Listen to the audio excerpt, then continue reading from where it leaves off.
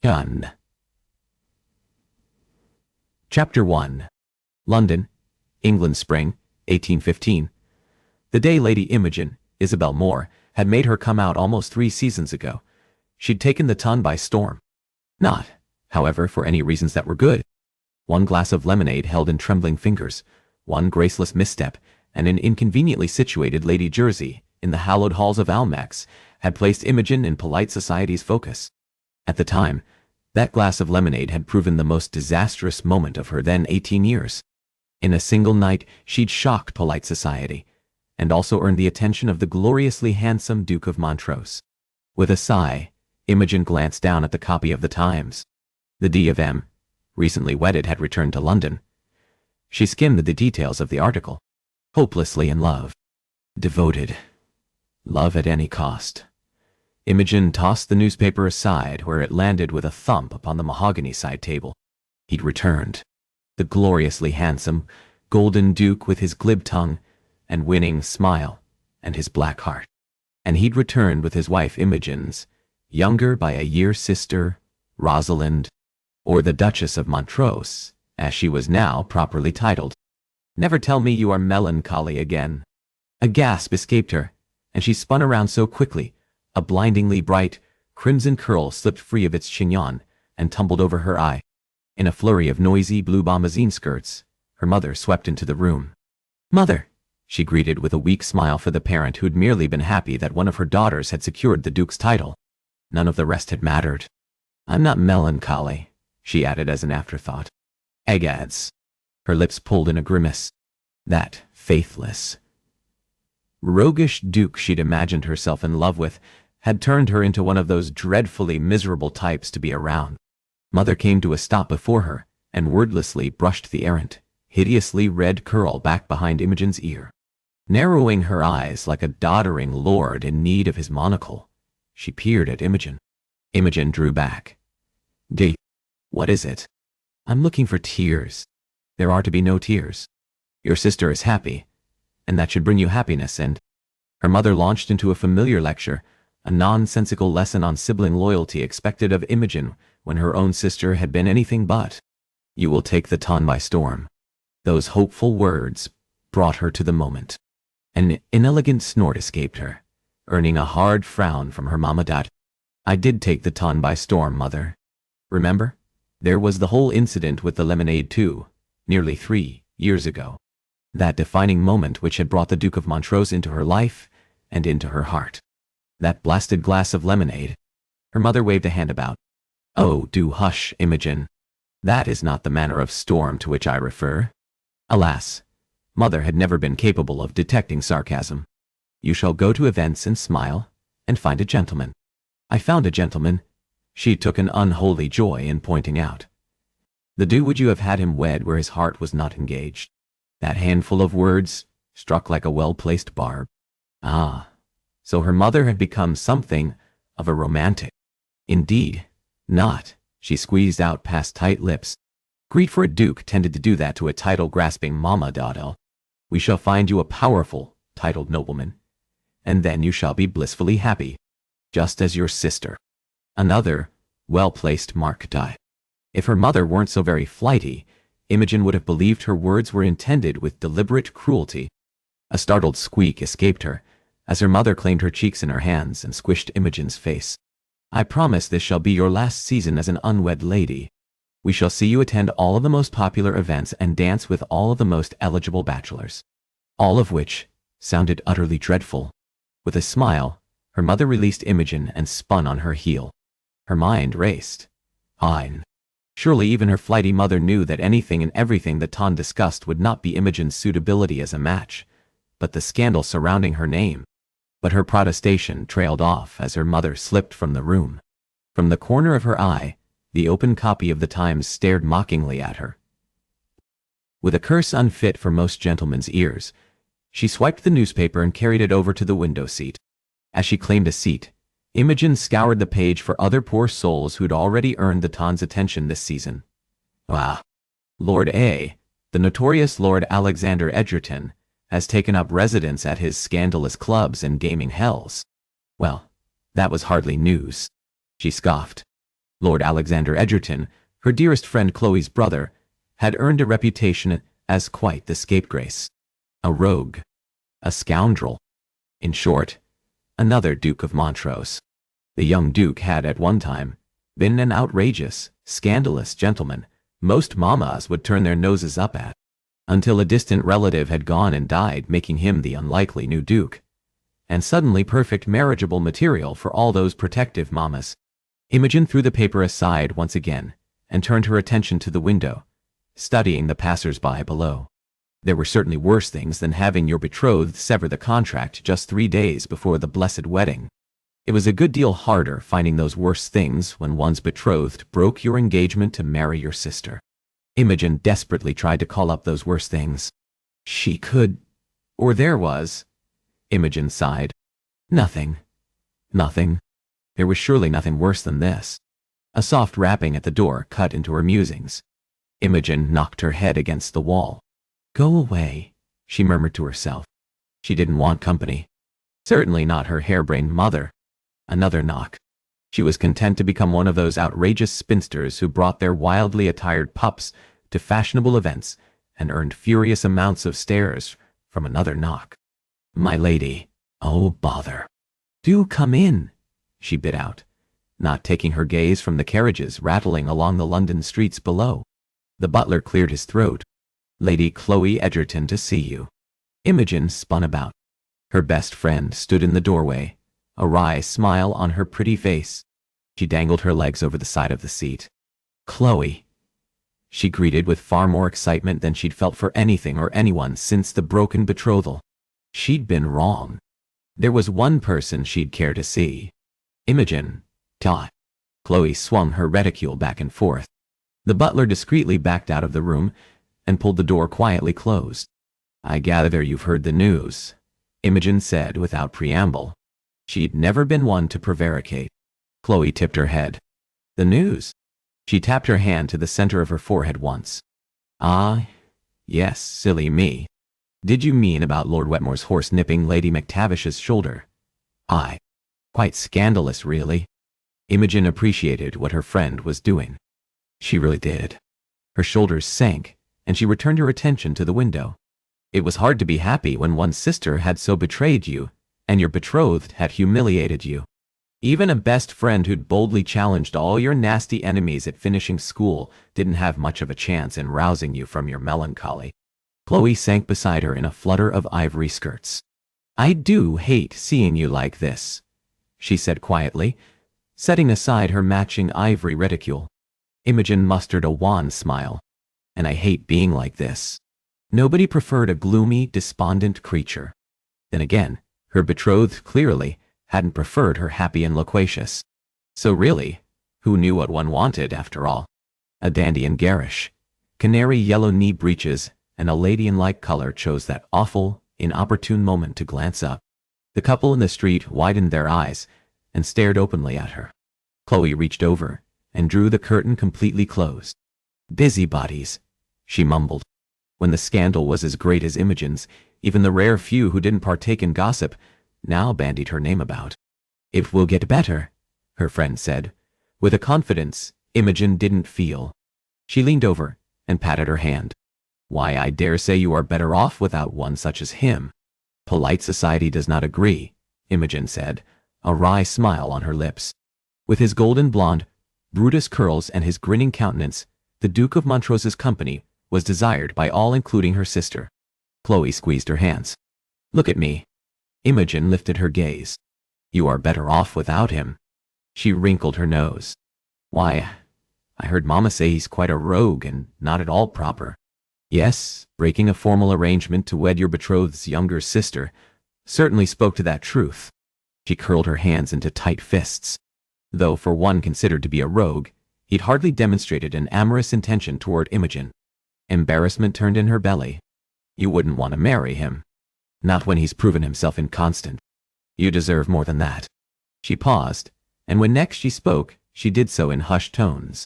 Don't you remember what you confessed at Mrs. Belton's? Ah, yes, Mrs. Belton would not be pleased by this very public shaming of one of her students. For purely self-serving reasons, of course. After all, A headmistress' reputation was bound to the ladies she turned out into the world. Chloe nudged her in the side. Imogen grunted. Love. Love. I said I'd wanted to make a love match. She believed she loved William and worse, believed he'd loved her too. What a naive fool she'd been. A young girl so desperate for that emotion in her life, she'd convinced herself of foolish dreams. And yet, a shameful, pathetic sliver of her soul still longed for that dangerous, painful emotion. You do remember. A wide smile wreathed her friend's face. Splendid. Chloe glanced about, as though searching for interlopers. She reached for her reticule and fished around inside the elaborate satin piece. I've brought you something, she said, dropping her voice to a conspiratorial whisper. The faintest stirring of curiosity filled Imogen. Any sentiment beyond the self-pitying, pained fury she carried was a welcome emotion. Chloe withdrew a shining, gold chain. The sun's morning rays filtered through the crack in the curtains and played off the small heart pendant. Imogen studied the light, reflecting off the glimmering heart. It is beautiful, she murmured. Here, take it, Chloe prodded. She pressed it into her fingers.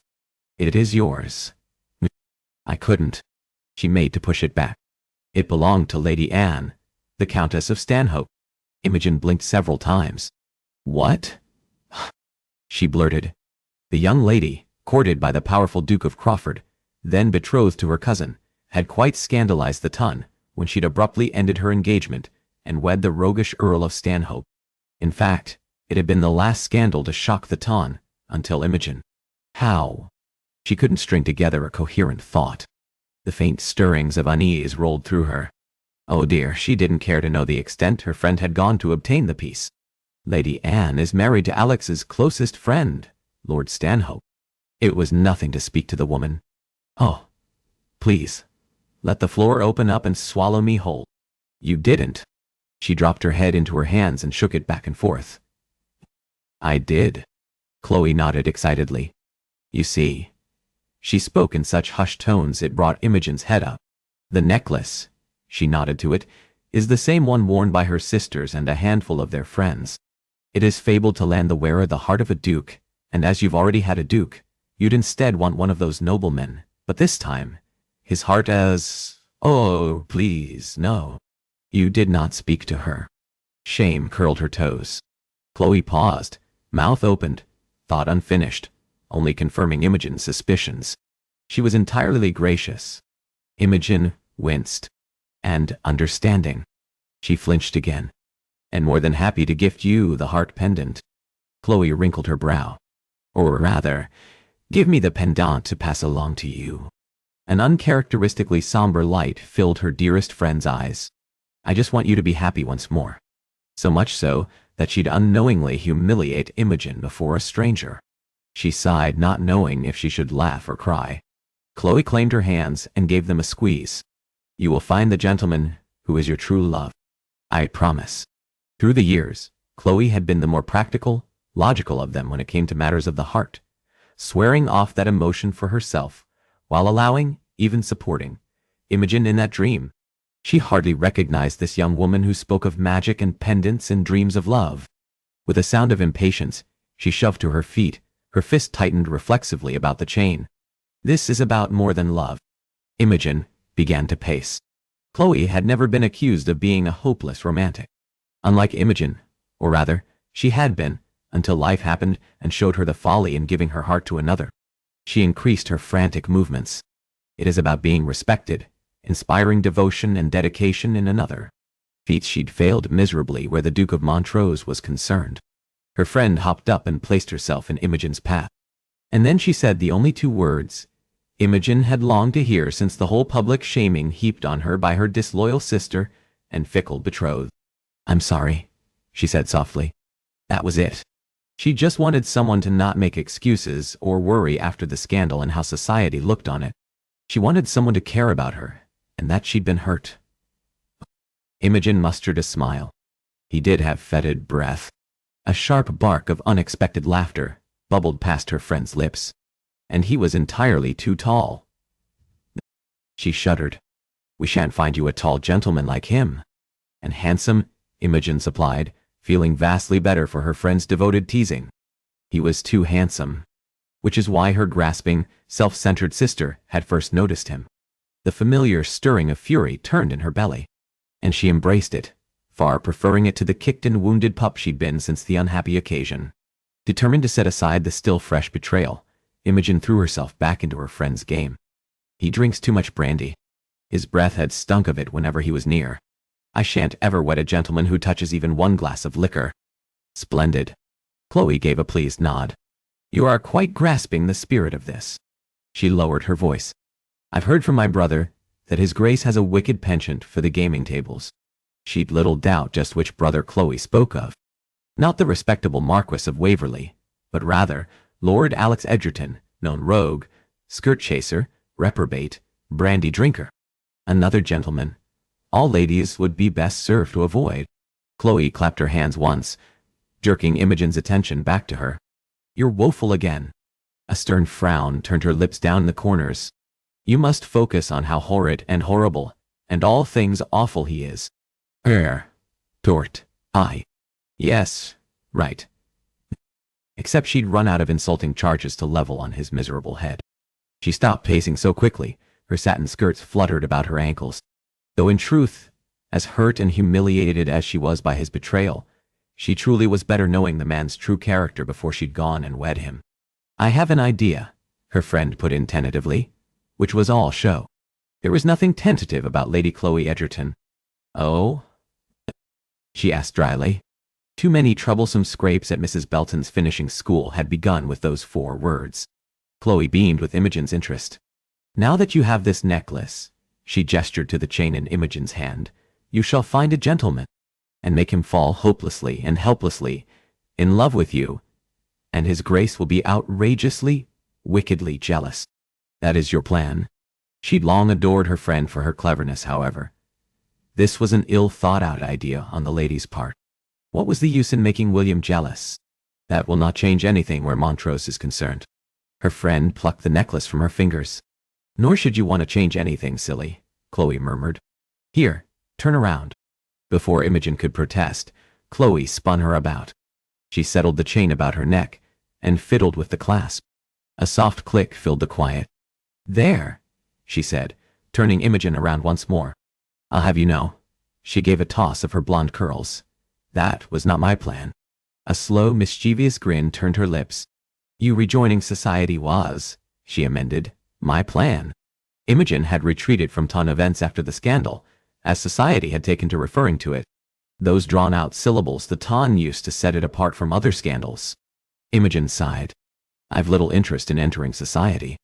Alas, now that Rosalind had wed her duke, Mother's wedding plans were at an end, and she'd turned her sights once more upon Imogen. I intend to wait until the scandal isn't so. Her friend's snort cut across the remainder of those hopeful words.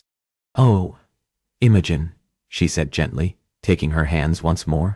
This scandal shall remain until some other foul lord goes and does something outrageous that captures their notice. I shan't allow you to bury your head in shame. Not when you haven't done anything wrong. Fire snapped in her blue eyes. Is that clear? She opened her mouth to respond, but Chloe gave a pleased nod. We shall fill your days. There will be shopping trips, and we'll take in the theater, and various balls. As her friend prattled on, Imogen groaned.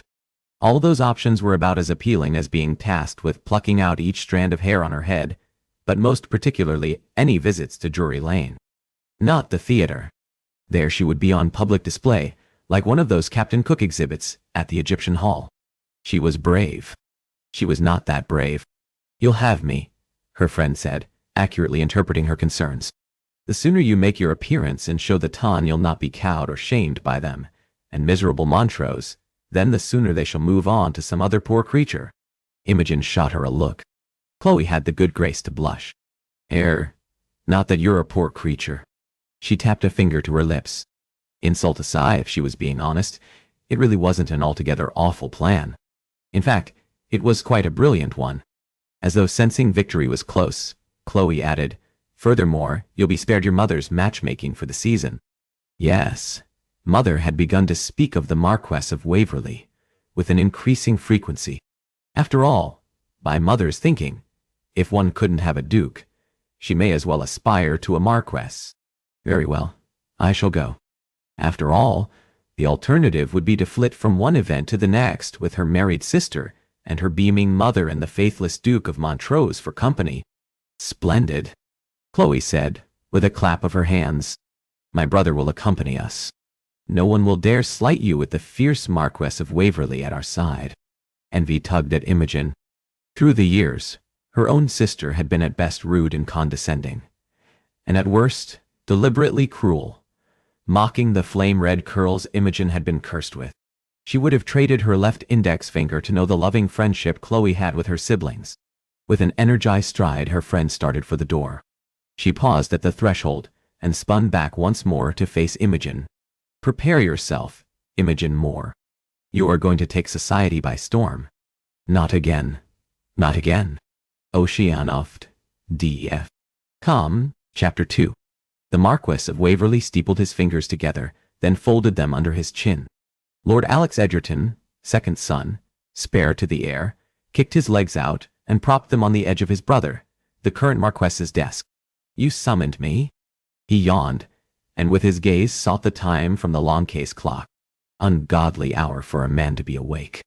Gabriel frowned and leaned forward in his chair. I summoned you a week ago. Had it been a week? He'd thought the missive arrived at his club 2 days past, but certainly not a week. Regardless, I've been quite busy.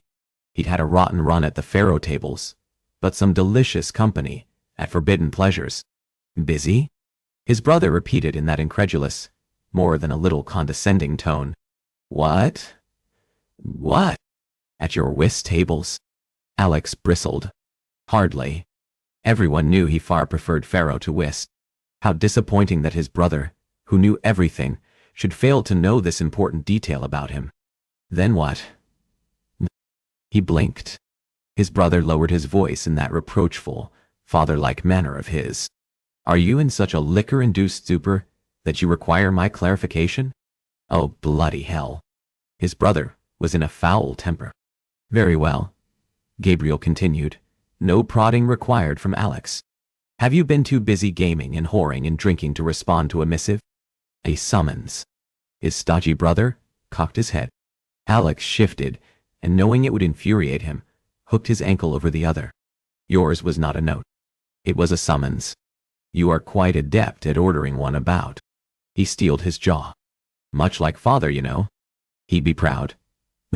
Those deliberately needling words had the desired effect. His brother's eyes became thin slits and rage dripped from his frame. How neatly Gabriel had slid into that detested role. Alex had been well and truly glad the day his miserable violent sire had departed to the hereafter, never daring to imagine that Gabriel would become this. Are we done here? Alex asked, with another yawn.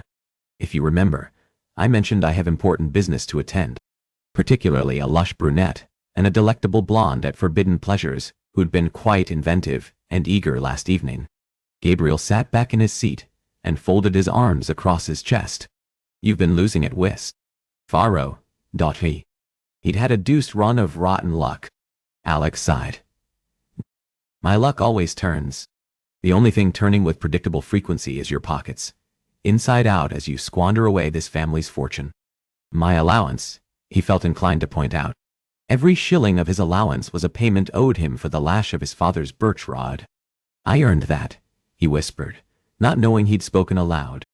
Gabriel scoffed. You've never earned anything in your life. You've never worked for anything or known toil. A dull heat climbed his neck at the charge that hit too close to the mark. As opposed to your very diligent, prideful work. He arched a taunting eyebrow at the other man, who by his birthright was entitled to anything and everything with no consideration of work. Alas, his brother had grown immune to his baiting over the years. I also don't squander away the gift given me as a nobleman's son. Gabriel had, however, become more precise with landing those pointed barbs. Which brings me to the reason for my missive. An summons, he supplied. A mottled flush stained his brother's face. I'm cutting you off, he said at last. Alex slid his legs off the edge of the desk, and the heels of his boots scraped along the floor. What was that? He really shouldn't have had that bottle of brandy last evening. Fine French spirits, some of the best, but still he shouldn't have had quite so much. For it had sounded as though his brother had said, "I'm cutting you off," Gabriel repeated with infuriating composure. He slashed his hand. "No allowance. Let to the pocket. Knee. Off at the knees." He grinned, a hard, cold smile. In that moment, his brother's face shifted, and Alex now sat before the old Marquess, cold, heartless, grinning a vile, black smile, and reaching for that birch. And even at 29 years, his mouth went dry with the familiar terror. He blinked, desperately longing for that fine French brandy now, for altogether different reasons. "Nothing to say," his brother drawled. When had Gabriel become this methodical bastard? He'd really be quite impressed if his ire wasn't even now turned on him. "I don't expect you're looking for a thank you." He said it with a half grin, even as worry filled his belly with knots. He was completely and totally dependent upon that damned allowance, the one thing given him by his father. Of course, the evil bastard, even in death, had a wicked sense of humor by giving Alex's elder brother ultimate control over the younger, less revered son. "Is everything a game to you? Your legions of mistresses?" "Hardly legions. Never more than one at a time. All in bad form. Your debts at the gaming tables." He'd had a rotten run of luck. That was all there was to it. Gabriel ran a disgusted stare up and down his frame. "Tell me this. If you can provide one suitable, sufficient answer, I shall leave your allowance untouched and yours forever." Alex braced. "May, in your 29 years, who have you loved more than yourself?" He clenched and relaxed his jaw, unable to meet Gabriel's gaze, and shamed by that unwitting weakness on his part. There had been a time when he'd loved Gabriel in that way, his older brother and champion, who'd bravely stepped in and taken lashes meant for the younger failure of a brother. He loved his sisters now. And that was it. He firmed his lips, content to allow Gabriel his opinions. For Chloe and Philippa, he'd lay down his life. The rest of the world could go hang. All society likely saw a self-absorbed, shallow figure of a man. Those people, his brother included, failed to look closely enough to see he cared for those deserving of his love and loyalty. No answer? Gabriel peered down the length of his aquiline nose. "I am, of course, not surprised with your silence." He pinched the bridge of that same nose. "I've thought a good deal about what to do with you." Alex steeled his jaw. His brother spoke of him as though he were a stray cat taken in by cook, wreaking havoc on the kitchens. "There is nothing to be done," he said, his first defense of himself. "The money is mine." Alas, his hot temper had never been a boon to him. "Ah, yes, it should be, Gabriel," said with entirely too much glee. "And it will." Alex probed his brother with a hard stare. He'd learned long ago not to trust anyone or anything. Father had doled out plenty of lessons to school him in that particular point. Regardless, he'd tired of his brother's games. "Then I imagine we are done here." He shoved back his chair. "You are to earn your allowance." He froze half out of his chair and then reclaimed his seat. "I beg your pardon." He gritted the question out, past clenched teeth. "Earn," his brother carried on, "as in work to acquire something. It comes as no surprise that you should fail to grasp the meaning of that important word." "Ah." Alex gripped the leather arms to keep from dragging his smug brother across the desk and planting him a well-deserved facer. Yes, Gabriel had become far better at this baiting business than he'd have ever credited. "And just what will I have to do to? A chaperone." He angled his head, giving a look about for this mysteriously appearing chaperone. "You are to act as chaperone for Chloe." A laugh exploded from his chest. "Surely you jest." He shook with the force of his amusement. His brother still had traces of the humor he'd once possessed. Well, this was a good deal more reassuring than the unpleasant alternative that he'd become, God forbid, their father. Their father. Alex yanked a crisp kerchief from the front of his jacket and dabbed at the tears of mirth in his eyes, then looked at Gabriel. His brother fixed a black glower on him. Well, rot. He'd not been jesting. Alex stuffed away his kerchief, amusement fading. His brother continued. "Chloe requires chaperoning." He groaned. He'd task him with squiring his sister about the dull, polite, and proper ton events. Gabriel continued his reasoning. With mother in the country with Philippa during her confinement, Chloe needs to be escorted about the ton. A shudder racked Alex's frame. He'd made it a point to avoid those boring pastimes for nearly 10 years now. Perhaps he'd try reasoning with Gabriel. After all, the other man had always been the practical, reasonable one. Surely you recognize the folly in me. He splayed his hands, chaperoning our youngest sister. You are by far the better man for the tea. His brother narrowed his eyes even more. Christ, did he? For the taking her about town bit, he cleverly substituted. Gabriel drummed his fingers on his seat. I've taken her about town. He held a finger up. More precisely, I've taken Chloe and Philippa about. It is because of me that Philippa has been properly wed. To Lord Winston, a stodgy bore who didn't smile enough in Alex's estimation.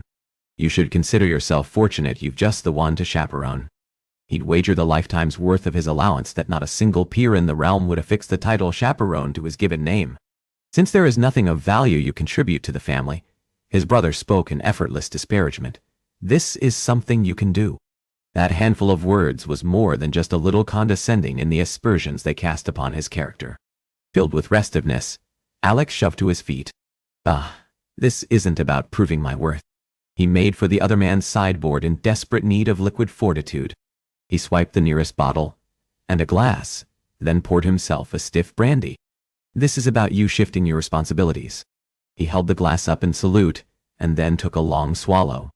Gabriel's gaze grew shuttered once more, and Alex knew, with that slight raising of his glass and the impulsive words he'd tossed at his brother's smug face, he'd gone and shattered any hope of being relieved of this task.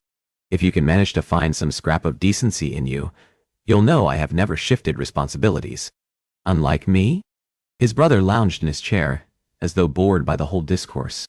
You refused a position in the clergy, he pointed out. He? Lord Alex Edgerton of the Cloth? Alex gave his head a rueful shake. The devil would have danced in delight with the hilarity of it. Niwantuan, Gunshol Rai, Hydwine, Amaramsti, Ivarashi, Yostrakanis. Taking Alex's silence for an invitation to continue presenting his case, Gabriel added, Nor were you interested in a commission in the king's army. Alex swirled the contents of his glass, stoically silent. He quite enjoyed life, and hadn't relished the prospect of marching to the beat of a drum, potentially risking life and limb, and his visual appeal. After all, that was really all he had to contribute to society. Not much of a contribution, but there you had it.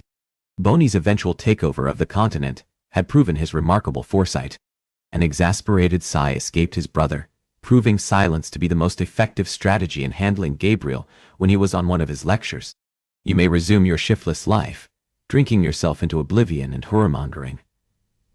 Alex enjoyed the pleasures to be found in a woman's arms whoremongerer, am I? He said with droll humor in his tone. Other than the eager widows, he didn't dally with respectable ladies. Long ago he'd learned societal ladies in the market for a husband had little use for a second son. No, he would not open himself up to hurt in giving any more of himself, not when life had taught him the perils in hoping for love from anyone. When Chloe is wed, his brother went on. When she is married, then you'll be free to live your purposeless life. He gave a flick of his hand and dragged forth a ledger.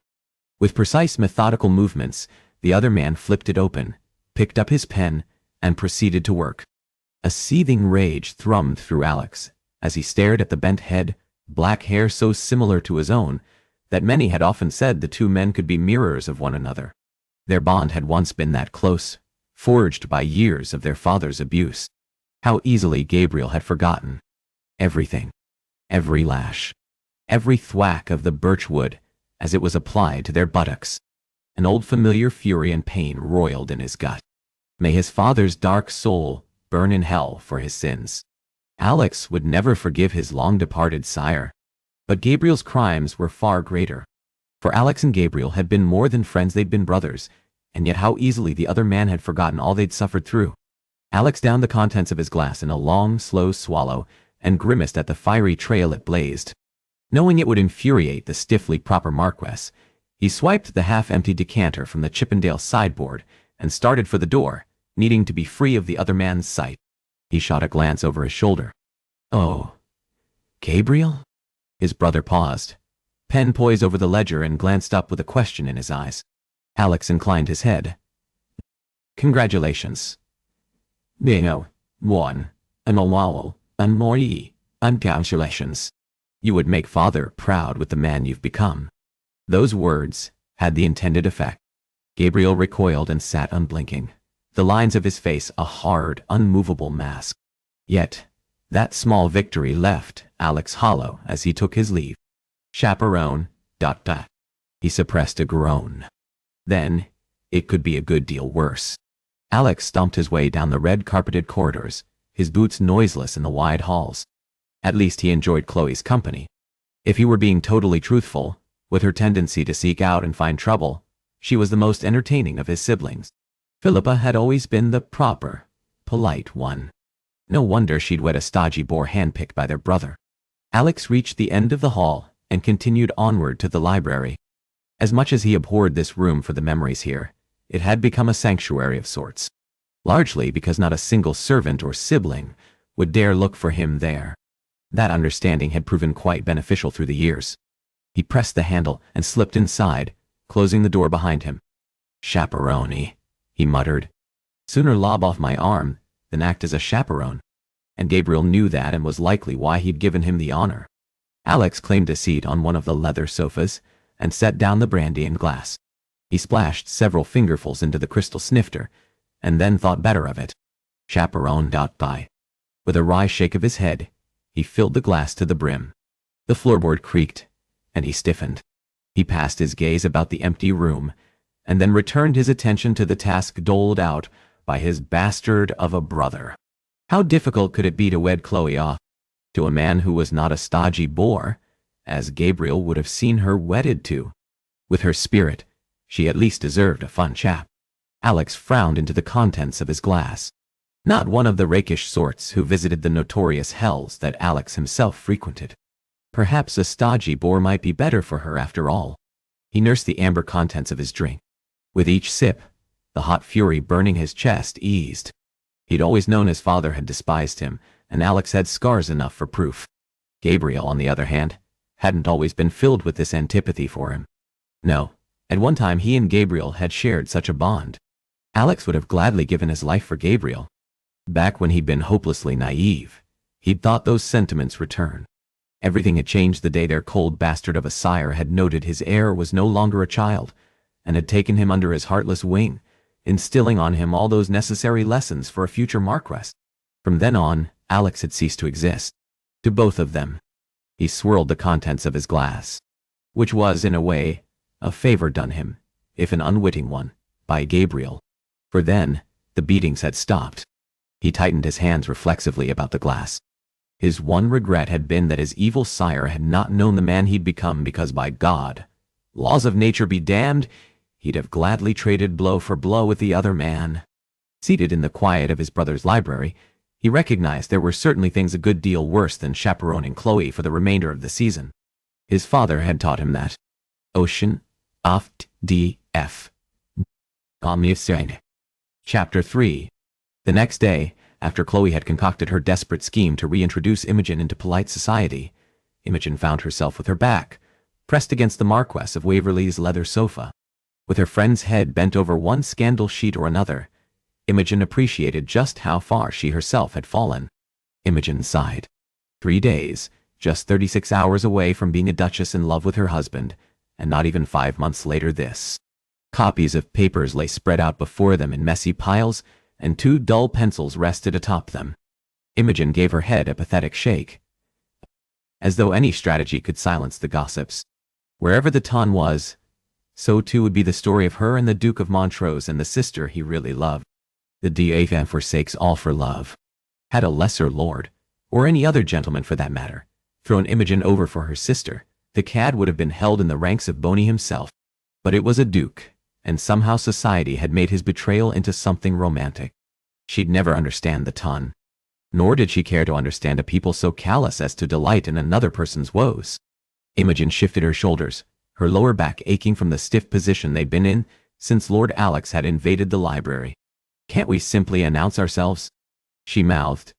Chloe frowned her into silence and gave her head a brusque shake. She reached for the morning copy of the Times. Her friend flicked her hand and she winced. What was that? Hush, she whispered, pressing a finger to her lips. Imogen settled back in her seat. By the clink of glass touching glass, Lord Alex Egerton intended to stay, and would probably get himself soused. In a library. By himself. Which likely meant she was stuck here for as long as her friend decided they were to be? Well, stuck here. Or, until the gentleman drank himself into oblivion. Imogen had little experience on the matters of overindulging gentlemen and their intoxicated states. This is silly, she mouthed. Though in truth, she'd spent too many days since William's betrayal, being a sad, somber lady she no longer recognized. A renewed thrill surged through her as she embraced the light-hearted woman she'd once been, even if but for a moment.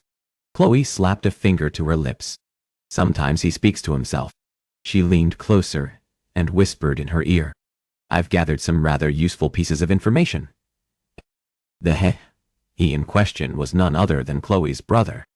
Not the respectable Marquis of Waverley, but rather the other brother who'd moments ago mumbled something about lobbing his chaperone's arm off.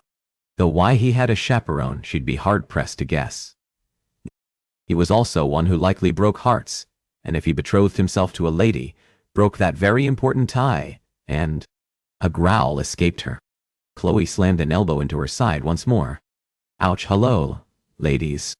They shrieked, and in unison, jerked their heads up. Lord Alex leaned over the edge of the sofa. Imogen stared at the upside-down, grinning visage of the notoriously rakish gentleman. With a day's growth of beard on the harsh, angular planes of his cheeks, he peered down at her through bloodshot, green eyes likely from too much drink and carousing. She really wished she'd not noticed what a splendid specimen of a figure he was, for she'd already learned the perils of those rakish, handsome sorts. As though noting her perusal, Lord Alex winked. Heat slapped her cheeks, and Imogen jerked her head forward. Alex! Chloe exclaimed, jumping up. With far greater reluctance, Imogen came to her feet beside her. Whatever are you doing here? For her flair for the dramatics all these years, she was a dreadful actress. I had no idea you were here. Lord Alex unfolded to his full, towering height, glass of spirits in hand. By here, do you mean in this library, where you were before I made my entrance? His sister swatted him on the arm. You're unpardonable. A half-grin turned his firm lips up. An odd fluttery sensation danced in Imogen's chest, and she was grateful when brother and sister launched into a familial discussion on who was the more bothersome Egerton sibling. She used the distraction as a moment to study him. This rogue sought after by all manner of scandalous ladies.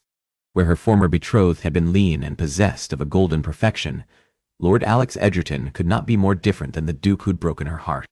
More than a foot taller than her own 5'3", Lord Alex's muscle-hewn frame had the power to command a room. Whispered about by all the ladies, innocent and otherwise, there was nothing proper or respectable about the bachelor. With his seductive winks and sly grins, he represented folly. As though feeling her gaze upon him, Lord Alex slid his stare in her direction, assessing her through thick, hooded lashes.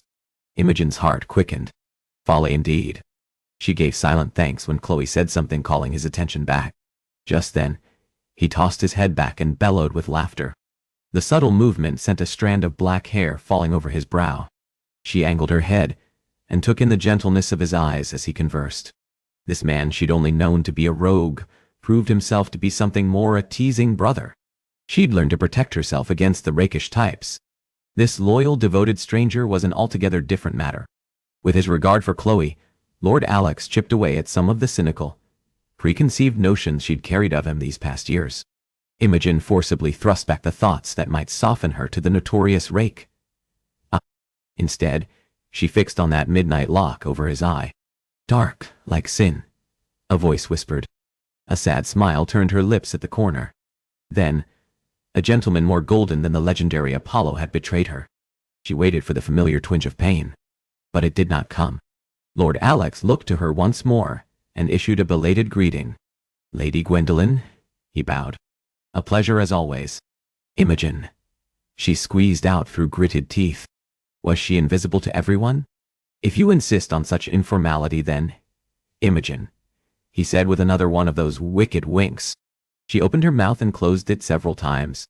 The scoundrel had merely tricked her into giving him leave to use her Christian name.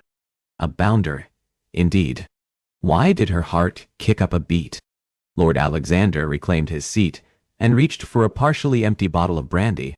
He tipped it and proceeded to fill his empty glass. Imogen widened her eyes. Why? He intended to sit and indulge in spirits. Here.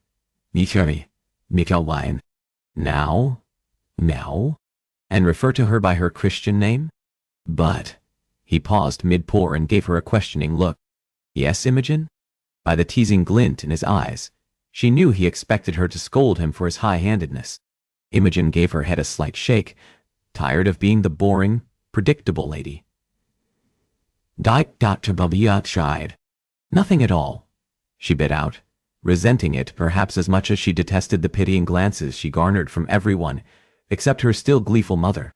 Oh, how disappointed her late papa would have been of his wife's mercenary grasping for that coveted title. Loyal to a fault, he would have been almost as disappointed in his wife as with Rosalind's behavior, gloating over the title Duchess she'd snared, uncaring that her elder sister's heart had been breaking. That was the true pain that remained of the hasty marriage between the Duke and Duchess of Montrose. Dare I ask what has you ladies hiding away in the library? Lord Alex asked, giving his glass a slow swirl. Nothing, Imogen said quickly. It brought his head up. Too quickly. She trained her gaze on Chloe. They'd been friends so long, they often gleaned one another's unspoken thoughts. Chloe stooped to rescue their collection of scandal sheets. Oh, we're merely poring through the gossip columns, she said. Apparently, her friend didn't know her quite as well as she'd hoped. Imogen gave her a silencing look. We're trying to ascertain the least popular events to attend. A silencing look her friend studiously ignored. Indeed, he drawled. Fortunately, Lord Alex sounded about as interested as if his sister had announced their intentions to take their vows in the church and have him serve as witness. Oh yes. Imogen fought back a groan. Please stop talking. We're taking care to avoid the crushes. She waved a hand about. Those events where all the most popular gossips are in attendance. You see, that has been my clever plan to Imogen stepped on her toes. Did you just step on my toes? Chloe asked it with the same shock, as if Imogen had turned her puppy into cherry tarts. My foot slipped, she muttered. That slight, now none too subtle gesture. Lord Alex attended them with real interest. Now. Splendid. Her friend gave her long commiserative look, which bordered too close to that pitying kind. She glanced away. Well? Hey? Lord Alex prodded.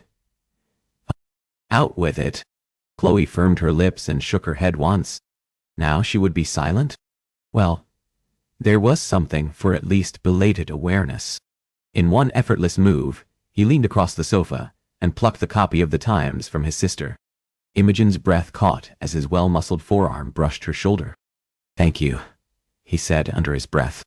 He proceeded to skim the front page. Embarrassment drove back the momentary lapse in sanity his innocuous touch had roused as he skimmed the pages of the scandal sheet that documented her shame. Imogen shifted back and forth on her feet, making a show of studying the room. Her gaze collided with Chloe's.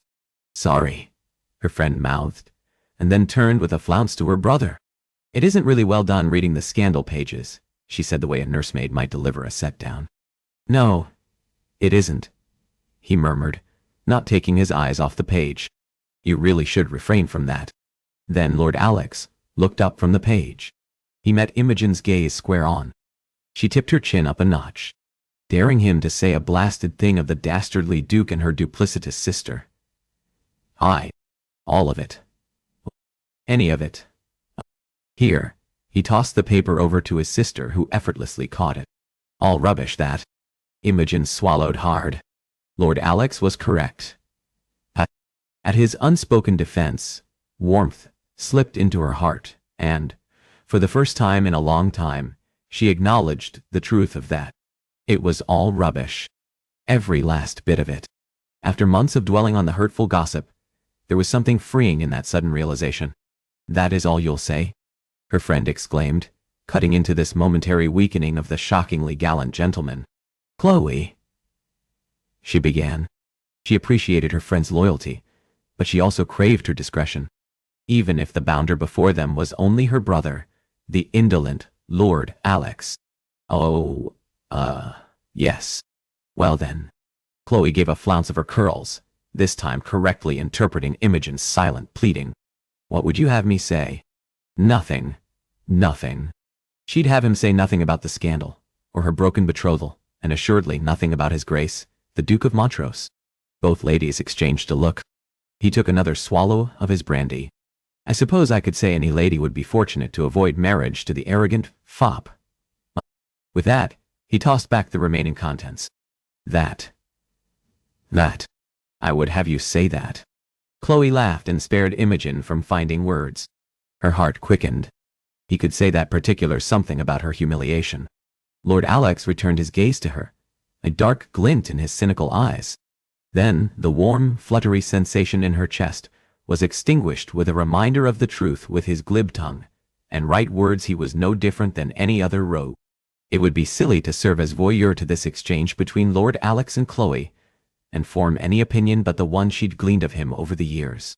I dare say I'd rather wed a mere second son than a lofty duke who'd break a lady's heart, Chloe said, in a bid to be supportive. Imogen's cheeks flooded with heat. Lord Alex gave a mock shudder. Egads, that will be a dark day indeed, when young ladies decide to turn their attentions upon the lesser second sons. He winked. After all, avoiding the parson's trap is the sole benefit of being that lesser second son. Even with the crooked grin, the hard twist of his lips spoke of a cynical rogue who avoided any hint of respectable misses. Oh, hush, Alex. Why, some day you shall fall in love, and I will quite gleefully remind you of what a foul fiend you were, his sister said, giving him a slight shove. Isn't that right, Imogen? A rake with his chiseled cheeks and noble jaw likely had any number of women falling in love with him on any given day. She shifted. Your brother has the right of it, she said softly. Another tug pulled at her heart, a wish for more. He trained his stare on her once again, in that bold, assessing way. Did he expect she'd look away? She met his gaze squarely. She'd been the subservient, deferential young lady once before. Never again. Imogen angled her chin up. Alex made to take a sip of his brandy and then froze, the glass midway to his lips. Imogen met his gaze with a boldness he'd not expected of a miss of 19, 20 years. The blues of her eyes may as well have been a mirror to his own dark cynicism on the sentiments of love, and yet he glimpsed past that to the emotion in the sapphire depths. He didn't make it a habit of noticing anything where a young, unwed lady was concerned. With a silent curse, he tossed back a long swallow, grimacing at the trail it blazed down his throat. The chit had the widest eyes and the most generous mouth, full lips made for sin, and he choked on his brandy. For the love of God, what madness possessed him that he'd do something as insensible as lusting after Lady Imogen Moore? Oh dear, Chloe exclaimed, a suspicious glint in her eyes. Are you all right? Fine, he gritted out. With her temerity in all matters over the years, he knew she'd not be content with that succinct utterance. She leaned forward and squinted. I do say, your face is all flushed. Do you notice, Imogen? Chloe poked him in the cheek, and he swatted her hand away. Imogen's lips twitched, and the lady's unfiltered amusement softened her face. All thought fled as he was sucked in by the smile on her full lips.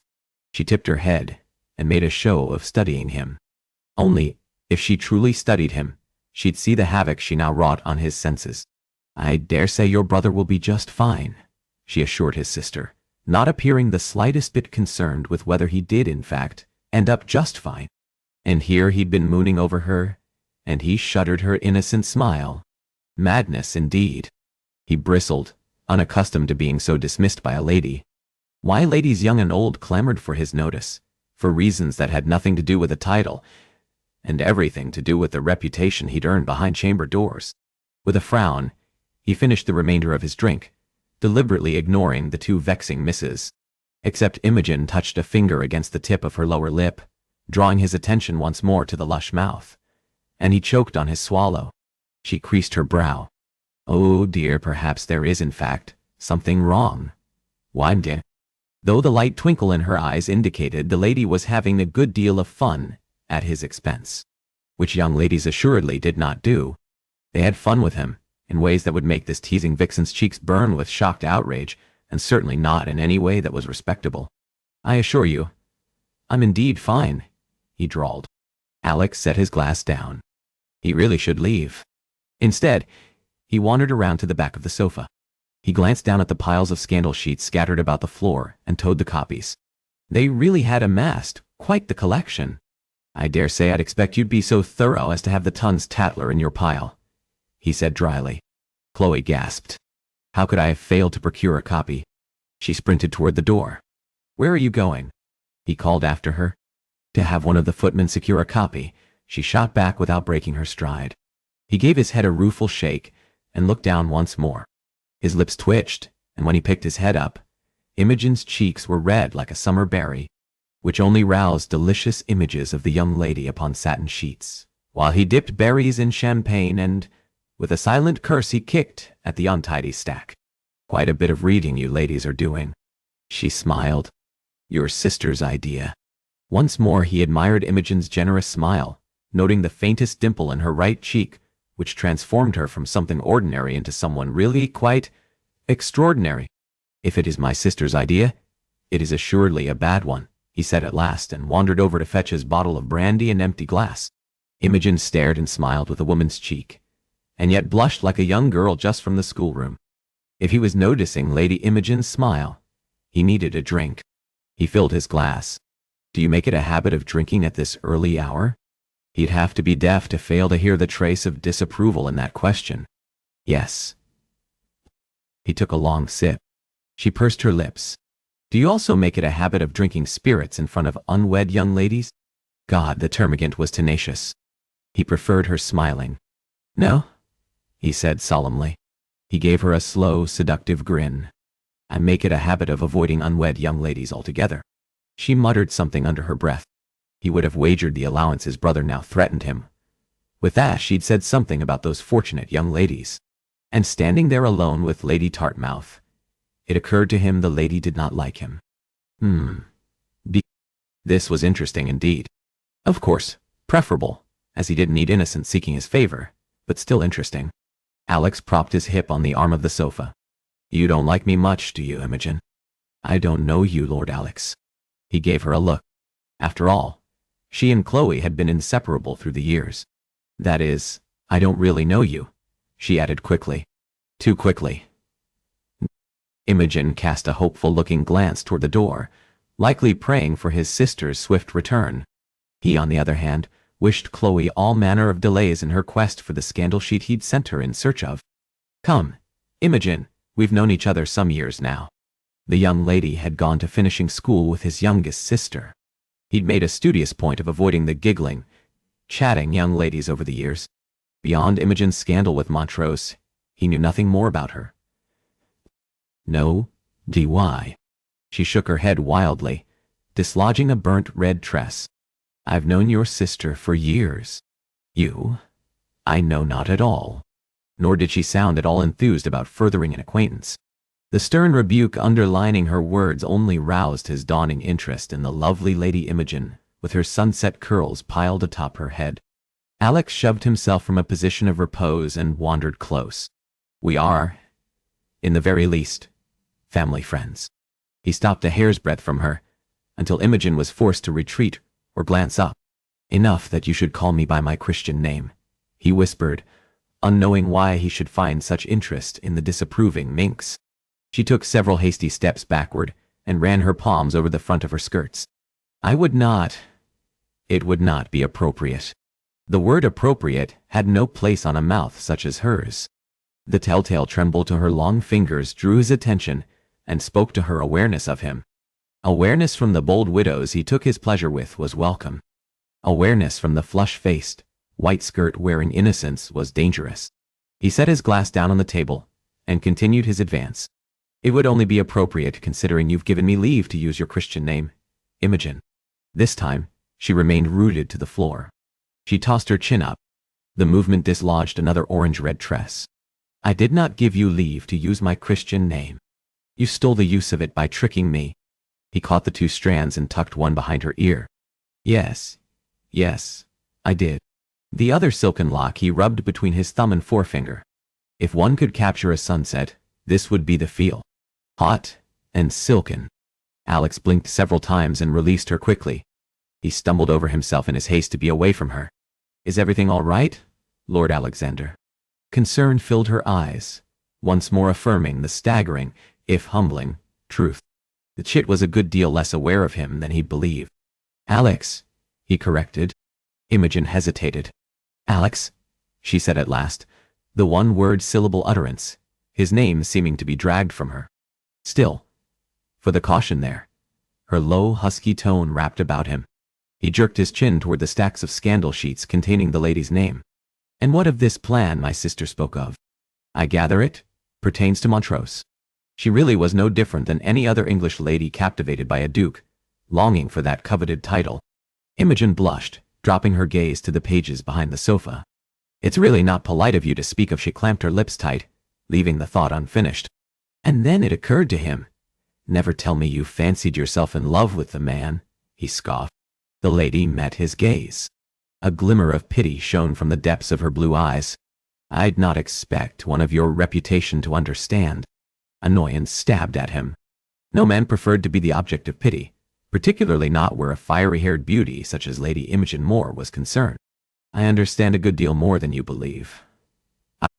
You do? She fluttered a hand about her chest, momentarily bringing his attention to the generous swell of her décolletage. How had he not ever before appreciated those full breasts? Undoubtedly, he managed to dredge up a response. What lady doesn't aspire to the title Duchess? Or really, any titled lord, but never that second son? Is that what you believe? Her question, a barely there whisper, floated to him. Is there any other reason to desire a conceited fop like Montrose for one's husband? The glittering world of their society had proven women faithless. Fickle creatures who'd make the most advantageous match, and then take their pleasures where they saw fit, usually in his bed. Fire lit her eyes, and threatened to set him ablaze with the intensity of her stare. That is hardly proper discourse for a lady and a gentleman, and one who is practically a stranger. A family friend, he reminded her. And if you are this polite, it is no wonder that Imogen shot a hand out and cracked him on the cheek with her palm. The force of her blow sent his head reeling to the side. He flexed his jaw. Well, the lady could deliver quite a blow, and if he were being truthful with himself, it was a well-deserved one. Horror filled her face. Oh my. Usually such stammering and incoherence was reserved for behind-chamber doors. Though he suspected he'd have more of a likelihood of rousing such sentiments in any one of the most staid matrons at Almack's than this disapproving young lady. He waved a hand. No apologies are necessary, my lady. Imogen, with her proud indignation, rose in his estimation. That was uncalled for on my part. He'd not debate the veracity of his words with her on the merits of ladies of the ton, who carefully guarded their reputations, and when they eventually married, sought out the spare to an heir. It was, Imogen said unapologetically. Rude of you, that is. She clasped her hands together and studied the interlocked digits. Still, it would not do to hit you, Lord Alex, she amended at his pointed look. I have it. Their gazes swung in unison to the door. Chloe brandished a copy of the scandal page, a triumphant glimmer in her eyes. Then her smile died. She looked back and forth between him and Imogen. What is it? Alex sketched a low bow. Imogen was merely saying how anxious she was to begin your plan. Whatever crack scheme his sister had concocted. Imogen's eyebrows shot up. Splendid, Chloe said with a widening smile. Alex winked at Imogen and took his leave. At last, he knew what could be a good deal worse than being tasked with the role of chaperone. It would be serving as a chaperone to that tart-mouthed, fiery, crimson-curled young lady. Oceanoff D.E.F. Come. Chapter 4. The following afternoon, in the marble foyer of his brother's home, Alex pulled out his watch fob and consulted the gold timepiece. She was late. Nearly 30 minutes late, and he noted that particular detail not because he gave a jot about timeliness or any such nonsense, but rather, until he saw to his responsibility, then he was otherwise prevented from spending his day as he wished at his faro tables with a delectable beauty, his only desired company for the night. With a silent curse, he glanced up the staircase for a hint of his sister, damning Gabriel to the devil for the 1000th time that day. Chaperone. Fight. On a trip to Bond Street. Alex shuddered. The devil was likely exacting his due for all the sinful deeds Alex had been guilty of through the years. Bedding widows and other light skirts. The excessive wagering. Oh, he had little planned to cease his roguish ways, but he could appreciate that his brother sought to punish the badness out of him. Hadn't Gabriel realized their father had tried at that? Tried and failed. Alex gave his head a disgusted shake. He should be at forbidden pleasures, a crimson beauty, with a lush mouth and blue eyes curled on his lap. The rapid flow of thoughts came to a jarring halt. Where in hell did that come from? Where did what come from, sir? The old, gray-haired butler asked in nasal tones. He spun about. Bloody hell, Joseph. Must you scare a man? The ghost of a smile played about the lips of the servant, who'd been with their family, since the old monster of a marquess had been alive and in power, beating his children, and, my apologies, sir. He held out Alex's cloak. With a murmured thanks, Alex shrugged into it. He shot another look up the staircase just as his sister appeared. I'm so very glad you were able to join me. Joseph grinned, coughing into his hand to hide the expression of amusement.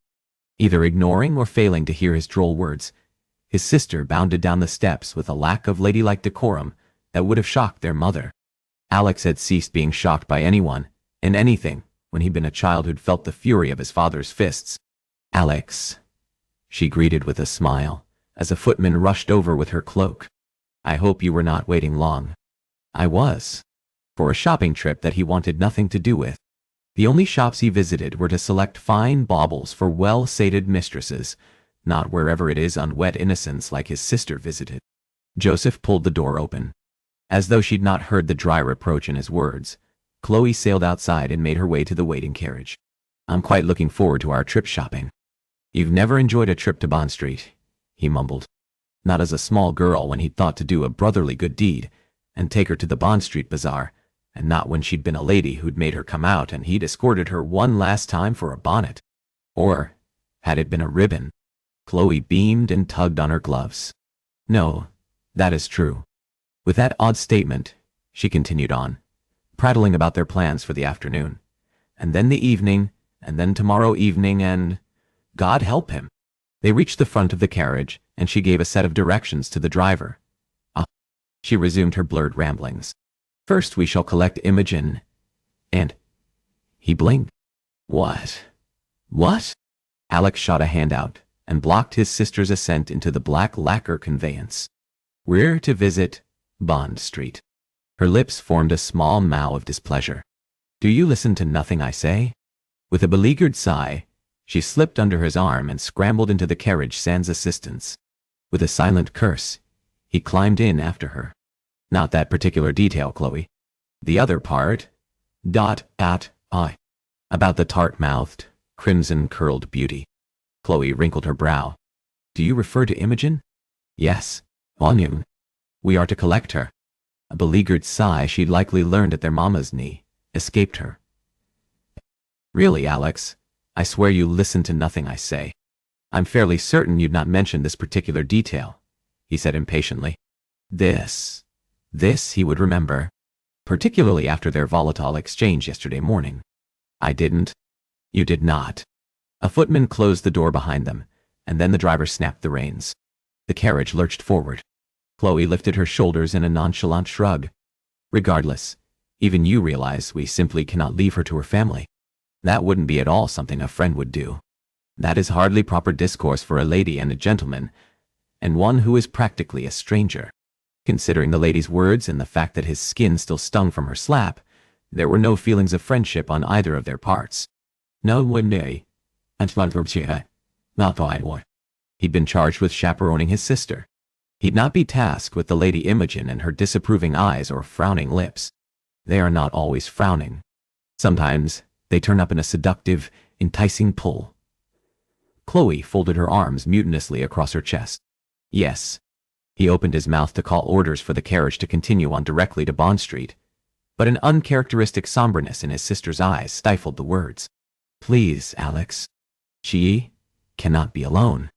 She is quite looking forward to this outing. Of course.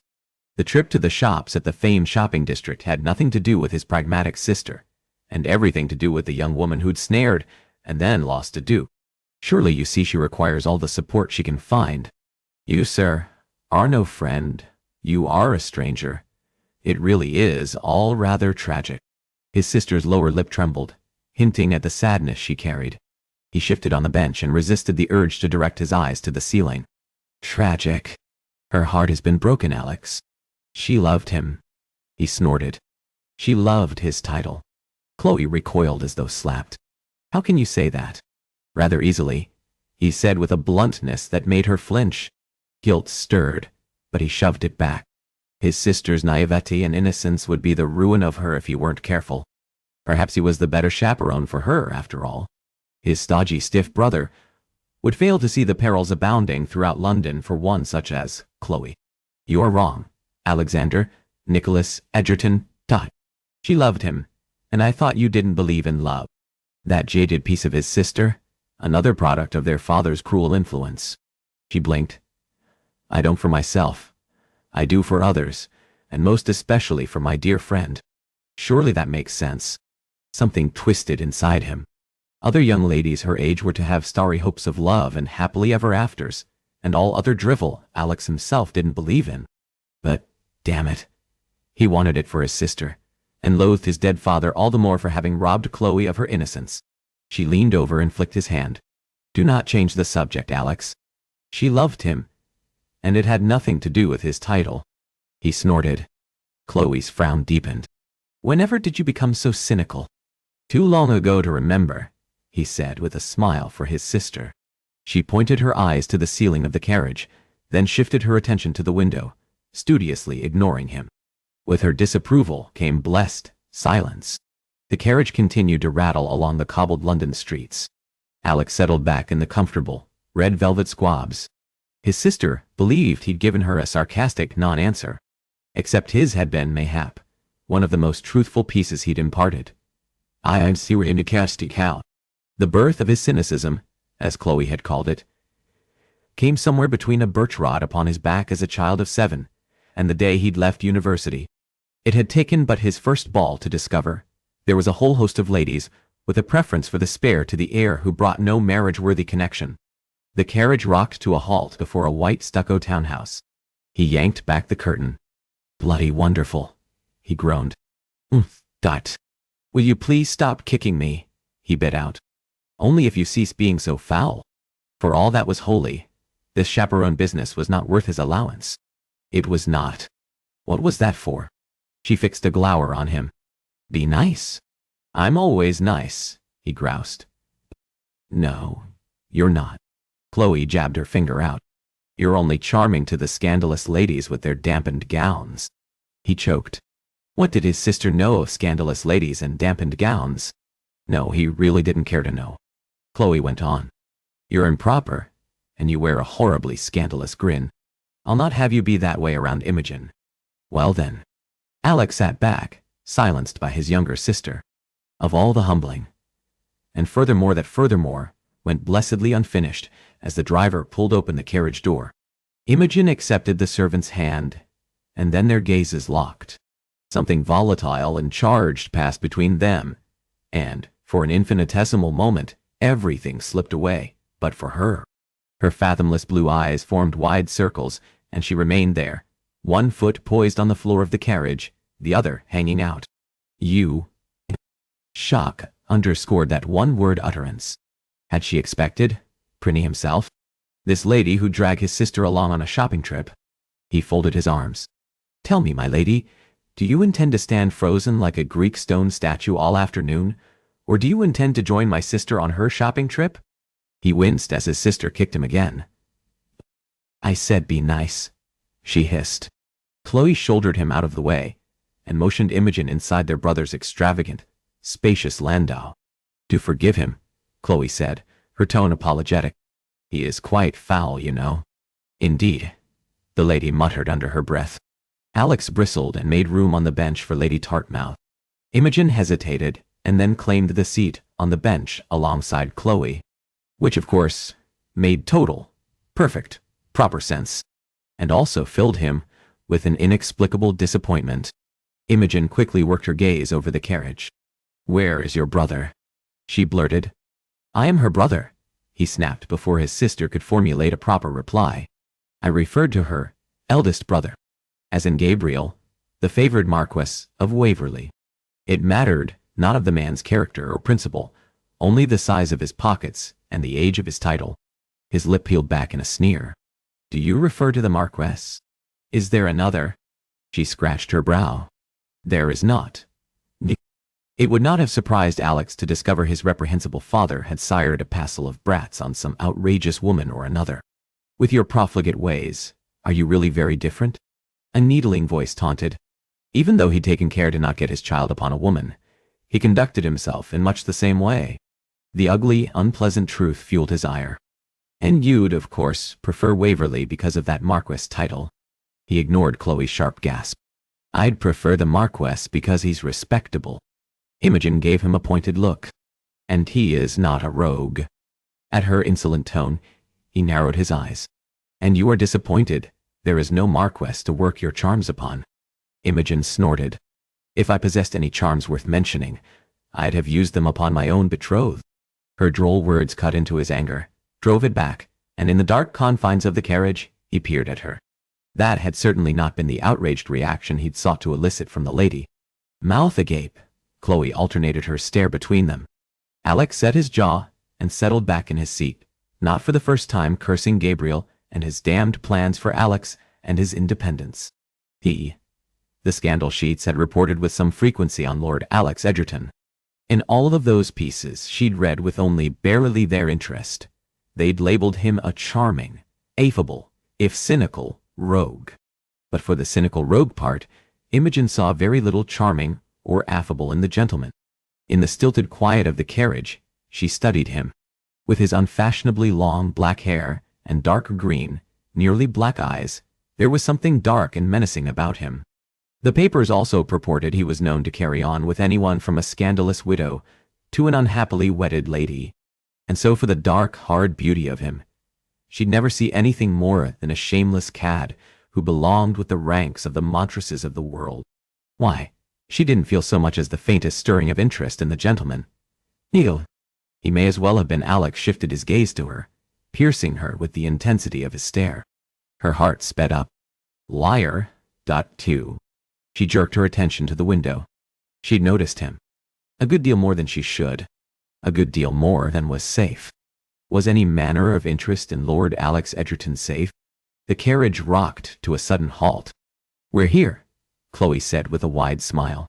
Relief warred with unease as Imogen faced the prospect of stepping out into society once more, this time as the jilted bride, thrown over for her sister. The driver pulled the door open and helped Chloe out. Alex leaped down, unfurling his towering form to its full 6 foot and some inches. Then he reached his hand inside. She studied his long, olive-hued fingers, unashamedly naked and desperately requiring gloves. And yet it would be the greatest shame for a scrap of fabric to shield the power of that Lady Imogen. "Do you intend to stand there all day gawking at my hand, or—" She slid her fingers into his. Alex wrapped his hand about hers. A heated charge seared through her gloves and burned her skin. Heart thudding loudly in her ears, she stumbled away from him, panicked. "Come along then," Chloe called out cheerily, motioning her ahead. Imogen ducked her head and slipped past Alexander. There was an inherent weakness in her. There was no other accounting for this awareness of Lord Alex as a man. Not when the only details she should note of him were his shockingly ill manners, and his hard smile, and his deliberate taunting. Chloe stopped outside a milliner's shop, eyeing the building a moment. "We shall begin here." With a whir of skirts, she pulled the door open and hurried inside. In a desperate bid for control, Imogen rushed after Chloe. As she stepped into the shop, Imogen's skin prickled from the awareness of Alex's stare trained on her person. An almost physical urge possessed her to steal one last glance at the chiseled perfection of his high cheeks, his noble brow. She gave her head a clearing shake and stepped deeper into the shop. Wetting her lips, She cast a quick glance about for gossiping ladies who delight in being the first to see the shamed Lady Imogen Moore out in society once more. The milliner rushed forward, a smile on the plump, older woman's wrinkled cheeks. "May I be of assistance?" An almost giddy relief filled her at being spared the Tan's undue notice. "No, thank you," she murmured. There would be a good deal of cruel whispers and mocking stares to come later, but now she would steal these moments of solitude where she could. As the woman assisted Chloe, Imogen wandered about the perimeter of the shop. She picked her way around the high, wood table, littered with fabrics. Ribbons hung down in a rainbow of color from the low ceiling, and she trailed her fingers over the soft, satiny fripperies. The gossip would, of course, come. Likely the Tan even now eagerly anticipated that first function attended by the Moore ladies. One now a beloved duchess, the other, well, her. Imogen's stomach tightened with dread. She knew what Chloe sought to do, sparing the unpleasant business of being with her own family, and appreciated it. She truly did. But Chloe would not always be there, and when she wasn't, a tall figure stepped into her path, and she gasped. Lord Alex's well-muscled frame prevented all forward movement. "Lord Alex," she said, her heart quickening in that odd way. His thick, black lashes obscured his eyes, giving little indication to what the practiced rogue thought. "You enjoy shopping?" There was a mocking edge to words that were more a statement than anything else. "No, I quite detest it." She fiddled with a scrap of blue-green satin fabric upon the table, rubbing it between her thumb and forefinger. Alex followed the distracted movement with his hooded eyes. She'd not thought it possible, but those thick, black-lashed eyes narrowed further. Unnerved, Imogen dropped the scrap. "My sister indicated that this shopping trip was at your bequest." She'd hardly humble herself in giving him the likely truth of Chloe's efforts. "To counter such a claim would require I call Chloe a liar, which I will not do." She made to step around him. Alex blocked her path. She gritted her teeth and craned her neck back to meet his gaze. "Is there something else you'd require, Lord Alex?" He passed his gaze over her face, and that foolish organ in her chest thumped that annoying, erratic rhythm. "Do you know?" "There is," he said on a silken whisper. "Move away." Instead, she remained fixed to the floor as Alex dipped his head. His breath fanned her lips, the faintest hint of mint and brandy filling her senses, intoxicating in its potency. Imogen gripped the edge of the table, wanting her words to come out cool and unaffected. "Is there?" Instead, they emerged with such hesitancy. She damned him and his unflappable, roguish charm. His hard lips turned up in a mirthless grin. "You really don't like me, do you, sweet Imogen?" It was not a matter of liking him or disliking him, but rather despising the havoc he'd wrought upon her world. She cleared her throat and cast a look about. Chloe and the milliner stood at the front of the shop engrossed in conversation. The older woman occasionally held up a strip of fabric, and Chloe periodically shook her head. Alex caught the loose strand of hair, draped over Imogen's shoulder by her maid earlier that morning. "Your silence is your answer," he whispered. Imogen backed up a step, forcing him to release the lock. "I don't know you," she said when she trusted herself to speak, "but for what I've read in the gossip columns," none of which endeared him in any way to a lady who'd had her heart broken by a scoundrel with a glib tongue, who'd charmed society with the same ease as Da Vinci with a brush and easel. His eyebrows dipped. "And you place a good deal of faith in those gossip sheets, my lady." She winced. Touché. Yet, she'd not allow him to bully her. "Are the rumors, where you're concerned, false then, Alex?" His body stiffened at her use of his Christian name. Good. With the way he delighted in unnerving her, she rather enjoyed the idea that she'd shocked him. "Are you not a rogue? Do you not?" Her skin warmed, but she forced herself to boldly continue. "Earn the hearts of countless widows and married women?" He strolled over with a languid grace, closing the safe distance she'd put between them. "You would be wrong, Imogen." "I would?" The whispery soft quality of her voice may as well have belonged to another. With the slight indent in his squared chin, no gentleman had a right to look so sinfully hard and yet approachable, all at the same time. "Undoubtedly," he continued. He slowly reached an arm out, and her breath caught, but he merely picked up a satin strip of yellow fabric on the table behind her. "I do not earn the hearts of those ladies." Alex dropped his voice to a hushed whisper that barely reached her ears. "I earn a place in their beds." Two very entirely different things. Heat coursed through her body at the shocking admission, and she gave a quick prayer of thanks for the jingle of the bell at the front of the shop that jerked his attention away from her. Coward that she was, she slipped past him and continued down the aisle. A gentleman with Alex's mellifluous tone and seductive looks posed nothing but danger, and after the Duke of Montrose's betrayal, Imogen was quite content with a staid, dull gentleman who didn't rouse any sentiments but affection. With the thrill of awareness that coursed through her every time Alex was near, there was nothing staid or dull about him, and all the more reason to avoid him. For not once in all of the Duke's courtship had she felt even the remote stirrings deep inside. That she did with a mere grin from Alex. She swallowed hard. With his seductive glances and keen wit, the rakish lord, Alex Edgerton, posed more of a danger to her senses than Montrose ever had. Ocean off DTF. Chapter 5. The ladies, of indeterminate years, were staring quite boldly and unapologetically at Imogen. Such a detail shouldn't have captured his notice, nor should he care. The dark-haired woman in her pale blue skirts said something to her friend, and they erupted into a flurry of giggles. He found Imogen with his gaze. She stood in the corner of the shop, her back presented to her audience, while inspecting a piece of Italian lace. With the young lady's proudly squared shoulders, she gave little indication she'd noted the whispers directed her way. Most ladies would have dissolved into a fit of tears at being so blatantly gossiped about, or, in the very least, fled.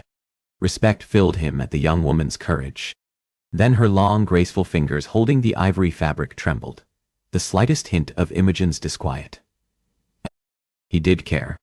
His body jerked erect, and he didn't know how to account for this fury on the lady's behalf. The goings-on of young women, and how they felt or thought, did not affect him, and most certainly not those young women who were friends of his sister. Another round of too loud whispers, followed by giggles. Except he'd been victim to another person's abuse, both verbal and physical. He'd not tolerate a woman of Imogen's pride and strength to be so demeaned before the vicious women. He silently cursed and stalked over to her, ignoring the questioning look she shot him. Positioning himself at her shoulder, he glared the two women into terrified silence. They hastily averted their gazes and carried on in the opposite direction of the shop. Imogen looked from the women, back to him. Her lips parted in surprise as she registered his intervention. "Thank you," she said softly. Gratitude lit her blue eyes, and she shone with an ethereal beauty he'd not known in any of those ladies she'd accused him of betting. Uncomfortable with her having gleaned the nature of his efforts, Alex opened his mouth to counter her supposition.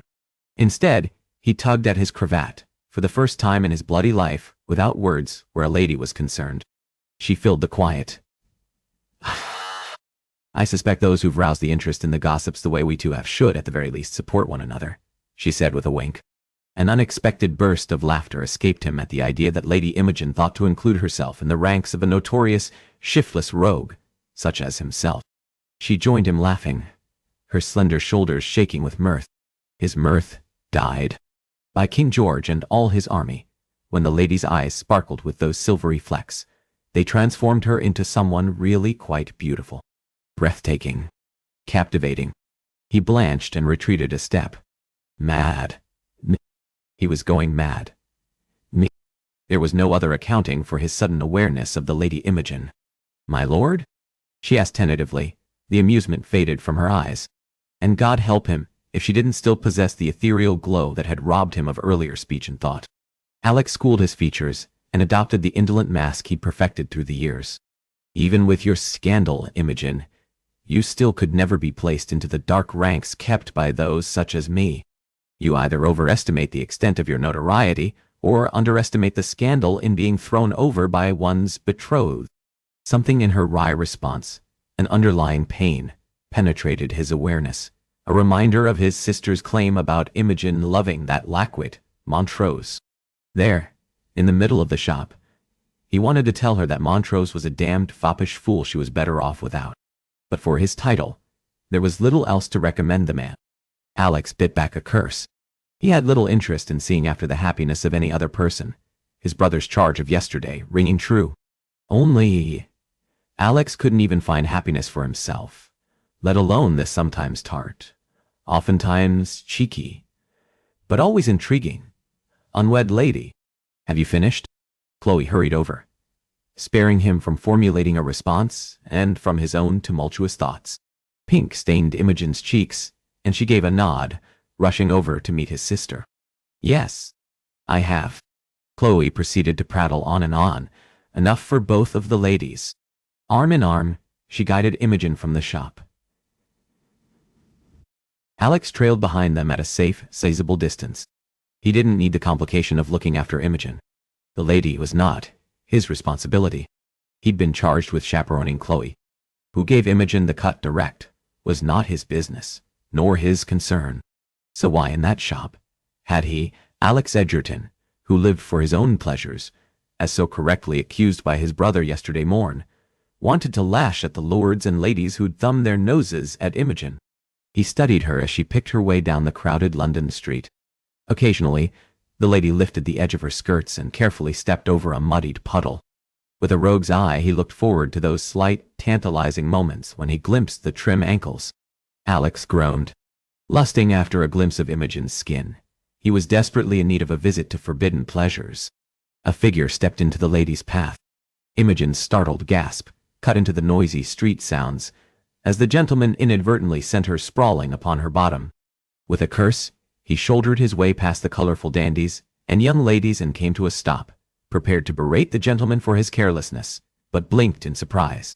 The stinging words died on his lips as he recognized Lord Primley, perhaps the nicest, most harmless chap in all of London. E. Edgerton, the man greeted. The two had attended Eton and Oxford together in the same years. Primley, he returned. The tall, slender gentleman in a pea-green jacket looked from Imogen to Alex, his lips parted in horror.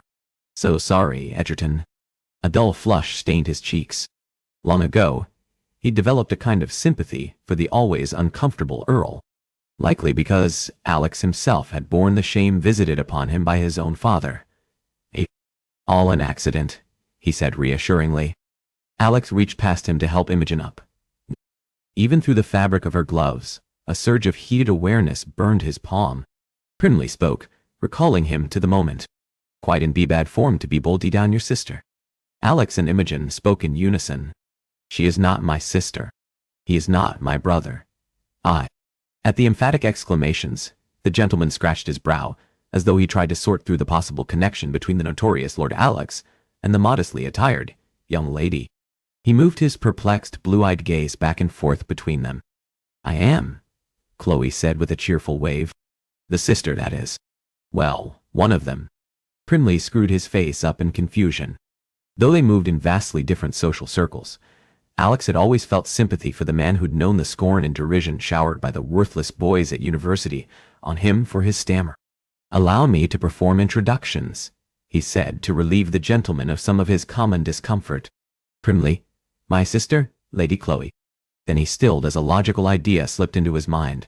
Primly, as an earl of 28 or 29 years, was most assuredly in the market for a wife. A decent fellow, harmless. The staid gentleman would make Chloe a perfect match. Hell, he would make any lady a perfect match. With a quick, juddering movement, Primley dipped a bow. It is an honor to meet any of Lord Alex's kin. Of course. He was the perfect, unrogue-like type any brother would see his sister wed. It is a pleasure, my lord. His sister, however, stole a quick glance longingly down the street, with far less enthusiasm for the potential suitor. Primley turned his attention to Imogen. A flare of interest, not at all Primley-like, glinted in his eyes. Alex frowned. There was nothing at all harmless in the unbridled appreciation in the other man's gaze. The Earl looked to him expectantly. He scowled. Did Primley expect an introduction to the spirited Lady Imogen, whose lips had been made for kissing?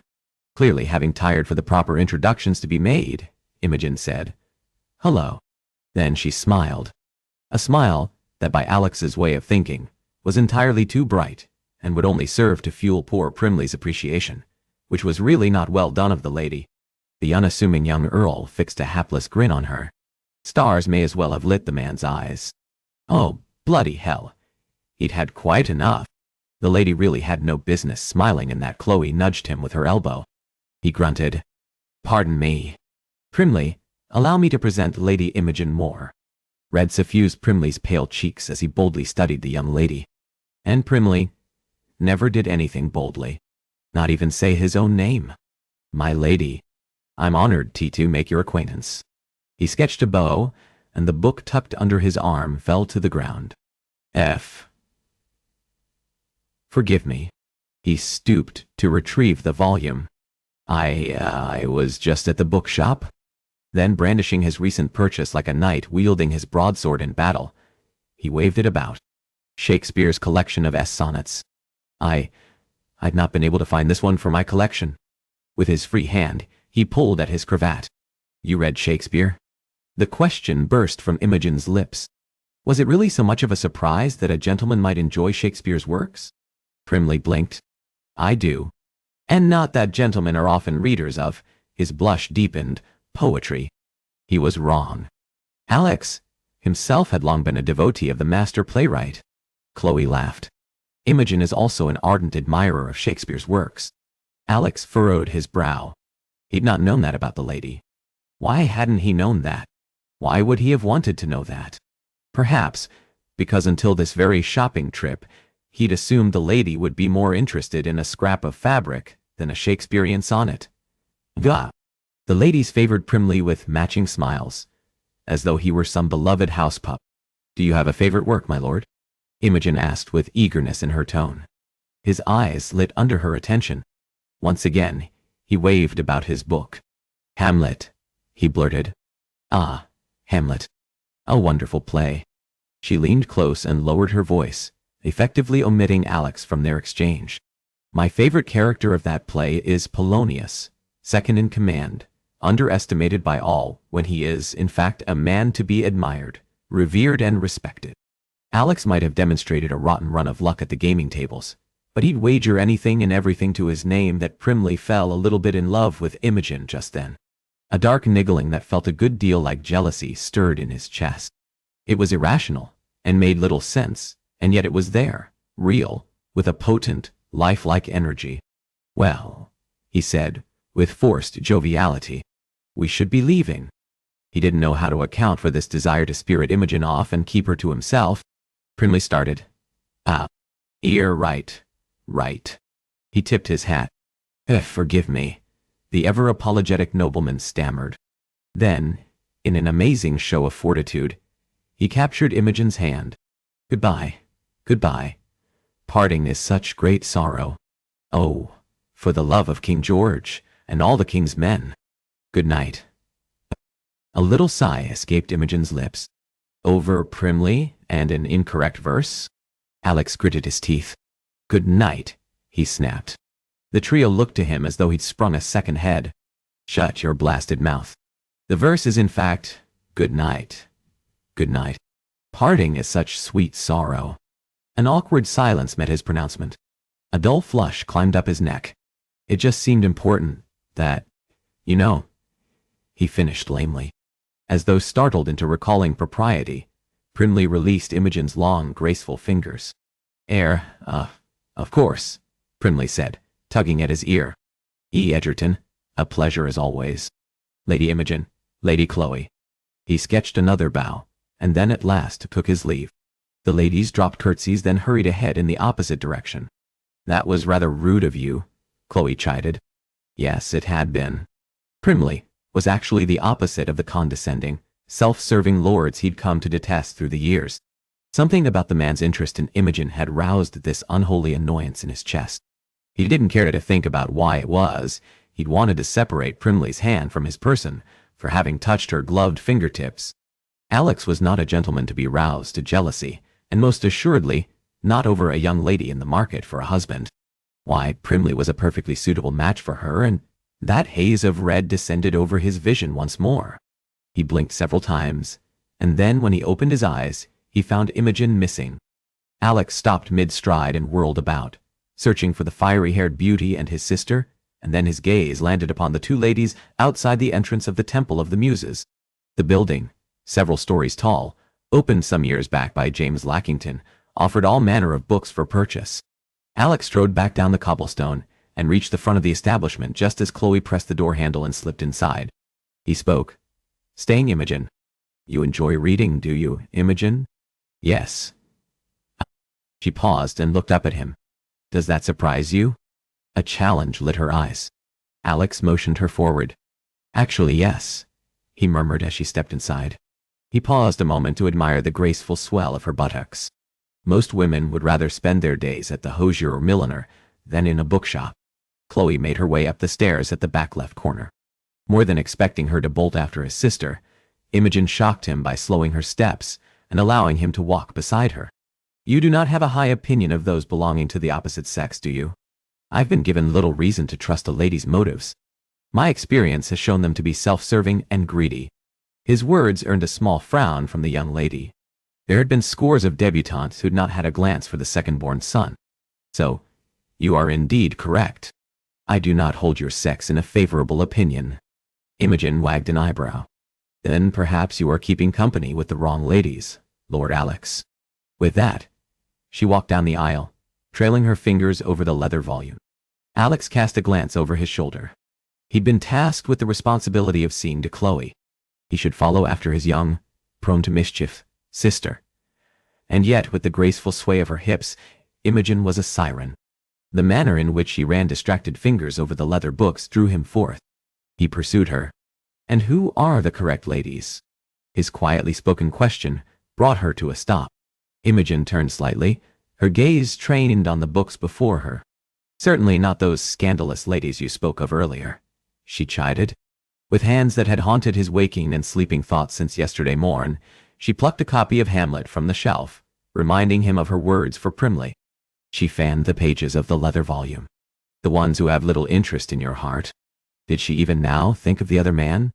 He tightened his jaw. I do not have a heart. She furrowed her brow. Everyone has a heart, Alex.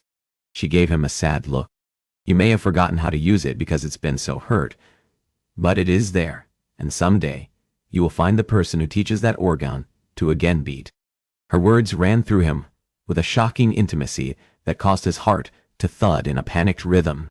He forced a casual grin and took another step toward her, then another, until just the span of a palm separated them, close enough that the fragrant hint of lemon that clung to her skin wrapped about his senses.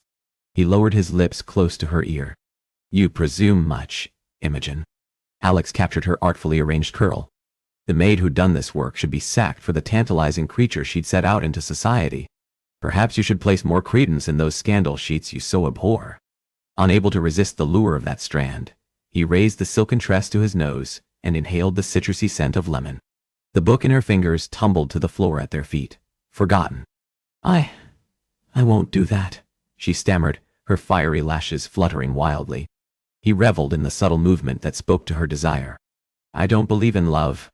I believe in cold practicality and reason. When I desire a woman, she sucked in an audible breath. I take her, and I worship her with my body. That is the most honest and real emotion that can exist between two people. He hurled those scandalous words at her, in a silent bid to send her fleeing from the shock of them, even as he longed for her to stay just as she was, her body flush against his. Imogen opened her eyes. Sadness, pity, and desire all swirled within their blue depths. I fear if you truly believe that, you live a very lonely, sad existence. Her words struck like an arrow entirely too close to the truths he kept buried, even from himself until now. And what of you? Alex captured her lower lip between his thumb and forefinger, and toyed with the plump flesh. You would have married Montrose? And for what? Do you expect because I was betrothed to an illustrious duke, I aspired to a grand title above all else? She winged a fiery eyebrow upward, giving no indication that mere moments ago she'd been breathless with desire. Do you believe I didn't love him? The muscles of his stomach contracted at the pairing of her, Montrose, and the emotion love. Don't all ladies? No, they don't. She cupped his cheek. That is what you believe, isn't it? She asked softly. That ladies merely desire a titled lord? A muscle jumped at the corner of his mouth. From her gentle caress, his own turbulent thoughts. That is the truth. He spoke with the conviction that came of experience in being that lord desired for nothing more than the pleasure he could give a lady when she was properly wed. Oh, Alex, that is not the truth. Her arm fell back to her side and he damned the loss of her gentle touch. I didn't want William for his title. William Dot. Something primitive stirred in his chest at her use of the Duke's Christian name. That familiarity, born of two people who'd been betrothed and very nearly married. She dropped her gaze to his cravat. I wanted him because I believed I loved him, or I thought I did, she murmured, more to herself. Just then, Alex hated the Duke of Montrose. Hated him for reasons he did not understand, and reasons he couldn't put to rights with Imogen so very close. But you were lured by his title, he said, desperately needing to consign her to the place of fortune-hunting, Mrs., where she was far safer to his senses. For a moment, she touched her fingers to the pendant she wore about her neck, and then she let her hands fall back to her side. I was attracted to him because he made me laugh. Her eyes grew distant, and the familiar loathing burned in his gut at the man who occupied her memories. He saw past my scandal. There had been a scandal? She'd have her third season, and he himself had only just noticed her now. He didn't care about society's ill opinion of me when I'd made my come out.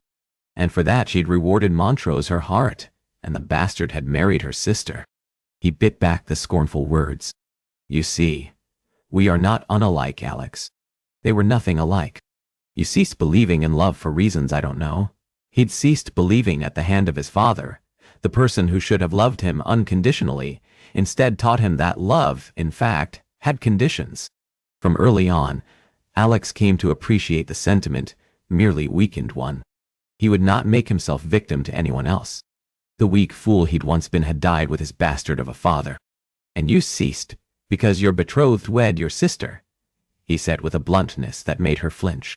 She managed a jerky nod. Yes. Imogen raised her eyes to his.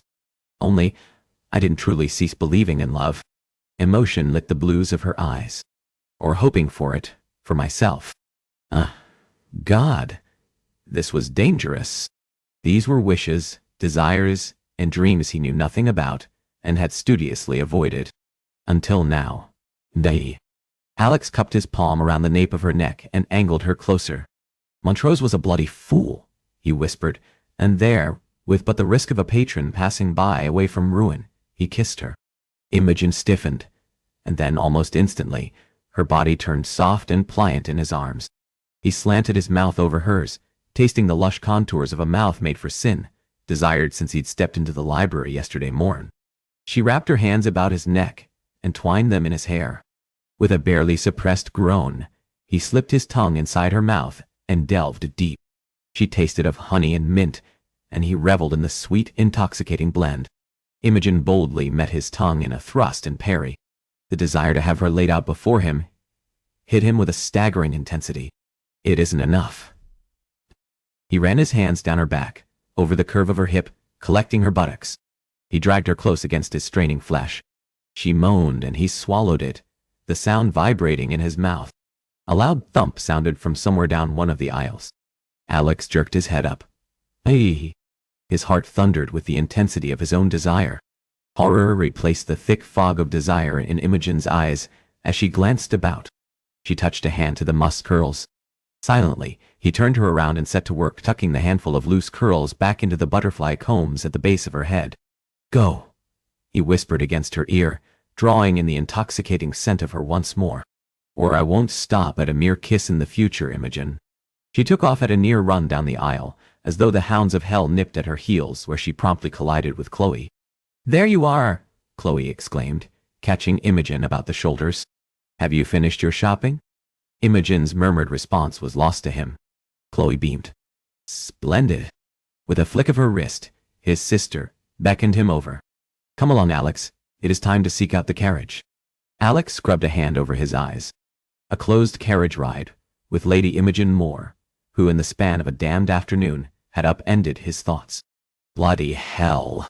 Oceanoff DVF. Come. Chapter 6. Imogen sat at the edge of her bed. She fiddled with the silly pendant her friend had put about her neck more than a week ago. 7 days had passed since Alex's bold, unrepentant kiss and the stilted carriage ride to follow. In that time, she and Chloe had been to Egyptian Hall and shopping down Bond Street and for a stroll through Hyde Park. Through each outing, they'd been accompanied by the roguish Lord Alex. In all those times, he'd been perfectly polite and surprisingly proper.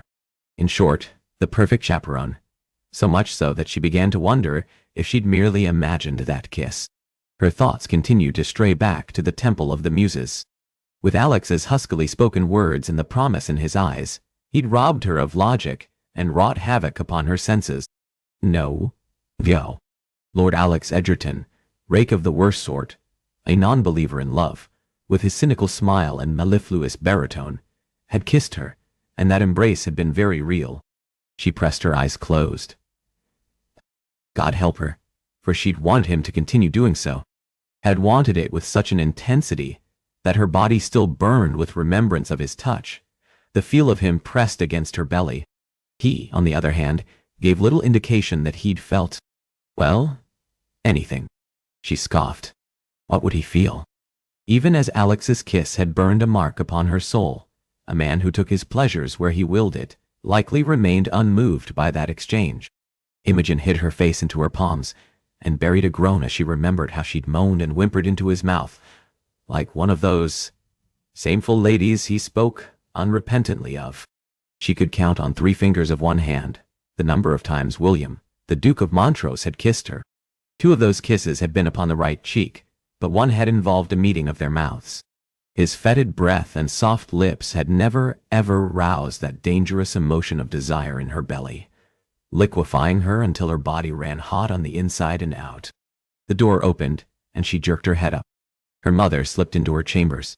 "Mother," she greeted, climbing to her feet. Could her mother see the guilt of her thoughts stamped upon her face? Mother closed the door behind her. "Surely you know you cannot avoid your sister and her husband forever." The memory of Alex's touch went cold. "I know," she said. She eyed the clock in the corner of the room. Her mother would not relent until this very public, first exchange between enemy sisters and the Duke who'd chosen one and wed the other, had taken place. "Your sister and his grace will be at the Williston ball this evening." She pursed her lips. "I had hoped you would come." Of course she had. She foolishly believed that once the sisters' reunion occurred, society would then shift their attention to some other poor, unsuspecting young lady. I was invited to the theater by Chloe. Chloe could have invited her to dine with the devil in hell that evening, and Imogen would have taken that option to seeing her sister and brother-in-law. She smoothed her skirts. "She will likely arrive any moment, and I should be." Mother held a palm up, silencing her. "I do so want you to be as happy as your sister is with Montrose." Odd, Imogen had hung so much of her happiness on that match and broken betrothal. She expected her mother's words should hurt more. "I've accepted the invitation to Lady Ferguson's ball later this week. Your sister will be there." Imogen sprung forward on the balls of her feet, prepared to launch her whole self into her argument. "And you are going?" Her mother's throat moved. "It breaks my heart to see you hurting as you are." Imogen cocked her head. Odd. She'd been consumed by a misery of her sister's making for so very long. Only at this moment, she realized she'd not really spared one resentful thought of either Rosalind or Montrose, since Alex had made it a point of teasing her, and talking to her, and kissing her. "Are you listening to me, Imogen?" She started. Yes," she lied, thrusting aside the jumbled musings of Alex. Imogen nodded. "I know you want me to be happy, and I will be." Before her mother could say anything further, Imogen leaned over and kissed her on the cheek. "If you'll excuse me, Chloe should arrive any moment." Her friend should have arrived more than 10 minutes ago. Alas, she'd learned long ago how dismal Chloe was in matters of timing. "Oh, and Imogen?" She paused, fingers on the door handle. There is nothing shameful in having a marquess for a husband. Imogen stiffened, and, as though she couldn't make sense of that less than subtle hint, her mother said, "The Marquess of Waverley would make you a splendid match." A splendid match. She may as well have spoken of fabrics being paired together. Imogen pulled the door open and made her way from the room and through the long corridors. Her mother's grasping words echoed around the chambers of her mind, blurring with Alex's earlier charge. "But you were lured by his title." She frowned, secretly acknowledging his charged accusations about most women and their title grasping as fact. Was it any wonder he had such a low opinion of ladies? For the first time, she considered Lord Alex Edgerton, not as the cynical rake, but rather as the man he'd been before. Imogen turned at the end of the hall, and running her fingers over the banister, she descended the white Italian marble staircase. The butler stood in wait at the bottom, her emerald cloak held out. She slipped into it. "Thank you, Masterson." "Lady Imogen," he murmured, and then quickly pulled the door open. Lady Chloe's carriage arrived a short while ago. He glanced pointedly beyond her shoulder. "Thank you," she mouthed, knowing Mother even now likely trailed after her. She stepped outside.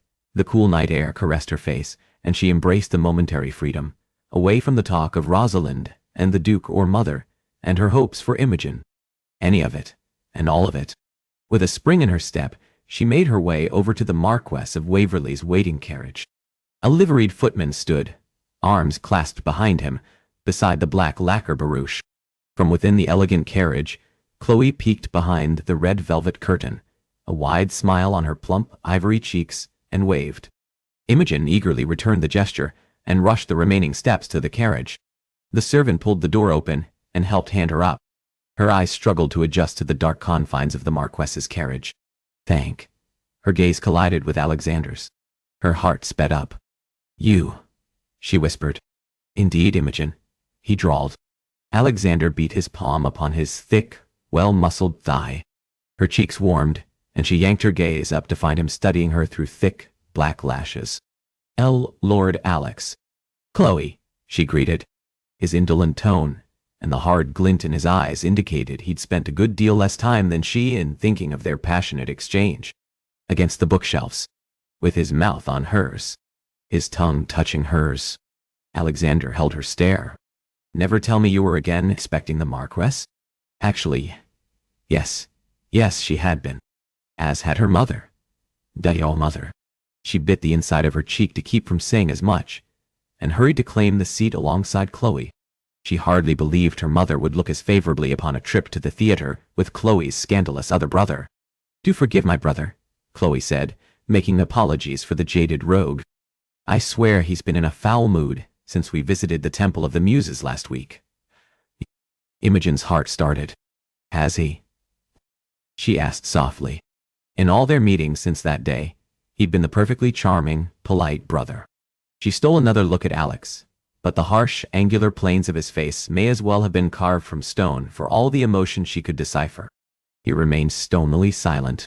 "Oh yes," Chloe said with a nod. "Grumbling and grousing, all day, every day since." Imogen rushed to contribute something to a conversation. "Did you not enjoy yourself that afternoon, Lord Alex?" A sound, half groan, half laugh rumbled from his chest, and Imogen's whole body heated with the shame of that unintended question. "I assure you, I did quite enjoy that afternoon, my lady," he said, his tone guttural and rough. "It was very pleasurable." He shifted his leg, so his knee pressed against hers. "And tell me, Imogen, did you enjoy yourself?"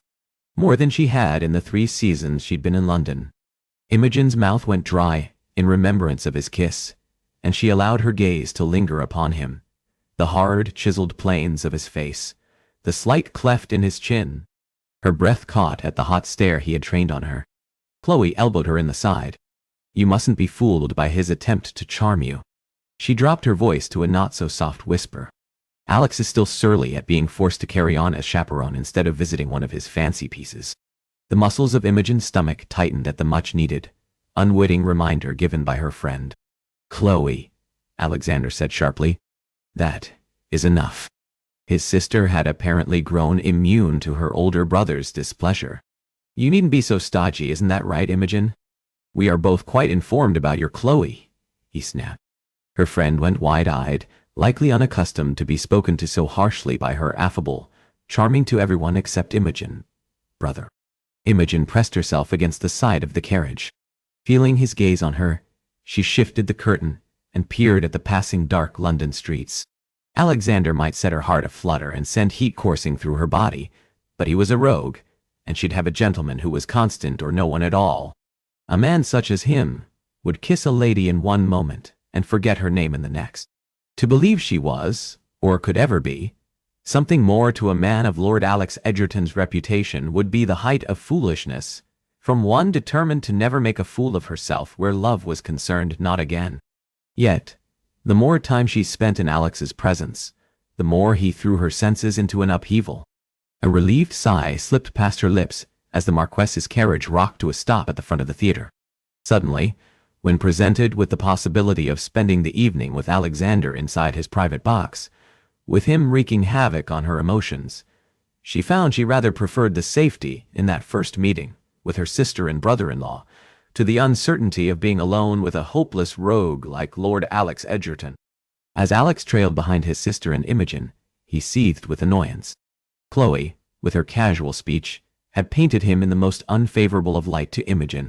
The lady thought him a rake who took his pleasure where he would, and then moved on to the next warm, eager body. He paused at the entrance of the theater and stood staring at Imogen's back. Isn't that what he was?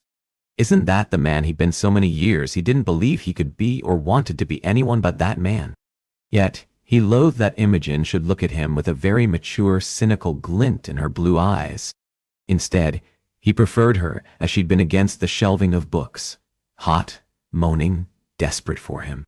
But then, it was all the other emotions he didn't know what to do with. Passion, he'd always been comfortable with. Alex gave his head a shake and forced himself to continue walking. He strode inside the theater, quickly locating the pair of young ladies. They stood facing one another, their heads close as they conspired together. He groaned. As all the reservations in being charged, the task of looking after his headstrong, often inappropriate for a young lady, sister surfaced. The loud din of guests' chatter proved nearly deafening.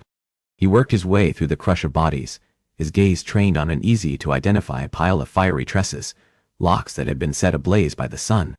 He recoiled. Bloody hell. What was the matter with him? A tall figure stepped into his path. He cursed. Bloody. The world trailed off. Stanhope, he said blankly, staring at his recently married friend and the other man's wife, the Lady Anne.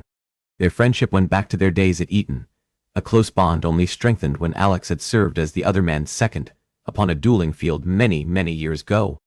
He stole a glance about for Chloe and Imogen. Bloody hell. The crowd of bodies had swallowed them.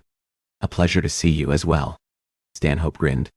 I dare say I never believed I'd see the day you'd be spending your evenings at the theater. Yes, they too had made it a habit of visiting gaming hells and some of the more disreputable clubs. Until the other man had wed, leaving Alex to his own, lonely carousing.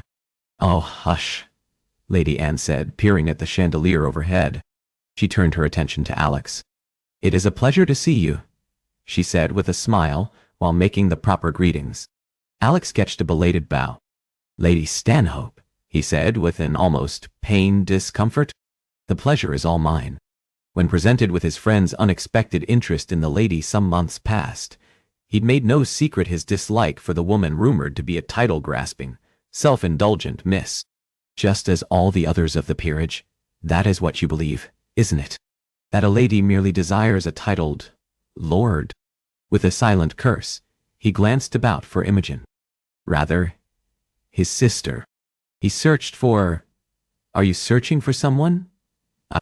Stanhope drawled. Yes, he muttered, searching for crimson curls. Only because it was far easier to identify the flaming locks amidst a sea of pale blonde, and not because he was in any way captivated by the chit. And do you care to mention who it is you are, in fact? Oh, shove off, Stanhope. It is my sister, he gritted out. The other man tossed his head back on a laugh. By God, I never thought I'd see the day. Anxiety roiled through him, the fear of his own transparency to this friend who knew him too well. You are a chaperone? Some of the tension left his frame at his friend's erroneous assumption about his disquiet. Yes, he bit out. And he'd gone and lost her, and Imogen. A charge doled out by my brother, the illustrious Marquess. A somberness replaced Stanhope's earlier amusement. Ah, I see. This man was the only one who knew a piece of the hell Alexander had lived as a child, and the bond he'd shared with Gabriel that had been severed by his father's manipulation. His friend searched about the hall. I believe I see her, alongside the column, just to the right of the doors. She is with a young lady, and Lord Primley, goddamn Primley. Where are you go? Stanhope called after him, but Alex continued moving. He pressed ahead through the crowd, shouldering his way past gentlemen, calling out a greeting. Only one gentleman had his notice this instant. He narrowed his eyes on the slender gentleman in a burnt orange, satin jacket to rival the hue of Imogen's tresses. Every so often, Primley dropped his gaze to her delectable décolletage. Something tightened in his belly, unpleasant and gripping. Something that had he been anyone other than his jaded, cynical self, he would have believed it was jealousy. Which was madness to be jealous of unassuming Primley, who continued to ogle, the creamy white skin exposed above the lace trim of her gown. "Primley," he snapped, as he came upon them. The other man glanced up, flushing guiltily. Edgerton. I was, Jay." Just Alex leveled the man with a glower until Primley backed away, his cheeks white. He'd known very well what the illustrious young Earl had been doing. "Poor Lord Primley," his sister said with stern reproach. "You are quite horrid to the gentleman." He gritted his teeth. "May we find our seats?" With that, he turned on his heel and guided them through the crowd to their respective box. Chloe slid into a red velvet armchair and perched herself on the edge. She proceeded to boldly study those filing into their seats. Imogen shifted back and forth on her feet, studiously avoiding his gaze, avoiding it when she'd held Primley's and offered the bastard a smile and sit. "Imogen!" She froze and looked up at him. "I beg your pardon?" Heat burned his neck, and he resisted the urge to tug at his cravat. "I am not one of your hunting dogs, Lord Alex. I don't have hunting dogs. Now, will you please sit?" "You are. We are," he amended, attracting notice. Her gaze flew out toward the theater. A sea of curious stares was trained upon the scandalous Lady Imogen Moore, nearly left at the altar for her sister. She blanched. With swift, jerky movements, she claimed a seat. He searched for a hint of her weakening in front of the merciless ton. Instead, Imogen remained poised as a queen, her chin tipped up, and a defiant glint in her eyes. Most other women would have dissolved into a fit of tears before the scorn now bestowed upon her. Just then, Imogen rose even higher in his esteem. Alex settled into the chair beside her, so close his leg brushed hers. The subtle movement was made all the more heady by the citrusy scent that clung to her.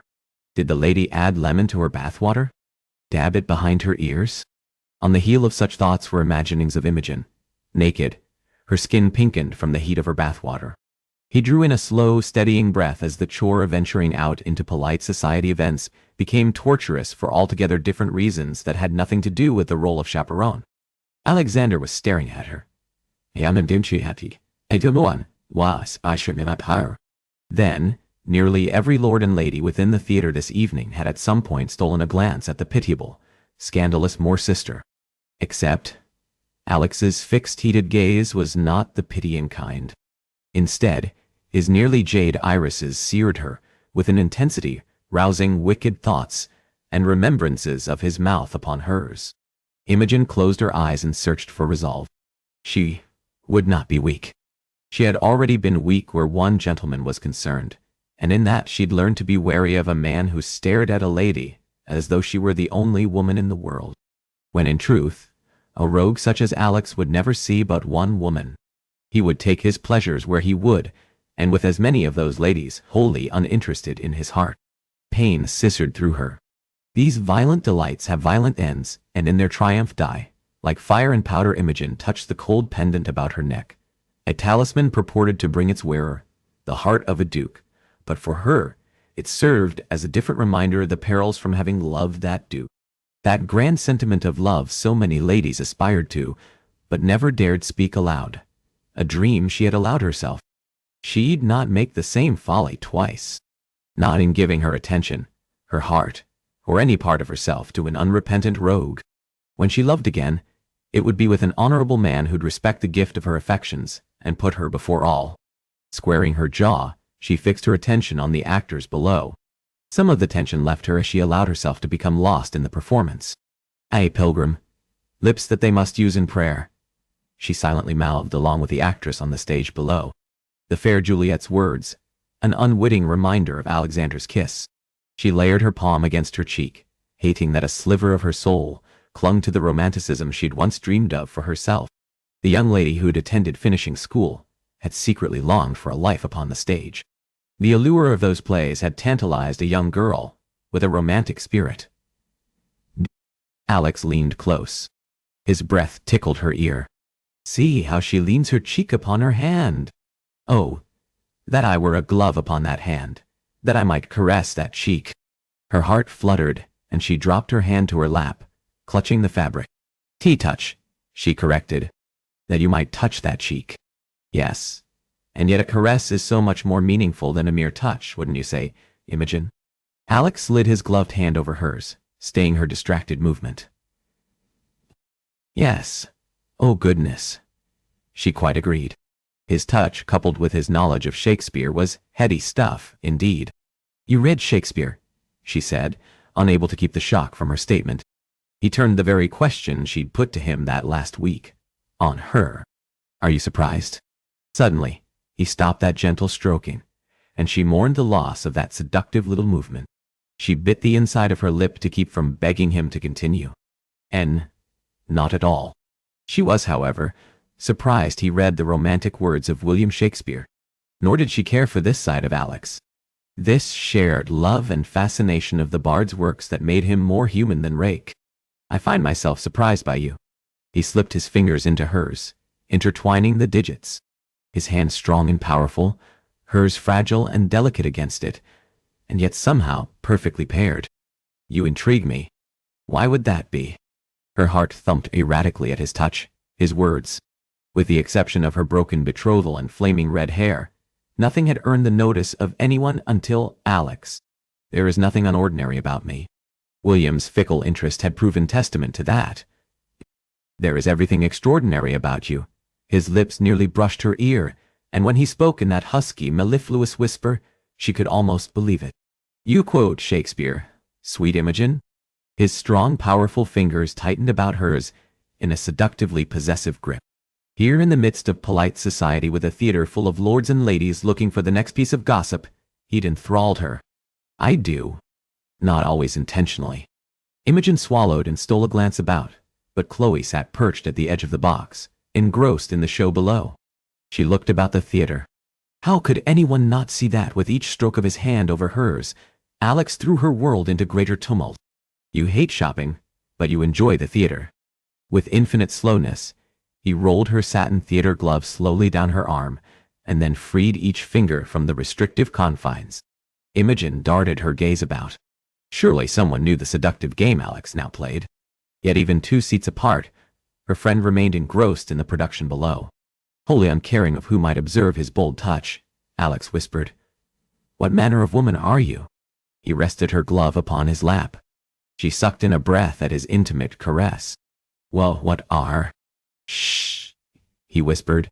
Alex stroked his thumb in small, soothing circles about her palm, eliciting all manner of delicious shivers that radiated at the point of contact, and spread through her. Her chest heaved up and down with slow, shallow breaths. His was just a hand, and his fingers moved in a really innocuous movement. Except, Imogen bit her lower lip as he rubbed his thumb over the wildly fluttering pulse at her wrist. The small, seductive grin upon his lips indicated he knew he'd roused her senses. Romeo had the wrong of it, Imogen. His husky murmur stirred her belly. She shouldn't engage in this seductive game with him. It was outrageous and meant nothing to him. What way do you believe? She could no sooner quell the question on her lips than she could stop the beating of her own heart. He studied her through thick, black lashes. I'd not feel your gloved hand upon me. I'd have your naked palm caressing me, touching me. God forgive her. Her lids fluttered madly. She still was the same weak, romantic fool she'd always been. Alex had only opened her eyes to the passion she carried inside, made all the more dangerous by the shred of hope she clung to love and be loved. I do not have a heart. She met his gaze. He continued to study her in that piercing, penetrating way, as though he knew her secrets and reveled in them. It would be too easy to believe herself in love with him. Only, a man such as he would never turn himself over to love, and she would be wise to listen to the mistakes of her past, her not-so-distant past, where Alex was concerned. Imogen plucked her glove from his lap, warmth spiraling through her as her fingers brushed his thigh. She made quick work of tugging it into place, just as Chloe glanced over. Imogen mustered a smile for her friend, who grinned in return and looked to the stage once more. "Sk! There's your boldness, Imogen. Buried under my sense of propriety, Lord Alex. she said from the corner of her mouth. He draped his arm along the top of her chair and leaned back, elegant in repose. You'd agreed to call me Alexander. His lazy repose would have been casual by any other observer who glanced over this moment, and yet his well-muscled thigh went taut against hers, speaking to his heightened tension.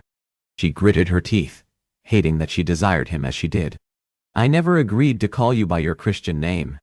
He stared expectantly at her. She'd merely taken to using it at his urging. Furthermore, you didn't finish the first part of your argument. Love.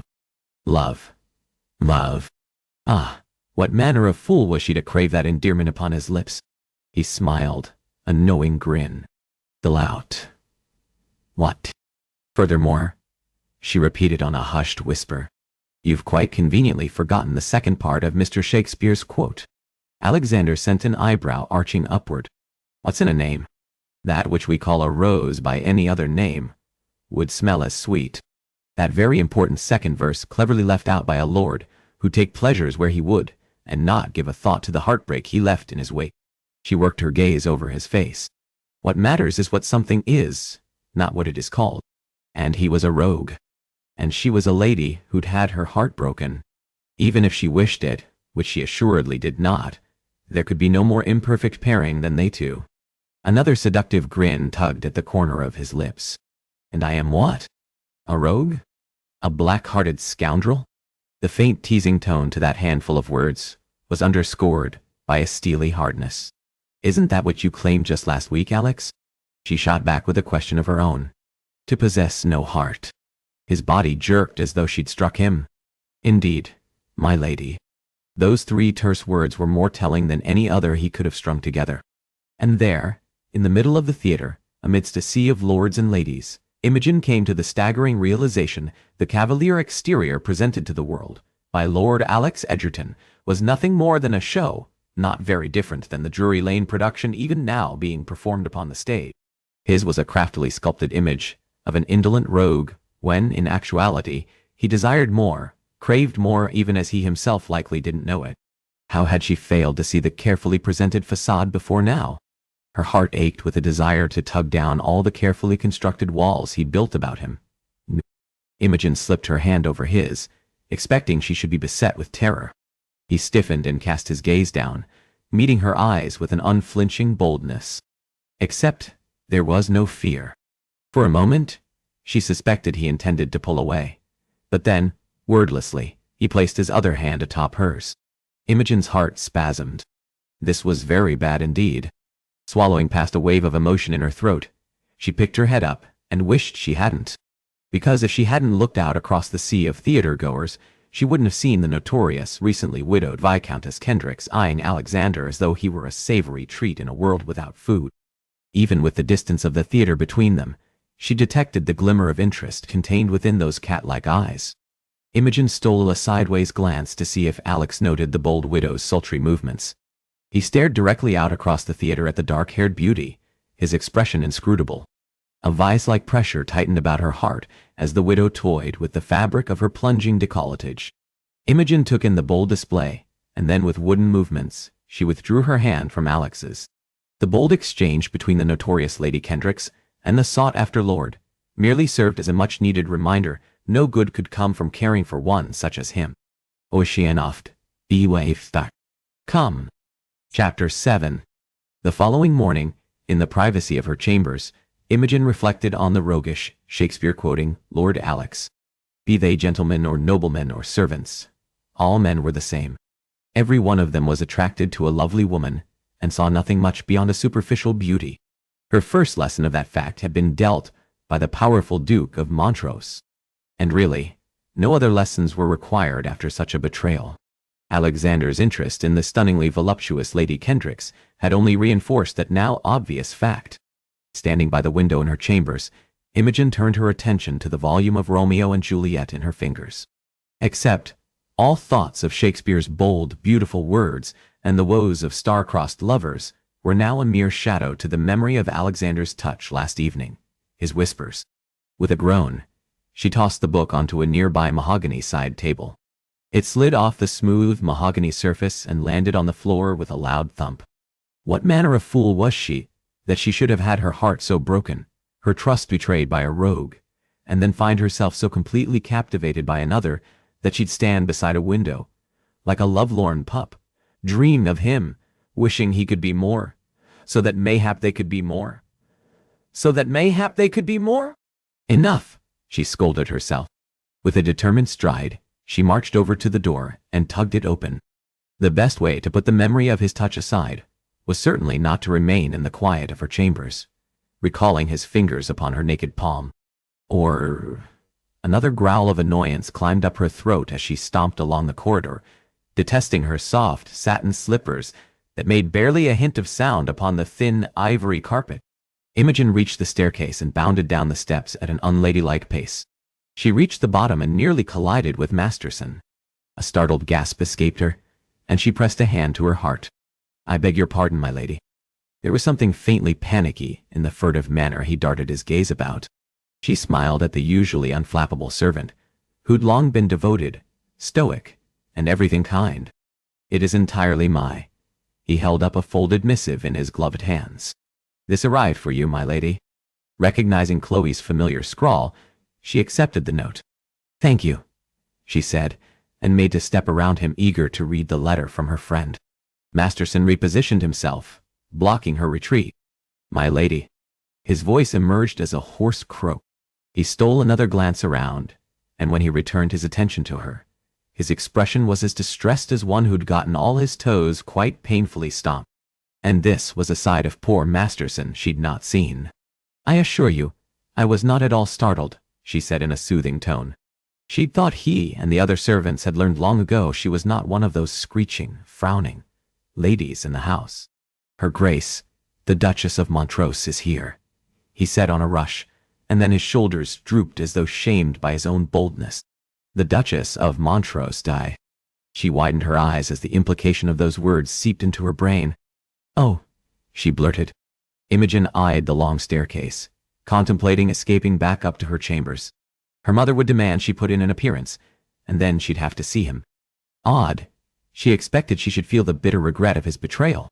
Instead, she merely felt annoyance at the arrogant, foppish gentleman now married to her sister. She looked to Masterson. "She's arrived alone," he supplied, saving her the indignity of inquiring after the man she'd been betrothed to. "I showed her to the blue parlor a short while ago, where she's now taking tea with her ladyship." The faint wave of relief was fleeting. She'd still not see Rosalind. Not now. Gloating and triumphant in all things rude and condescending as she'd been throughout their early years and onward. A panicky urge to flee caused her toes to twitch involuntarily. Imogen wet her lips and looked about. Masterson cleared his throat. "I took the liberty of having the carriage readied, my lady." A footman rushed forward with her cloak. She furrowed her brow. "Readied?" she said, more to herself. "I believed you'd ask the carriage readied so you could pay a visit to Lady Chloe." "Visit Chloe?" She looked blankly down at the note in her hands. What was he on about? Then she snapped her head up and met his gaze. A sparkle danced in the servant's rheumy eyes. Gratitude filled her breast. "Of course." Her smile widened. "My visit. Imogen allowed the servant to help her into her cloak. She adjusted the clasp at her throat. "How could I forget?" "You could not," he murmured dryly and hastened to open the door. With a last thankful look for the faithful butler, she hurried outside into the cheerfully glaring sunlight. Almost fearing her mother would sense her hasty departure, she bounded down the steps, attracting curious stares from passers-by, and made her way to the waiting carriage. A footman pulled the door open and helped her inside. As the door closed behind her, Imogen settled onto the soft bench. Then, a moment later, the conveyance rocked into motion. She settled into the comfortable squabs of the carriage with a relieved sigh. It was an inevitability that she would have to confront her sister, and, she wrinkled her nose, Rosalind's husband. And where the agony of that treachery had once stuck like knives in her heart, now the hurt was gone, replaced instead with a desire to distance herself from black-hearted people more beautiful than the objects chiseled by great sculptors, yet just as emotionally dead as those same masterpieces. Filled with a renewed burst of energy, she pulled the curtain aside and peered out at the passing London streets as the carriage rattled along. Since William had broken it off and married her sister, Imogen had become a person she didn't recognize and didn't like. Bitter, melancholy, cynical. It was as though a stranger had taken over her being and controlled her every frown and tart response. For a long, long time she believed herself incapable of smiling. She released the curtain, and it fluttered into place. But she had learned to smile again. Alex's tantalizing grin and deliberate teasing barbs slipped into her mind. From the moment he'd tricked her into gaining permission to call her by her Christian name, he'd opened her eyes to her own brittle aloofness. And she, who'd walked about in a perpetual gloom, was reminded that she'd once loved to smile and laugh. Imogen groaned and knocked the back of her head against the velvet squabs of her seat. What manner of inherent weakness existed within her that she should be so captivated by a gentleman who'd eye a scandalous beauty across a crowded theater moments after stroking her own palm? Determined to set thoughts of him from her mind, Imogen gave her focus to the note given her by Masterson. She unfolded the ivory vellum. "Do tell me you'll visit. With one brother seeing to Marquess's business, and the other doing scandalous second son business. It is dreadfully horrid with none other than myself for company." Her lips twitched with amusement, and she folded the note. Chloe had long possessed a flair for the dramatics, from their earlier days at Mrs. Belton's finishing school to their rather weak come-out together. Since Rosalind's betrayal, Chloe, in a way, had shown herself to be more of a sister than the woman whose blood she shared. She'd also become a savior of sorts, plucking her from the miserable, uncomfortable wing of her traitorous family and drawing her into the fold of her loving, protective one, and in so doing, thrusting her brother Alex into Imogen's world. As the carriage rattled on, she still could not determine if that was a good thing or an altogether very dangerous occurrence. The odd rhythm set by her heart, however, spoke to the latter. Alex lay on the velvet sofa in the library. His jacket from last evening was rolled up into a ball and stuffed under his head. Shakespeare's Romeo and Juliet opened and forgotten atop his chest. He swiped a hand over the day's growth of beard on his face and stared up at the nauseatingly cheerful mural painted upon the ceiling, with cherubs locked in an embrace that would have seen most mortals consigned to hell for the scandal of it. The sky, of pale blues and purples, served as mocking contrast to the dark, vile Marquess, who'd ordered that work painted, and all the evil deeds he'd perpetuated in here against his own children. Except, staring up at those dancing, plump cherubs atop their bilious white clouds, the last person he was thinking about was his father. Imogen, with her satiny soft skin and flaming red hair, should elicit nothing more than sinfully erotic thoughts that involved the two of them entwined in one another's arms.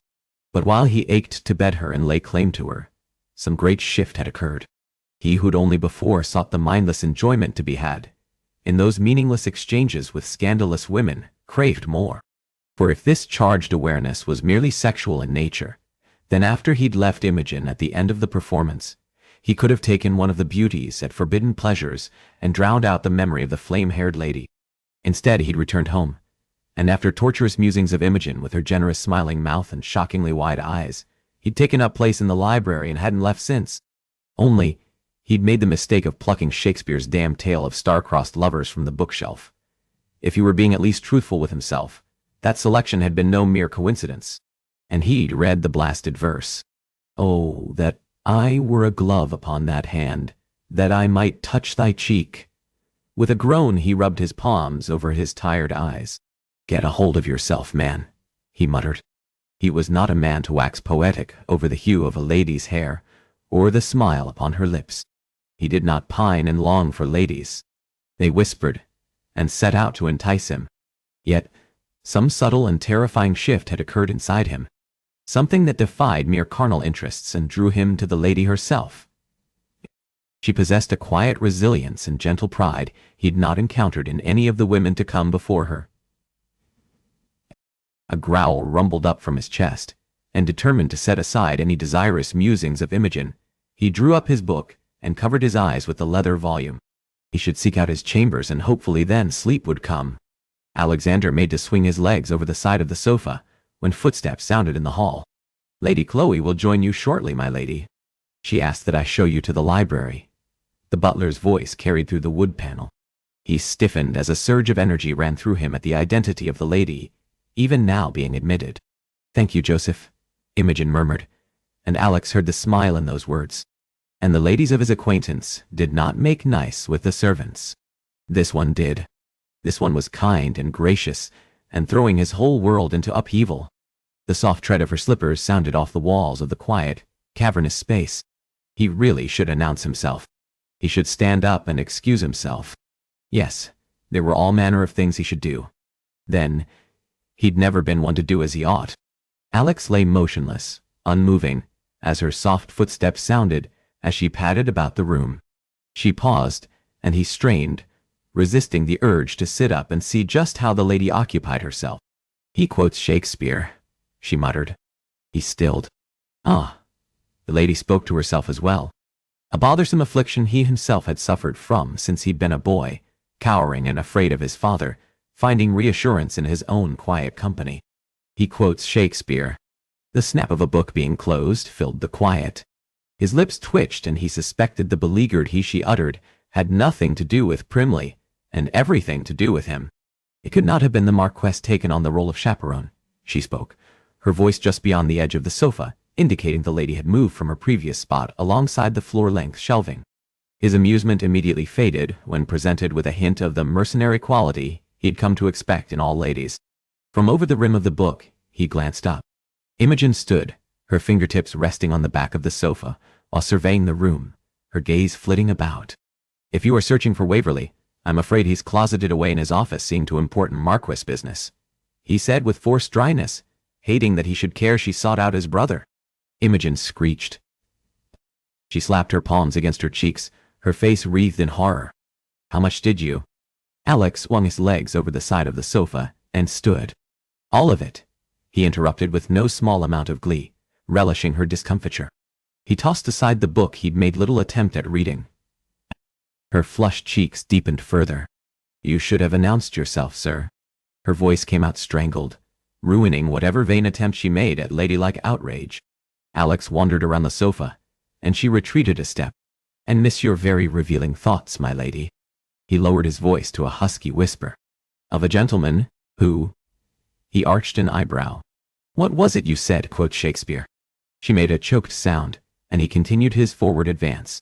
This time, she maintained her position. Fiercely defiant, Imogen jutted her chin out and met his stare. He brushed his knuckles along her jaw. "Ah, Lady Imogen Moore, in all her fiery glory, was a sight to behold. Never tell me it is Primley you desire," he whispered against her cheek. With her body pressed nearly to his, he detected the faint tremble that shook her frame. "That is not your business." Her eyes, round like moons, took in the thick growth on his cheeks and his state of dishabille. "You're no gentleman, my lord." A chuckle rumbled up from his chest. "I never professed to be." Alex brushed his lips against the right corner of her mouth. Her audible inhalation sent a breath of mint and honey wafting about, wrapping him in her innocently seductive fold. "I find when we think we're alone, we are our most honest, Imogen." He cupped her neck, running the pad of his thumb over her silken skin. "You'd have my brother, would you?" In spite of that flippant question, his gut tightened at the idea of Gabriel laying claim to her. Imogen gave her head a shake, as though attempting to loosen whatever pull he had over her. "What are you on about?" She danced out of his reach. Alexander propped his hip against the edge of the sofa and fixed his gaze on her. "Did you not seek the Marquess?" Her bewildered eyes met his. "What are you talking about?" He'd not be so tricked by her false protestations. "Oh, come," he jeered. "You revealed your thoughts when you believed yourself to be alone. You wondered as to why you were denied the company of my esteemed brother and saddled with a mere second son. Don't be silly." She planted her arms akimbo. "I said no such thing." Alex shoved himself to his feet. "Did you call me a liar?" he asked on a hard-edged whisper. People had affixed any number of labels to him through the years: rogue, scoundrel, heartless. Not a single one of them would have dared call him. "I did not call you a liar," she clarified. She dropped her arms to her sides. "I called you silly. Something else he'd never been accused of." "Madam, I'll not debate the point with you," he gritted out. "I heard you quite clearly." "Yes, but, and yet, you deny it." Her color heightened. "Yes, but that is only because you're quite miss, and you've quite expressed your displeasure with my presence on more than one score, Imogen." Because I do not want to see you.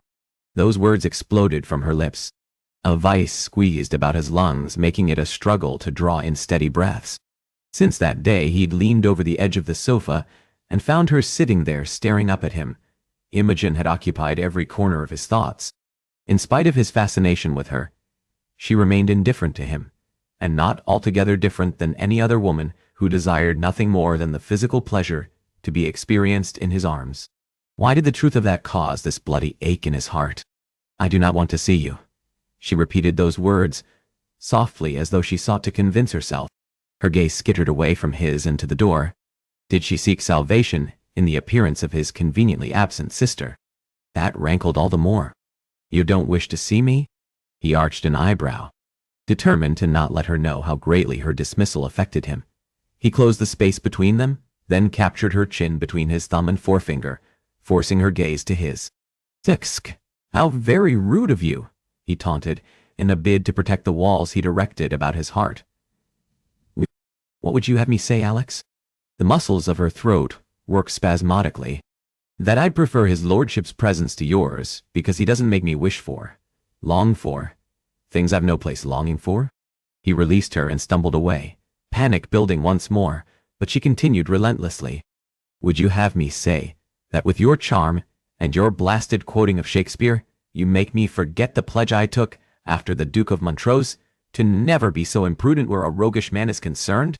He flexed his jaw. Ow. Annoyance filled every corner of his tightly held being. You'd compare me to the likes of Montrose? He tossed, resenting that for the esteem he'd come to place her in, she could relegate him to the ranks of that lecherous, deceptive man who'd betrayed her. Come, Alex, she scoffed. Surely you'll not be a hypocrite. He bristled and opened his mouth to launch a protest. You stole my moment of solitude quite deliberately, listening while I exposed my private thoughts. Her tone grew increasingly agitated, and believed I should desire a man for nothing more than his title. Again, the wounded hurt in her eyes brought him up short. Imogen folded her arms under her chest, digging that blade of guilt all the deeper. You see, Alex, we're more alike than different. They were nothing alike. She was innocent and unsullied by the true ugliness of the world. Oh, aren't we? She needled, seeming to hear his unspoken words. You found me no different than every widow and wedded woman you've ever taken to your bed. At her words of him with another, his neck heated with shame. He wanted to strike the truth of them from her lips, but instead stood there, in humbled silence. What did they desire of you? Kiss? Far more than a kiss. Likely far more than a kiss, she murmured. A fiery curl fell across her brow, and his fingers ached with the urge to brush it back. And as shameful and shocking as it is for me to admit as much, I want your kiss, and... Color bloomed on her creamy white cheeks yet again, and she drew in an audible breath. I want more. Imogen dropped her voice. But it is the more that is different than all those others. Even having been betrayed as I was, I want love, Alexander. I hunger for it, ache for it, and I could never, would never, have the love of a man who makes eyes at any wanton widow. Her words sucked the thoughts from his mind as he tried to sort through the implications of her admission. Terror built in his chest, pounding madly in the rapid beat of his pulse, drowning out sound. Imogen's full lips tipped up in a sad rendition of a smile. You've nothing to say, but why should you? A man such as you would never want my love, my heart. And that is why I longed for the Marquess's presence, because when I am near him, my heart is not endangered. I hate this room, he said, and she stilled, eyeing him through perplexed eyes. With every fiber of my being, I hate this whole townhouse. She shook her head in confusion. And suddenly, it was very important, in a world where no one truly knew him, in a world where he was desired for his sexual prowess, and not much more, that this bold-spirited, beautifully courageous woman, no, he was more than the black-hearted rogue she'd taken him for. My father spent years beating the truth of who I am, and what I am into me. A dark, empty chuckle escaped him. Horror lined her face. Alex, she whispered, and touched trembling fingers to her lips. Restless, he stepped away from her. He didn't want her pity or her sympathy. He wanted her to understand. I'm nothing more than the less desirable second son, who ladies would take to their beds, but not the man who'd truly be desired for anything more. It had been far easier to bury himself in mindless amusements through the years than to be forced to analyze the person he was, the person he wanted to be. That isn't true, she said fiercely, fire in her eyes. Perhaps, he said simply. Perhaps not.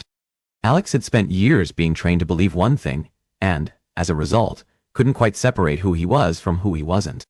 Regardless, this house, this room, reminds me of all the dark. He dragged a hand through his mussed hair. Yet when you are in it, I don't see any of that darkness. You challenge everything I believe of myself and of women. Alex stalked over and took her firmly by the shoulders, angling her close. He ran his gaze over her face.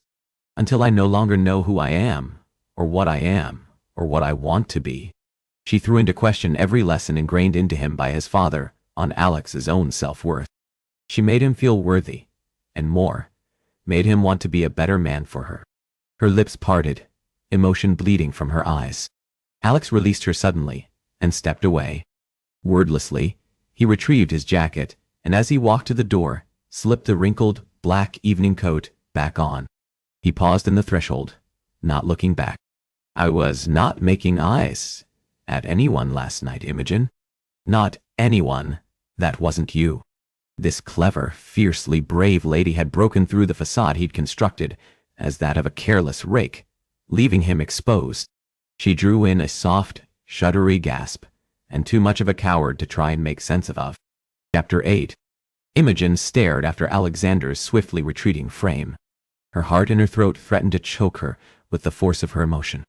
She touched her hand to her cheek, remembering his words of Shakespeare, and now this exposed raw figure who shared the pain of his past in a bid to explain the bitterness of his present. Unbidden, her gaze fell upon the forgotten leather volume he'd tossed aside, and, drawn to the small book, she picked it up, running her gaze over the title Romeo and Juliet. I was not making eyes at anyone last night, Imogen. Not anyone that wasn't you. Imogen sank onto the edge of the seat he'd occupied moments ago. Hours? A lifetime? She stared blankly down at the book in her lap. With one exchange, but a handful of words, Alexander had thrown into question everything she knew, or everything she'd thought she'd known of him. The world of black and white had been easier to understand than this now. Murky shade of in-between that she didn't know how to make sense of. She'd accused him of hypocrisy, and yet in truth there was no greater hypocrite than herself, for she'd neatly shelved Alexander in a category of unrepentant rogue. She'd never really allowed herself to consider who he'd been before he'd been that man. Now, she knew. And the knowing was so painful. She tightened her hold upon the leather tome in her fingers. He'd shared but one memory of his father and the vile blackness he found in this home, and that memory had opened her eyes to the scarred, broken child he'd been. Tears filled her eyes and she blinked them back. She'd not pity him. She didn't pity him. And yet, several slivers of her heart broke apart and crumpled at thinking of the dark-haired boy he'd been. Fearing this room, this home, this, oh, dear, never tell me you're thinking of him again. Imogen hopped to her feet, the book tumbling from her fingers and falling to the ground with a noisy thump. Him? Neum? She repeated blankly, as her friend sailed into the room. Chloe rolled her eyes. You're a dreadful liar, she said, stopping in front of Imogen. You've not ceased to think of him. She hadn't. God forgive her. She hadn't. Not since. She tilted her head back to find Alex staring down at her with the damning piles of scandal sheets littered about her feet. How did you know? She whispered. Had she been that transparent to her friend? A panicky sensation built steadily in her chest. Had others at the theater seen her staring up at him longingly? You're my friend, silly. Chloe took Imogen's hands in hers and gave a slight squeeze. I know you loved him. Loved him? What? And the question tumbled too quickly from her lips. Her friend giggled. Whatever is wrong with you, Imogen? You're all dazed and befuddled.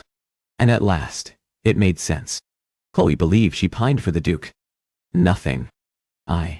Nothing is the matter, she said at last. Chloe settled onto the sofa, and Imogen allowed her friend to pull her down beside her. Why are you so somber? She asked, all earlier amusement gone from Chloe's intelligent and kindly eyes. I saw Alex taking his leave down the opposite end of the corridor. Her mouth hardened. Did he say something to upset you? By the tension in her tone, Imogen suspected if she said yes, her friend would blister her older brother's ears. No, she rushed to assure her. Or rather, in a way it had been his words that had upset her, but not in the ways her friend believed. He was angry, Chloe pressed, like a dog with a bone. Imogen dropped her gaze to her rose-colored satin skirts. What was he like? The question slipped out before she could call it back. Her friend looked at her questioningly. As a child, she asked before her courage deserted her. What was Lord Alexander like as a child? This insatiable desire to know more of him made her incautious, needing to know who he'd been back when he'd begun to see his home as a place of darkness. Chloe released her hands and said nothing for so long Imogen believed she intended to say nothing or had failed to hear the question. A sliver of her wished that her friend mayhap hadn't heard, because how could she explain to this woman, her dearest friend, that Alex had so captivated her? He was my protector. Chloe's eyes grew wistful. My defender. There was something so very sad in her eyes. Something not altogether different than what she had seen in Alex's eyes. How odd to know someone so well and yet not at all. Imogen's voice emerged tremulous, and she despised that showing of weakness. And you needed a protector? She reached for her friend's hands. They were stiff and cold in her hold, but she held firm, trying to infuse some of her own strength into her dearest friend. Don't we all in some way need defending? Chloe returned, saying nothing and everything all at once. Our father was a brute, she whispered, her words so barely there that Imogen strained to hear. A chill snaked down her spine as she recalled Alex's horrifying revelation. Naively, nay foolishly, she'd not allowed herself to believe that such pain had also been visited upon Chloe and her sister. Bile climbed up her throat. Oh, God! The fiend had put his hands upon his daughters even. How had she not known? Why had Chloe not told her? Oh, Chloe, she said softly. Chloe drew her hand back and waved it about dismissively. Alex was so frequently earning our father's displeasure. She glanced about, her wide eyes more fearful than Imogen ever remembered. When she returned them to Imogen once again, she spoke in hushed undertones. Sometimes I believed he strove to earn our father's displeasure to protect me and Philippa. Her gaze wandered to a point beyond Chloe's shoulder. How much of Alex's role as rogue had been a carefully crafted ruse, an indolent second son who'd never earn anything but displeasure from a vile, abusive man. Had he even realized he'd made that transformation to save his sisters? Society doesn't know the true Alex, Chloe said, bringing her back to the moment. They see the carefree rogue and wastrel who finds his pleasures at his club. But, she held Imogen's gaze, that is not who he is, nor is it who he's ever been. There was a hard, forceful edge to those words, a steely resolve belonging to an equally protective, younger sister. Unknowing how to respond, Imogen said nothing. Chloe touched her fingers to her temples and winced. Concern for her friend replaced her preoccupied thoughts with Alex and Chloe's tragic youth. Whoa, are you all right? Her friend gave a wan smile. Just a bit of a headache. A wave of guilt flooded her. As long as she'd known Chloe, the young lady had been prone to megrims whenever she was beset by stress or worries. I'm so sorry, she said, the words wholly inadequate. For what? Chloe asked, far more magnanimously than Imogen deserved. For caring about my brother, who is my dearest friend. She flinched again. For upsetting you. Chloe narrowed her eyes, as though the thick sunlight penetrating the curtained windows had blinded her, and drew in a slow, deep breath. It is not your fault. You didn't know, she said, when Imogen made a sound of protest. Her guilt redoubled. She should have known. As Chloe's friend and confidante through the years, it should have not taken the words of the woman's older brother to open her eyes to the true hell known by her and her siblings. Just as she should have known there was more to Alex than he presented the world. You should rest, Imogen murmured, taking to her feet. Her friend rose slowly. Her stiff, jerky movements hinted at the pain Chloe was in. If you dare finish that apology, I shall never forgive you, she warned. Then, much the way she'd done when they'd been in finishing school, and Chloe was suffering from one of her megrims. She took her gently by the elbow and placed her other arm at her waist and steered her from the room. "You are a dear," Chloe whispered, her voice faint. "If I was a dear, I'd not have upset you as I've done," she said dryly, even as concern swirled inside for her friend. The two women fell silent. Imogen had learned long ago that even the slightest sound brought her friend to great pain. She guided her through the corridors, looking about for a servant. The Marquis of Waverley stepped out of his office, and she sent a silent thank you skyward for his timely appearance. He opened his mouth to greet them, but then took in his sister's gray-white pallor and hunched shoulders. "It is another of her megrims," Imogen said quietly, taking care to not speak too loudly. The Marquess's frown deepened, and then in one effortless movement, he swept his sister into his arms. "Lady Imogen," he mouthed an unspoken thank you. Imogen dropped a curtsy as he carried his youngest sister above stairs. As she stood in the silent, empty corridors of these walls, Alexander had lived within as a child, and grown to abhor. She confronted just how little she knew him, and how desperately she wanted to know more. Oceanoff, BF'd, Daddy. Calm. Chapter 9. The following afternoon, seated in the same library with thoughts of Imogen swirling through his head, Alex stared morosely down into his glass of brandy, and then with a curse took a long sip. His lips pulled in an involuntary grimace, as the fine spirits blazed a trail down his throat. He welcomed the sting it left in its wake. Ah! The open leather volume stared mockingly up at him. The lady quoted Shakespeare, and with her calm in facing the vipers of the Tun, demonstrated a spirit to rival Joan of Arc herself. She detested shopping, enjoyed reading, and she saw him as little more than one of those indolent, shiftless lords. Alex swirled the contents of his glass. "Isn't that what you are?" He'd embraced the role of reprobate he'd stepped so easily into through the years. There were little expectations of one who, as his brother claimed, whored, gambled, and drank away his life. Yes, it had been far easier to carry on with those low expectations his father had beat him for as a child, and then sneered at him for as an adult. It was a humbling moment for a man of 29 to realize he'd lived a shiftless, meaningless life where his brother's charge held true. Beyond his sisters, no one else mattered. Except, if that were true, then why in the crowded theater with the recently widowed Viscountess Kendrick staring boldly across at him, an invitation in her eyes, had he been unable to drum up a fledgling of interest? Not one bit of desire had consumed him. There had been nothing. Only a silent comparison of all the ways in which the Viscountess paled alongside Imogen's fiery beauty. What havoc had Imogen wrought upon him? Heavy, determined footsteps sounded in the hall. Alex stiffened, but maintained his fixed attention on the remaining contents of his drink. "Never tell me you're drunk at this early hour," his brother called from the doorway. "Then I won't." Knowing it would infuriate the other man, Alex downed his brandy and reached for the bottle. He filled the glass to the rim.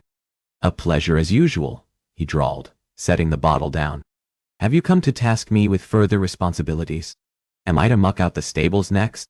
He reclined in the leather, winged-back chair, cradling his glass between his hands.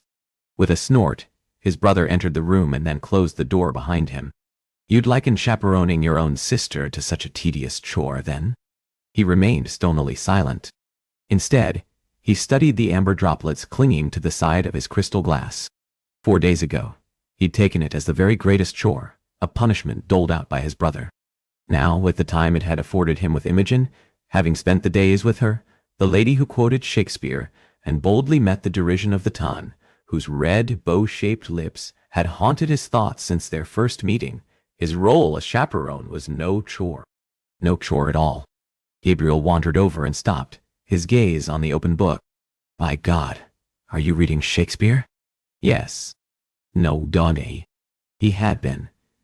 But then Imogen and her naked fingers intertwined with his had driven back thought of all else.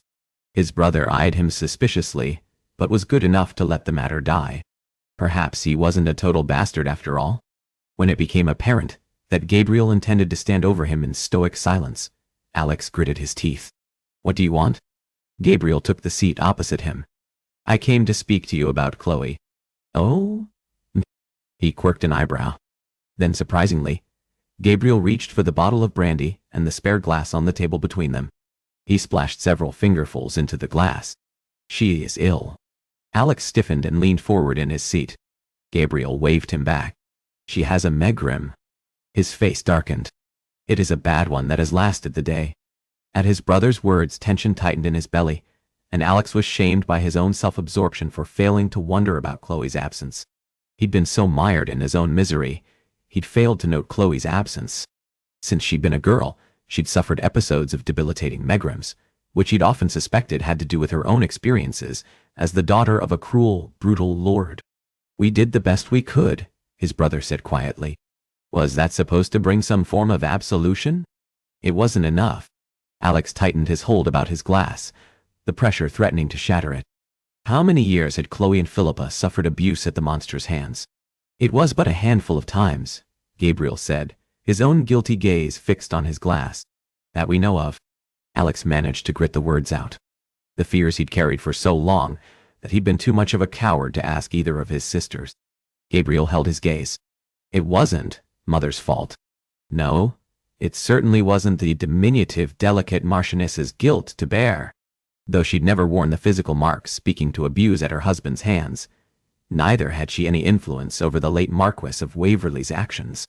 I don't blame Mother." As though he'd been punched in the midsection, the air left Gabriel's lips on a hiss. A spasm of pain ravaged his face. "You were always the better one.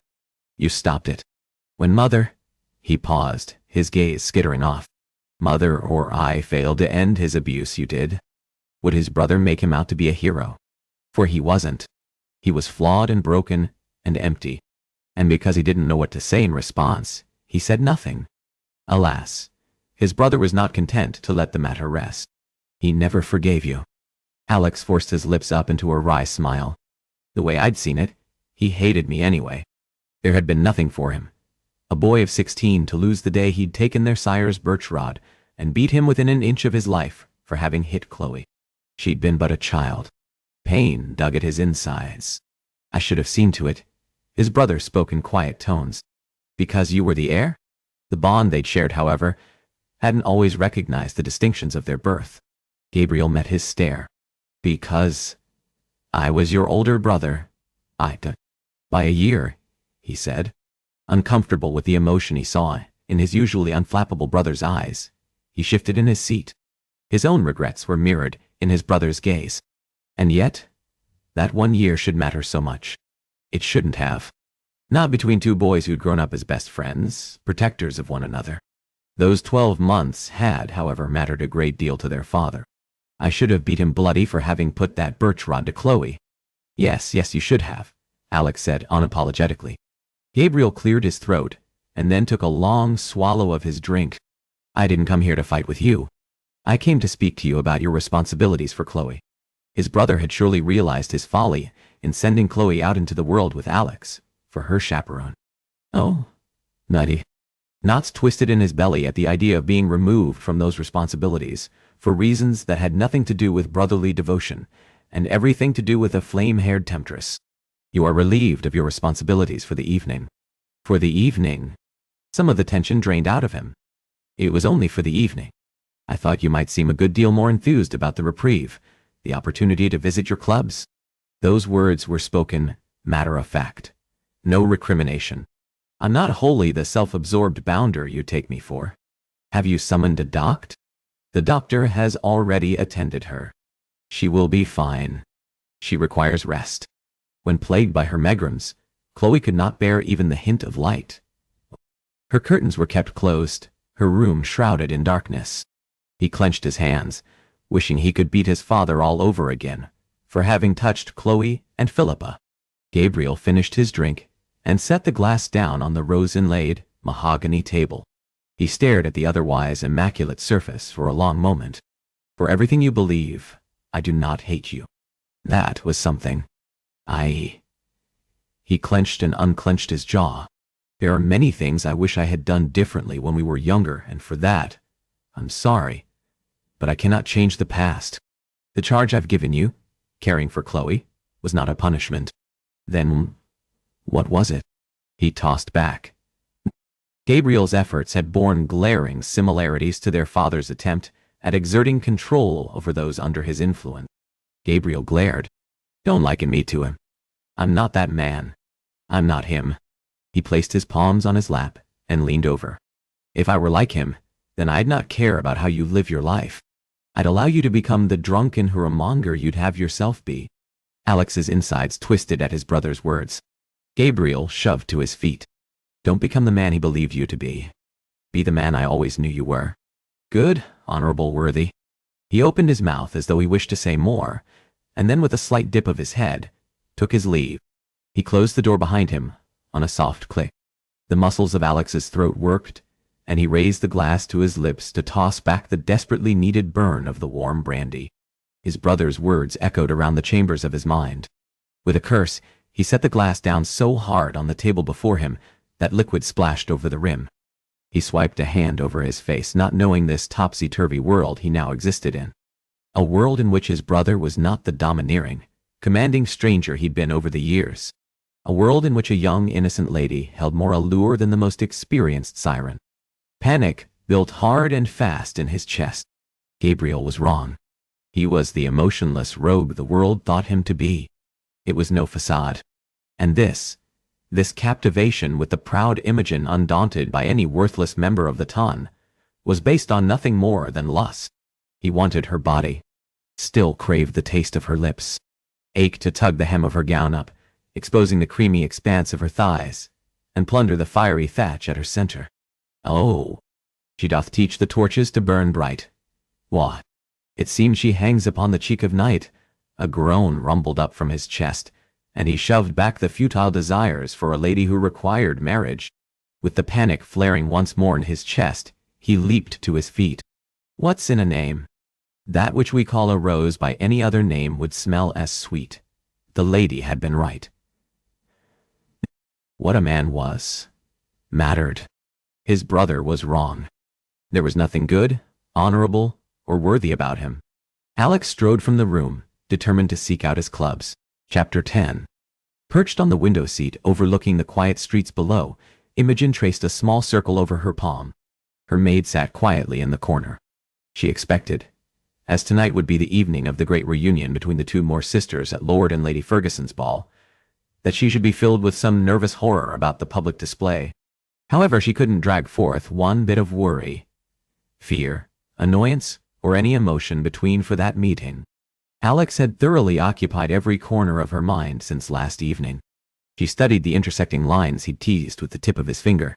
She'd preferred a world in which she'd consigned him to the ranks of the faithless Duke of Montrose's of the world, an indolent pleasure-seeker who thought nothing of breaking a lady's heart. Because she did not know what to do with this gentleman, the one who presented a hard exterior to the world, while underneath longing to be thought of as more than an emotionless rogue. All she knew was with each day spent in his company, he chiseled away at the walls she'd carefully constructed about her heart, with his kiss and his whispered words of Shakespeare, making a mockery of those efforts. She'd believed herself in love with William. And yet, since Alex had stepped into her life, she'd not thought of the Duke, but with detachedness. Instead, she'd come to eagerly anticipate Alex's teasing, his bold challenges, and his company. Imogen groaned and beat the back of her head against the wall. Fool. Fool. Fool. Dial. Someone cleared their throat at the front of the room, and she jerked upright so quickly, she wrenched the muscles of her neck. Masterson, she said, a heated flush burning her cheeks. A twinkle glinted in his eyes. You have a missive, my lady, he said, striding over with the silver platter in hand. She swung her legs over the edge of the window seat and accepted the small blade and note, bearing Chloe's familiar scrawl, enlivened by the indication that her friend was surely faring better since yesterday's megrim. Thank you, she murmured to the old servant. An excitement stirred in her belly at the prospect of going, well, anywhere with her friend's unconventional chaperone. Imogen slid the tip of the knife under the seal, then placed it back upon the tray. Thank you, Masterson. My lady, he said with a final bow, and then took his leave. She turned her attention to the note. Imogen quickly perused the sloppily written contents, and her excitement faded. Her friend was indisposed. These bouts of violent headaches Chloe suffered through the years occasionally left her debilitated, unable to move, most times for the course of a day, sometimes longer.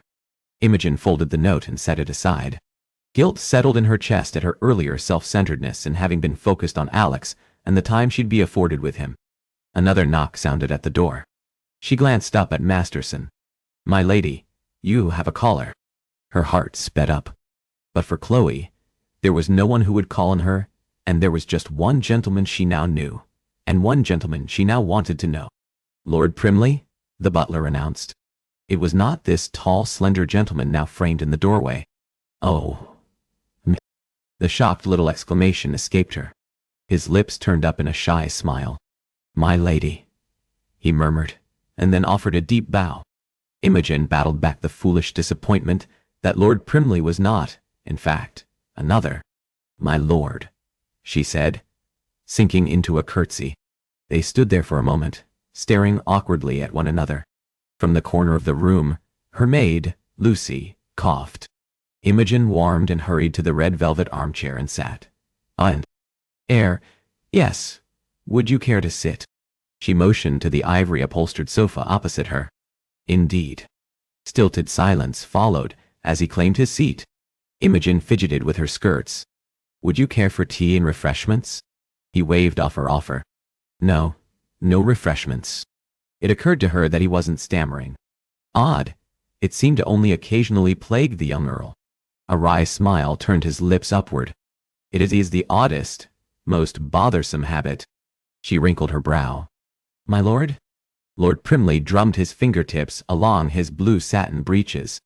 "My stammering," he said, with a directness she appreciated. "I do it when I'm nervous." He leaned over, shrinking the space between them. "And it is the oddest thing, my lady." He passed his kindly blue gaze over her face. Before she could ask for clarification, he said, "I do not stammer when I'm around you. In fact, I find myself quite comfortable with you." Red suffused his cheeks at that bold admission, and Imogen found his refreshing honesty and shyness endearing. She smiled. "Well, it is likely because you've come to keep company with one of the most scandalous ladies of society." At one time, those words would have dripped with bitterness. Now, they merely contained an underlying dry amusement. The young lord shook his head, his expression again somber. "Oh, not at all, my lady." Then he grinned, a dimple marring his right cheek. "I imagine there is any number of more scandalous ladies than you." A burst of laughter escaped her.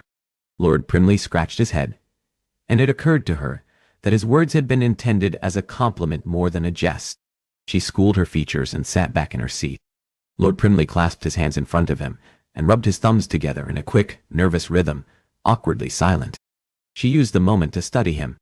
Taller than most, the gentleman was rail-thin and possessed of a thick crop of luscious golden curls she would have traded her right hand for as a small girl.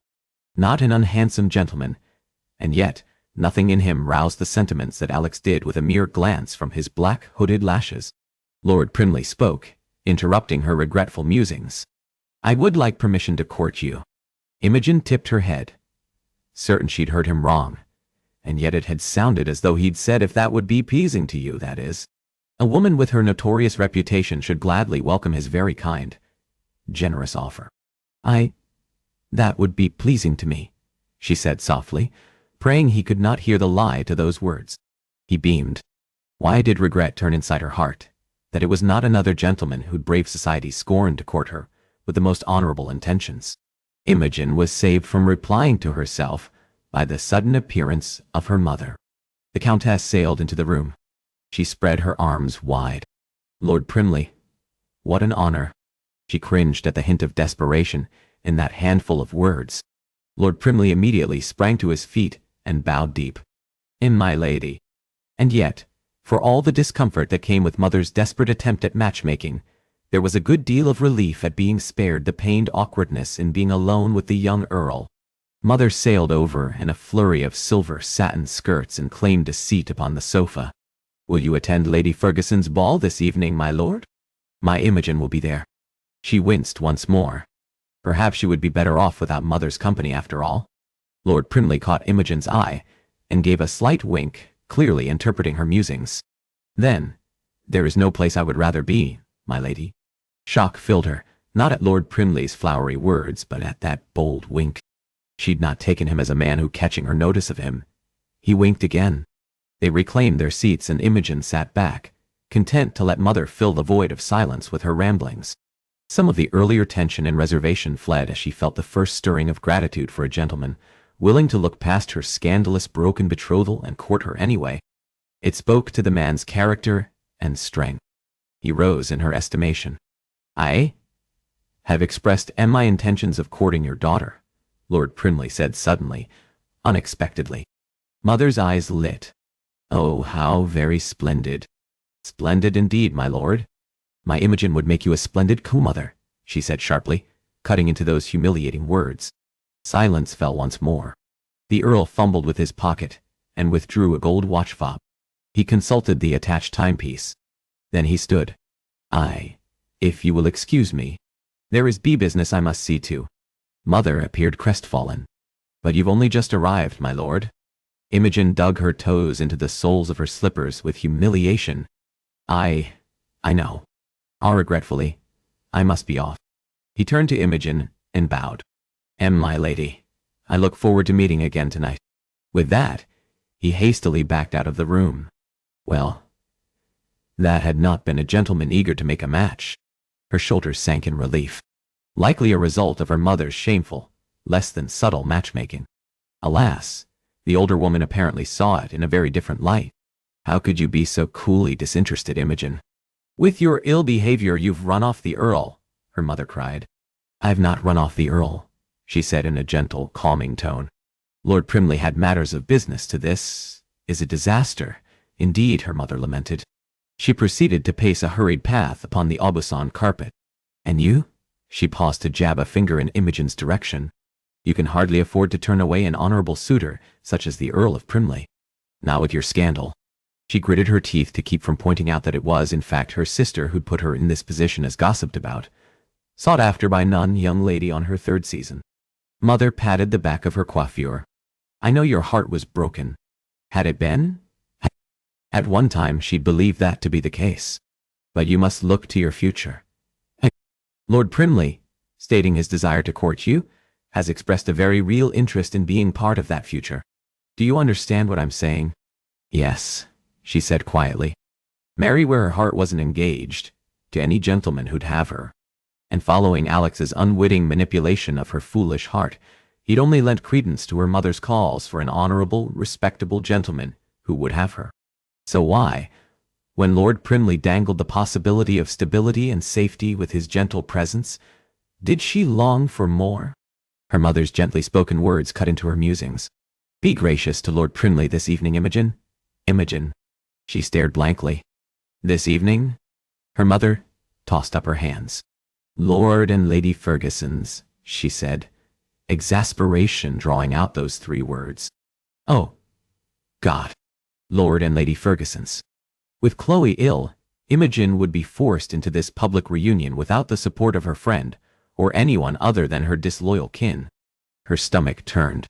"I cannot go." She'd convinced herself she was ready to brave the scandal and the gossips. Now, she was confronted by her own cowardice.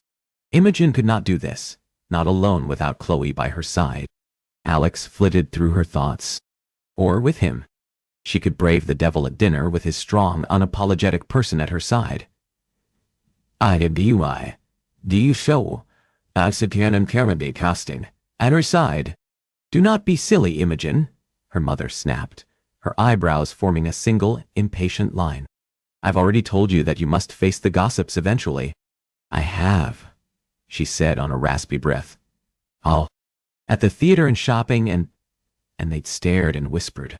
A ballroom full of those stares and whispers. She could not do that.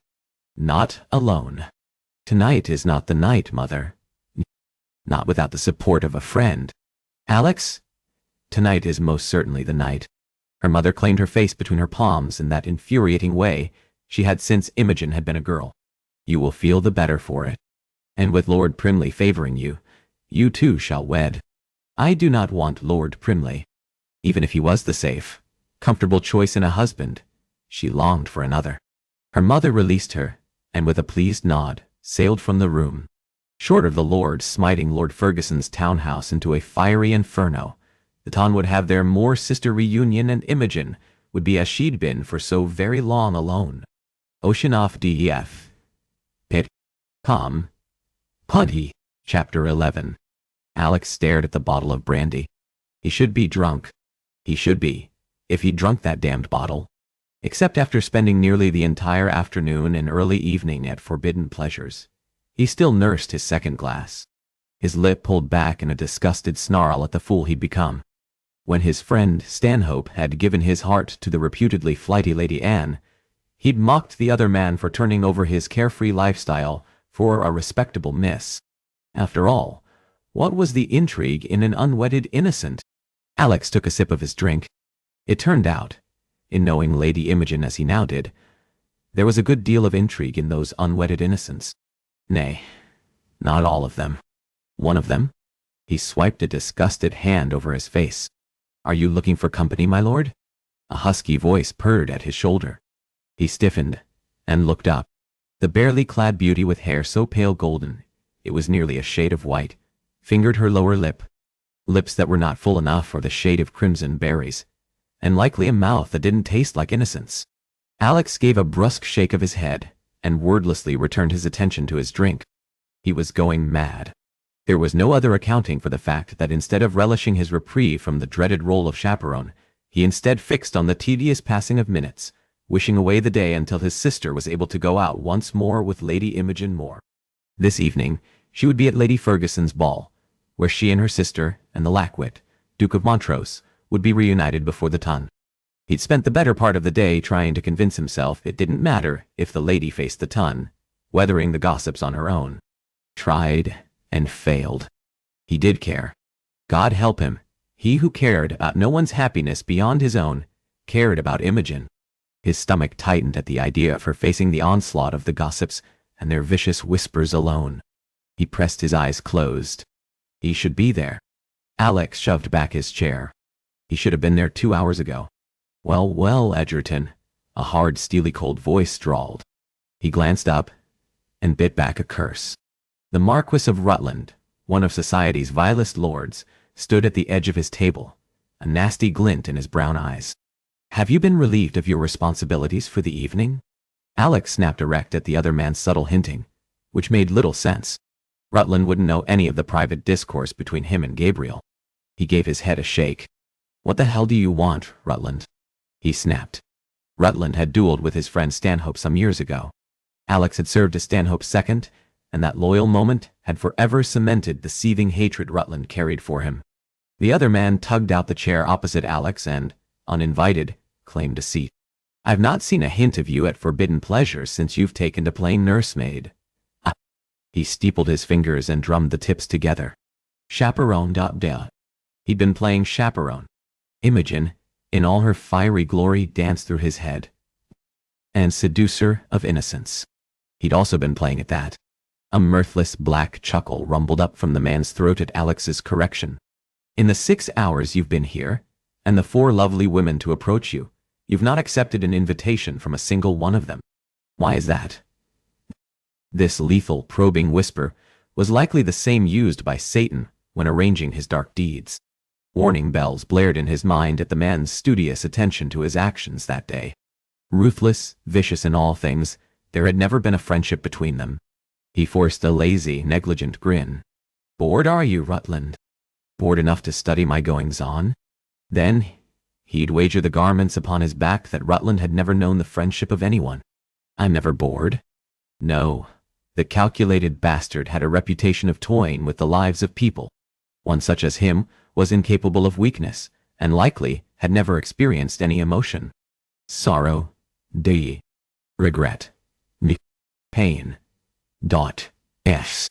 love, month. He started. Where had that come from? Why don't you say what it is you've come to say, and be gone? He bit out. You've taken to shopping and visiting the theater. How had the other man gathered where he'd been? He resisted the urge to tug at his cravat. And if he'd gleaned his whereabouts, had he also observed his exchanges with Imogen? The sudden urge to drag the other man across the table and bloody him senseless filled him with a tangible force. Nothing to say? Rutland taunted. Feigning nonchalance, Alex lifted his shoulders in a shrug. What would you have me say? With a casualness he didn't feel, he grabbed his glass and took a sip of brandy, not tasting the fine French spirits on his lips.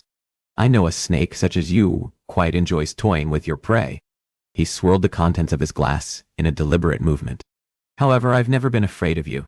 Rutland rested his elbows upon the table and leaned forward. I do not like you, Edgerton. You don't like anyone, Rutland, he drawled. Nor does any member of polite society bear any good feelings for you. With a grin, he tossed back the remainder of his drink. You are correct on that score. His hard lips peeled back in a sneer. However, that is where we two differ. I've never given a jot what anyone thinks of me. And you... He flicked a piece of imagined lint from his immaculate black sleeve. You've always cared a good deal, haven't you? Knowing better than to fall trap to his schemings, Alexander yawned. Annoyance glinted in the other man's gaze. With a scowl, he eyed the occupants about the club, his gaze lingering a moment upon the fat, lecherous Viscount Waters with a beauty on his lap, while he wagered away and lost at the whist tables. The slight narrowing of Rutland's eyes indicated the man had identified prey that would prove far more satisfactory to whatever game he sought to play this night. The calculated Marquess returned his attention to Alex, clearly unfinished with him. So it is the dear Lady Imogen. Poor, jilted for her sister, Imogen, who has bewitched you. All efforts at nonchalance lifted, and Alex gripped the edge of his table, hard enough to leave crescent marks on the smooth mahogany surface. The desire to bury his fist in the man's smug, mocking face was a tangible life force. Shut your goddamn mouth. Except those 4 words merely weakened him in the eyes of this bastard. She has not bewitched me, he gritted out the belated response. A man such as Rutland, knowing how much Imogen mattered to Alex, only opened her to a danger she was undeserving of.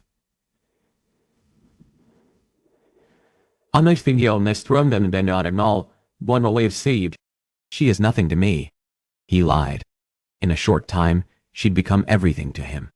A cold, ugly smile turned the other man's lips upward in a macabre grin. You surprise me, Edgerton. Oh. The history between them should have taught Alex better than to indulge the blackguard's vindictive needling. Rutland shoved back his chair and stood. I'd always taken you for one who appreciates the finer beauties. Alex stiffened.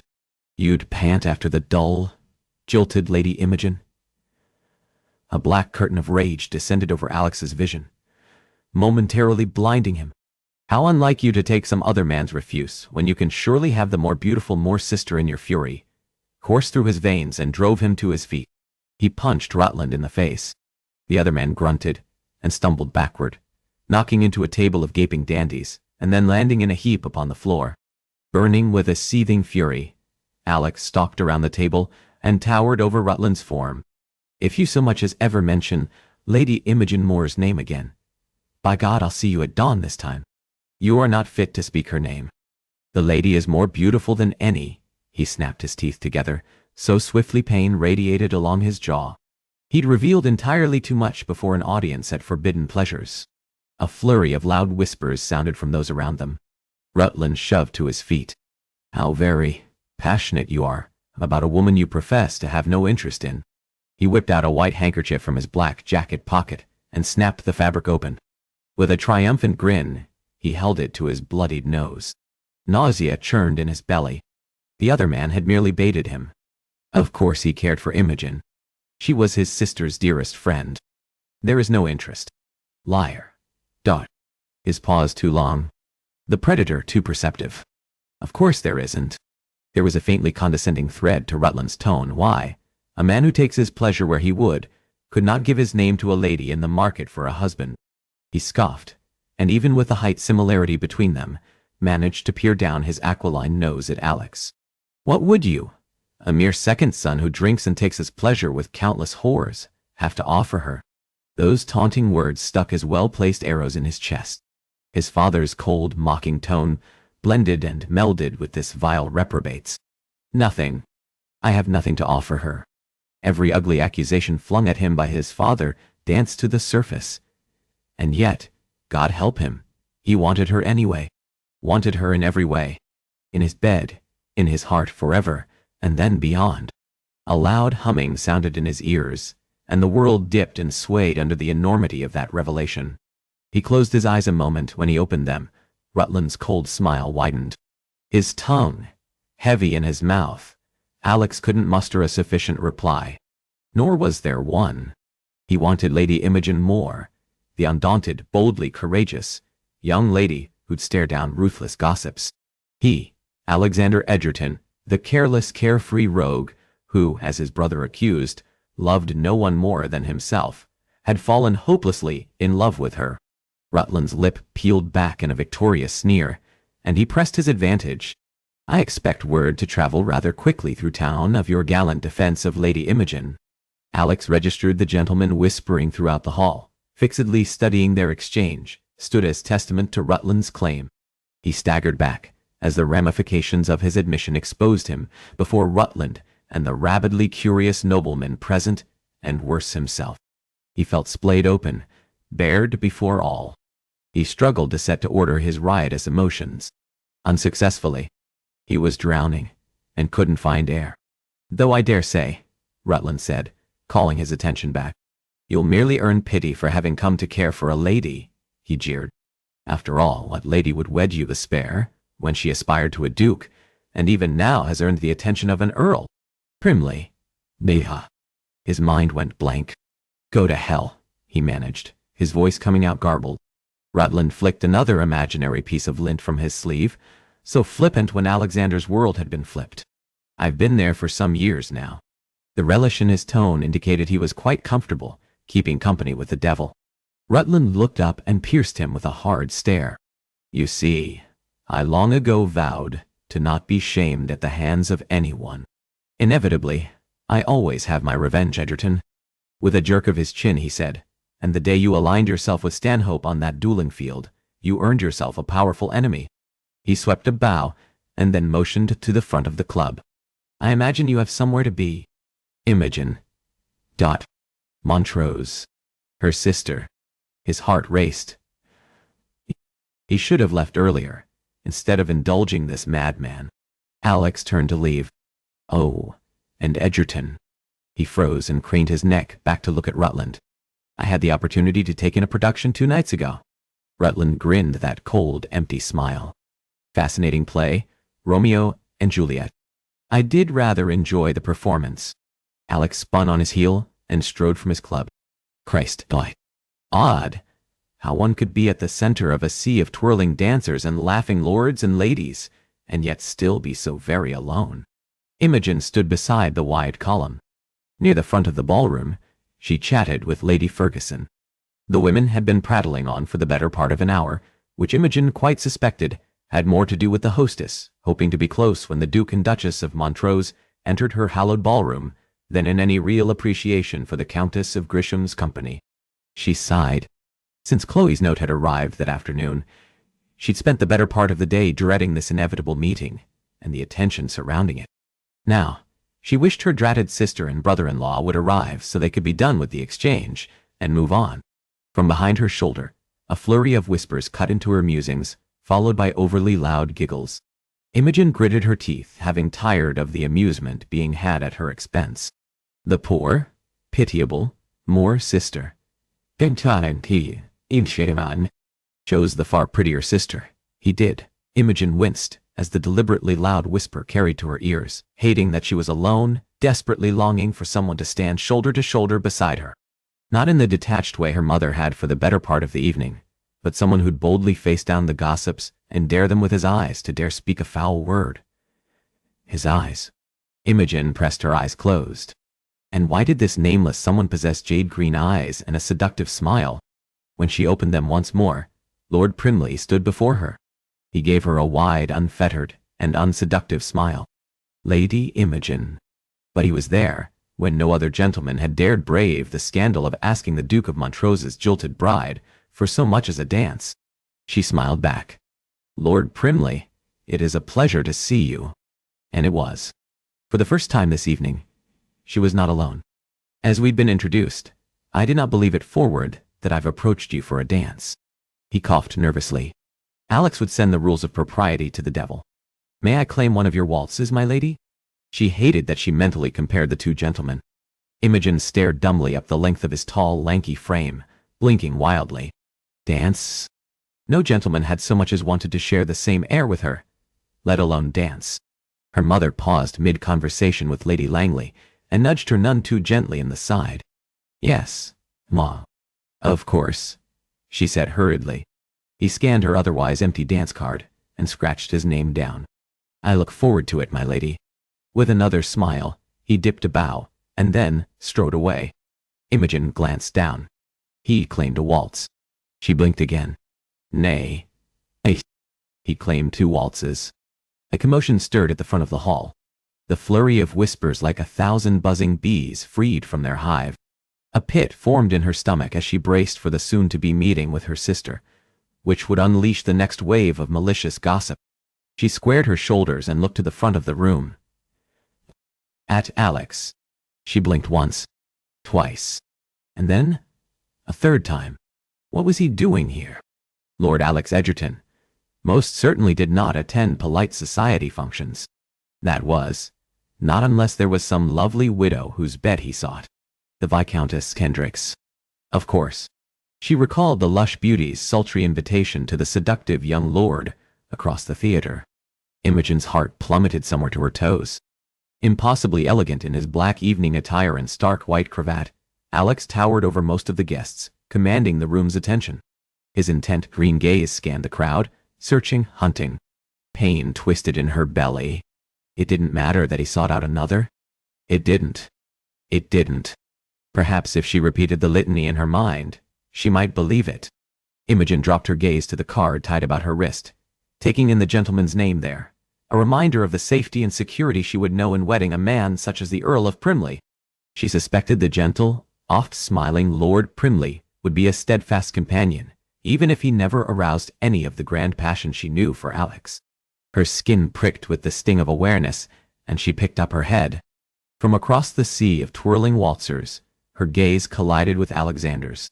The green irises of his eyes, hot, penetrating, fixed on her. Then, a slow, seductive grin tipped his lips up at the corner. Her heart fluttered, and she searched for the recipient of that tempting smile. When she looked across the floor once more, he disappeared. But Imogen ran her quick stare over the ballroom.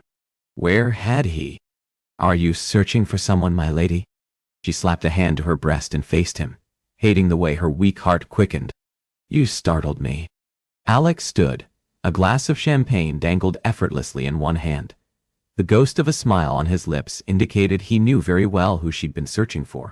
He downed the contents in one long, slow swallow. Imogen narrowed her eyes as some of her desire lifted. The arrogance of him. In fact, I was searching for someone, she murmured. He tensed as all hint of teasing fled, leaving his face in a cool, hard mask. Oh? And who is the illustrious gentleman to have captured your notice, sweet Imogen? She wet her lips and instinctively drew her dance card close to her person. His dark eyes followed that nearly imperceptible movement. He placed his empty glass upon the tray of a passing servant and reached for her wrist. Imogen drew it back. Now, what? Effortlessly, he wrapped his long fingers about her delicate wrist and studied her nearly empty card. Primly, he said, his voice curiously blank. He relinquished the card. Primly, he repeated. Yes, she lied. He dropped his voice to a low, hushed whisper that wrapped around her. You were not looking for Primly, Imogen. A man such as Primly would be burned by a woman of your fire and passion. Warmth unfurled in her belly. No one had ever seen her as anything but demure, the always proper, elder, less lovely, more sister. He made her feel so much more than that, and yet he would do so at the expense of poor Lord Primly. You would disparage the Earl? He has been kind and respectful, and he didn't seem to give a jot about the scandal surrounding her and Rosalind. You long for more than kind and respectful, he said, his words reaching dangerously inside with an unerring accuracy. You want to know passion and desire. And love. I want to know love. You're wrong. There is something to be said for kindness and respectability. A muscle jumped at his eye. Did he take her words as an admonition? Kindness and respectability would grow tedious for one such as you. They wouldn't. She tipped up her chin. And you know me so well, Alex. She dropped her voice to a hushed whisper. And there on the fringe of society said, if you truly knew me, you'd know that I crave those sentiments above all else. Even after Montrose? He asked bluntly. Especially after Montrose. Imogen gave a terse nod. That Bounder's defection had only proven she deserved more. Wanted more to be loved and respected and honored. And she wanted Alex to be the gentleman she knew him to be, so he might fulfill all those greatest wishes she carried in her heart. Alex claimed her wrist once more. I know you enough to see that you long for more, and that you would never be happy in an empty marriage to one such as Primley. And who would I be happy in a marriage to, Alex?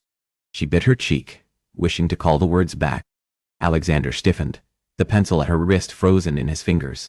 He raised his eyes from the card a moment to hold her stare. Not Primley, he said, at last. Her skin burned in an ever-awareness of him. He dashed his name upon the card and straightened. Imogen didn't know how to account for the inexplicable disappointment coursing through her. Did you expect his answer should have been you, silly ninny? The orchestra concluded the lively country reel, and the dancers came to a stop, politely clapping and taking their leave of the dance floor. The faint, haunting strands of a waltz filled the ballroom. Dance with me. He held out his arm. She placed her fingertips upon his sleeve, and allowed him to escort her upon the dance floor. He settled his hand upon her waist and guided her palm up to his shoulder. Why are you here? Let his answer be for me. He flexed his jaw. Because I wanted to be. His answer was commanding and unrepentant. That isn't an answer, she pressed. Until this season, I've only seen you at a handful of polite events. Alex grinned. Have you been watching for me, love? Love? In the time she'd come to know him, she'd recognized his flippantness was nothing more than a protective measure he adopted to discourage intimacy. No, she said quietly. I've not been watching you. The truth was a secret. Forbidden sliver of her soul had been intrigued by her friend's bold, unrepentant brother. Do not try to distract me. He stared at her through thick, dark, hooded lashes, all earlier levity gone. I came for you. She stumbled, as he at last delivered those words she longed for. Well? With sure movements, he easily righted her. I came for you. Then, on the heel of that revelation, was the stunning, staggering truth. You didn't want me to be alone this evening. His mouth tightened, a dull flush staining his cheeks. Imogen widened her eyes. Are you blushing? Alex mumbled a curse under his breath that would have burned the ears of most proper ladies. I most certainly do not blush, he said with such haughty arrogance she snorted. You are now. She discreetly motioned to his face.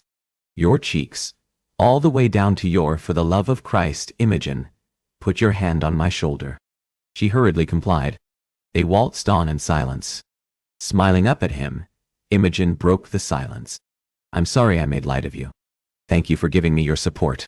Up until this moment, but for Primley, she was to be alone to face the vipers of society this evening. Do not thank me, he bit out. You have been a friend to me here when his hand tightened once more about her waist. Is that what you believe? She winced at the pressure of his touch, and he lightened his hold. That I am here because of a friendship between us? When said in that husky whisper, she conceded the foolishness in believing any level of friendship could exist between the two. Not when her every sense stirred from his presence alone. There is nothing the least bit friendly in my being here, Imogen. I am here because I desire you, he said with a boldness intended to shock. Imogen lightly squeezed his forearm. I don't believe that is the only reason you're here. She expected a protest from him. A flurry of interest at the front of the ballroom cut into whatever words were on his lips. She looked disinterestedly toward the entrance of the room. Alexander caught her as she stumbled. Her sister, Rosalind, stood framed at the entrance, in a shimmering, gold satin gown. The chandeliers cast her in an almost haunting glow. At her side stood the Duke of Montrose. They presented a stunning picture of English perfection. He a golden Adonis, Rosalind a delicate blonde beauty, and everything Imogen with her flaming red tresses had never been. Imogen braced for the familiar feelings of longing, regret, the gripping agony of William's betrayal. Instead, on Alexander's arm, for the first time, She acknowledged how wholly inadequate the other man was, in looks, in temperament, and his own worth. Odd, polite society should so revere the one gentleman for being a duke, permitting unpardonable behaviors, while Alex should prove constant at her side, in spite of the reputation he'd established for himself. Alex's flinty stare upon her called her attention back to him, and away from the horrifyingly fascinated lords and ladies, gaping from her to her recently wedded sister. She smiled. "Thank you," she mouthed. He gave her a slow, gentle smile, devoid of all the cold, harsh cynicism she'd come to expect of him. Oh God! If he could keep it safe, her heart would be forever his. Under the rapidly building terror flooding her being, the music drew to a stop. Alex, so coolly unaffected by her presence, guided her to the column. And instead of turning on his heel, he fixed himself at her side. And she knew her heart would forever be his regardless of how safe he'd keep it. Ocean off, BF down. Calm. Chapter 12. Alex had no place being beside Imogen in this intimate, if public, reunion between a fractured family. The Lord Alex Edgerton he'd been when first presented with that blasted order of chaperonage, or a lack of funds, would have ran as far away and as fast as possible from the young lady at his side. Hell, he'd not have sought her out in the first place. No. He'd have been firmly, comfortably ensconced at forbidden pleasures. Yet, everything had changed. In a few short days. Because of her, and more, because of his love for her.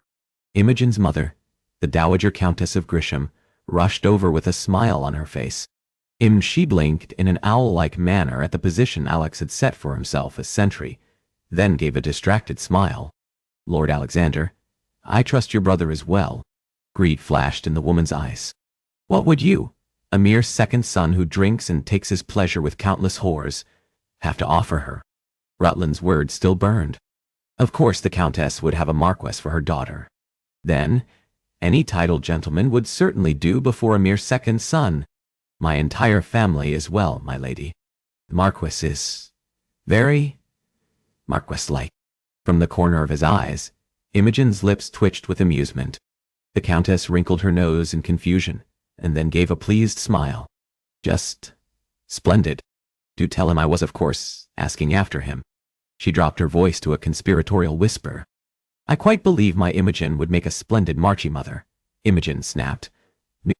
The older woman gave her head a shake. "Oh, yes, yes, of course."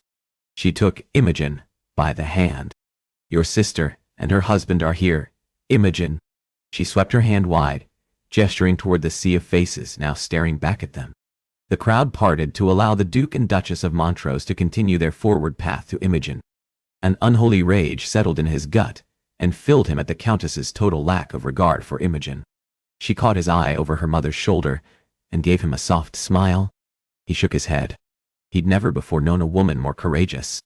How easily she stared down the face of this unkind scrutiny. He wanted to slip his hand into hers and give her his strength, but he didn't have that right. So instead, he stepped back, wishing he was entitled to that place beside her. Imogen deserved more. She deserved the respectability and goodness she sought, and so much more. The Duke and Duchess came to a stop before them. Imogen's sister peered down a pert nose at her sister. "Hello, I am Da." A victorious smile wreathed her cheeks. Imogen's face remained carefully expressionless. "Rosalind," she returned, stiffly polite. Then she added, as if an afterthought, "Your Grace." She dipped a quick, and by Alex's thinking, insolent curtsy. Pride swelled in his chest. God, she was brilliant. The Duke of Montrose's hard gaze lingered a long moment on Imogen. Something primal and possessive roared to life in Alex's chest at the glint of interest he detected in the man's improper stare. "Imogen." The Duchess cast a fiery glance up at him. He coughed into his hand. "We have missed you," he corrected. "Have you?" Imogen drawled, her tone as dry as autumn leaves. Her mother nudged her in the side with her elbow. Die. That is, I'm sure you have." The Countess' nervous laughter trilled loudly, as those around them strained to hear the source of that tense mirth. Interest lit Montrose's eyes, And because a rogue could detect a fellow rogue from across the English Channel, Alex realized the man still wanted her. Another surge of possessiveness flared to life in Alex's chest, as he was besieged by the unholy desire to tear apart the other man limb by limb. The Duchess wisely wrapped her fingers about her husband's coat sleeve. "If you will excuse me, it is so lovely seeing you. It is unnatural for sisters to not be friendly." Montrose gave a faint shrug, dislodging her touch. His wife blushed a furious shade of red. "Indeed it is," the Countess concurred, clasping the Duchess's hand and giving it a squeeze. Mother and daughter stood, smiling at one another. Imogen, however, eyed the two women as though they now acted out the lines of an unfamiliar play. And just like that, the much-anticipated reunion was at an end. The lords and ladies present released an anticlimactic sigh, and then the event resumed as it had. "Oh, it is so wonderful to have my children together once again," the Countess beamed. He curled his hands into tight fists at his side. Montrose shot a glance over his shoulder, and his gaze collided with Alex's. The other man narrowed his eyes, casting a possessive look in Imogen's direction. He stilled. By God, Montrose didn't want him near Imogen. He didn't want anyone near her. The filthy lech wanted his sister-in-law for himself. A familiar stammer cut into that scandalous revelation. "Hello, my lady." "Aye." Lord Primley shuffled back and forth upon his feet, a blush on his pale cheeks. I had hoped to claim my set. What lady would wed you, the spare when she aspired to a duke, and even now has earned the attention of an earl?" Imogen hesitated a moment. "Good evening, Lord Alex." She placed her fingertips upon the other man's sleeve, and allowed him to lead her upon the dance floor. For a waltz. Primley had claimed a waltz. Of course he had, a voice jeered. The young earl was deliberately, yet politely, declaring his interest in the lady. Alex gritted his teeth so hard, pain radiated up his jaw. It couldn't have been a proper country reel or a quadrille, but instead, a dance in which his blasted fingers were upon Imogen's slender waist. "And please send my regards to your sister, Lord Alex," the Dowager Countess of Grisham said politely. Imogen indicated Lady Chloe was indisposed. Alex stiffened at the older woman's interruption. "I will be sure to pass along your regards, my lady." He sketched a bow. "If you'll excuse me." Without awaiting a response, he strode along the perimeter of the ballroom, with his gaze trained on Imogen as the ever-proper blushing Primley guided her awkwardly about the dance floor. The young earl stomped all over her feet. Most young ladies would be frowning, scowling misses. Imogen merely smiled up at the man, eliciting one of those love-struck gleams from Primley's dim eyes. She'd make the bumbling lackwit a perfectly flawless English wife. Her smile would restore the man's confidence in himself, and together they'd become any other married lord and lady hosting their blasted balls, and someday presenting their own damn daughters before polite society. And Alex took a long swallow of his champagne. By God, he needed something a good deal stronger than the light, bubbling champagne. He needed the sharp burn of god-awful whiskey, and more, he needed to get well and truly soused, because then mayhap the pain of watching another court her wouldn't be so great. There really was no purpose in him remaining. He'd put in an obligatory appearance, offering the lady a show of support. He should return to his club and take any number of the four beauties who'd approached him earlier at forbidden pleasures. Rutland's baiting had merely opened his eyes to the truth. He loved Imogen. She was better off with another, and he should let it all go hang Montrose's unnatural interest in his sister-in-law, the fawning Primley, and the wistful Imogen. A figure sidled up to him. Lord Alexander, the Viscountess Kendricks purred her greeting. He stiffened, momentarily shifting his attention from the siren upon the dance floor to the notorious widow. "My lady," he drawled. He passed an eye over the woman's dampened, gold satin gown. She trailed the tip of her tongue along the seam of her rouged red lips, noting his study. "Not your usual entertainment, is it, Lord Alexander?" Her question roused a reminder of Rutland's earlier charge and his own volatile reaction to the man's deliberate jab. The lush widow stroked her fingers along her plunging décolletage. "I find myself bored as well." He'd never said he was bored. In fact, he'd been anything but, since the moment he'd stepped in the hall and found Imogen with his eyes. Lady Kendricks dropped her voice to a husky whisper. I dare say we might enjoy ourselves a good deal more in Lord Ferguson's library. His thoughts remained fixed on another woman with flaming red tresses kissed by shades of a summer sunset. You enjoy reading, do you, Imogen? Do you read, my lady? Yes, I do. Does that surprise you? The widow's sapphire blue eyes widened in her face, and then she threw her head back on a full sultry laugh. Oh, you've the most wicked humor, Lord Alex. The Viscountess angled her body closer to his. Her breasts crushed the sleeve of his jacket. You and I know there are far better delights to be found in a library, don't we? At any other moment he'd have allowed the blousy figure to follow him from the ballroom, then take her hard and fast inside one of his host's rooms. Go. Into time. Take her. You'll see. Well, I see you. Be the man you truly are. Not that false one Imogen and Gabriel believe you to be.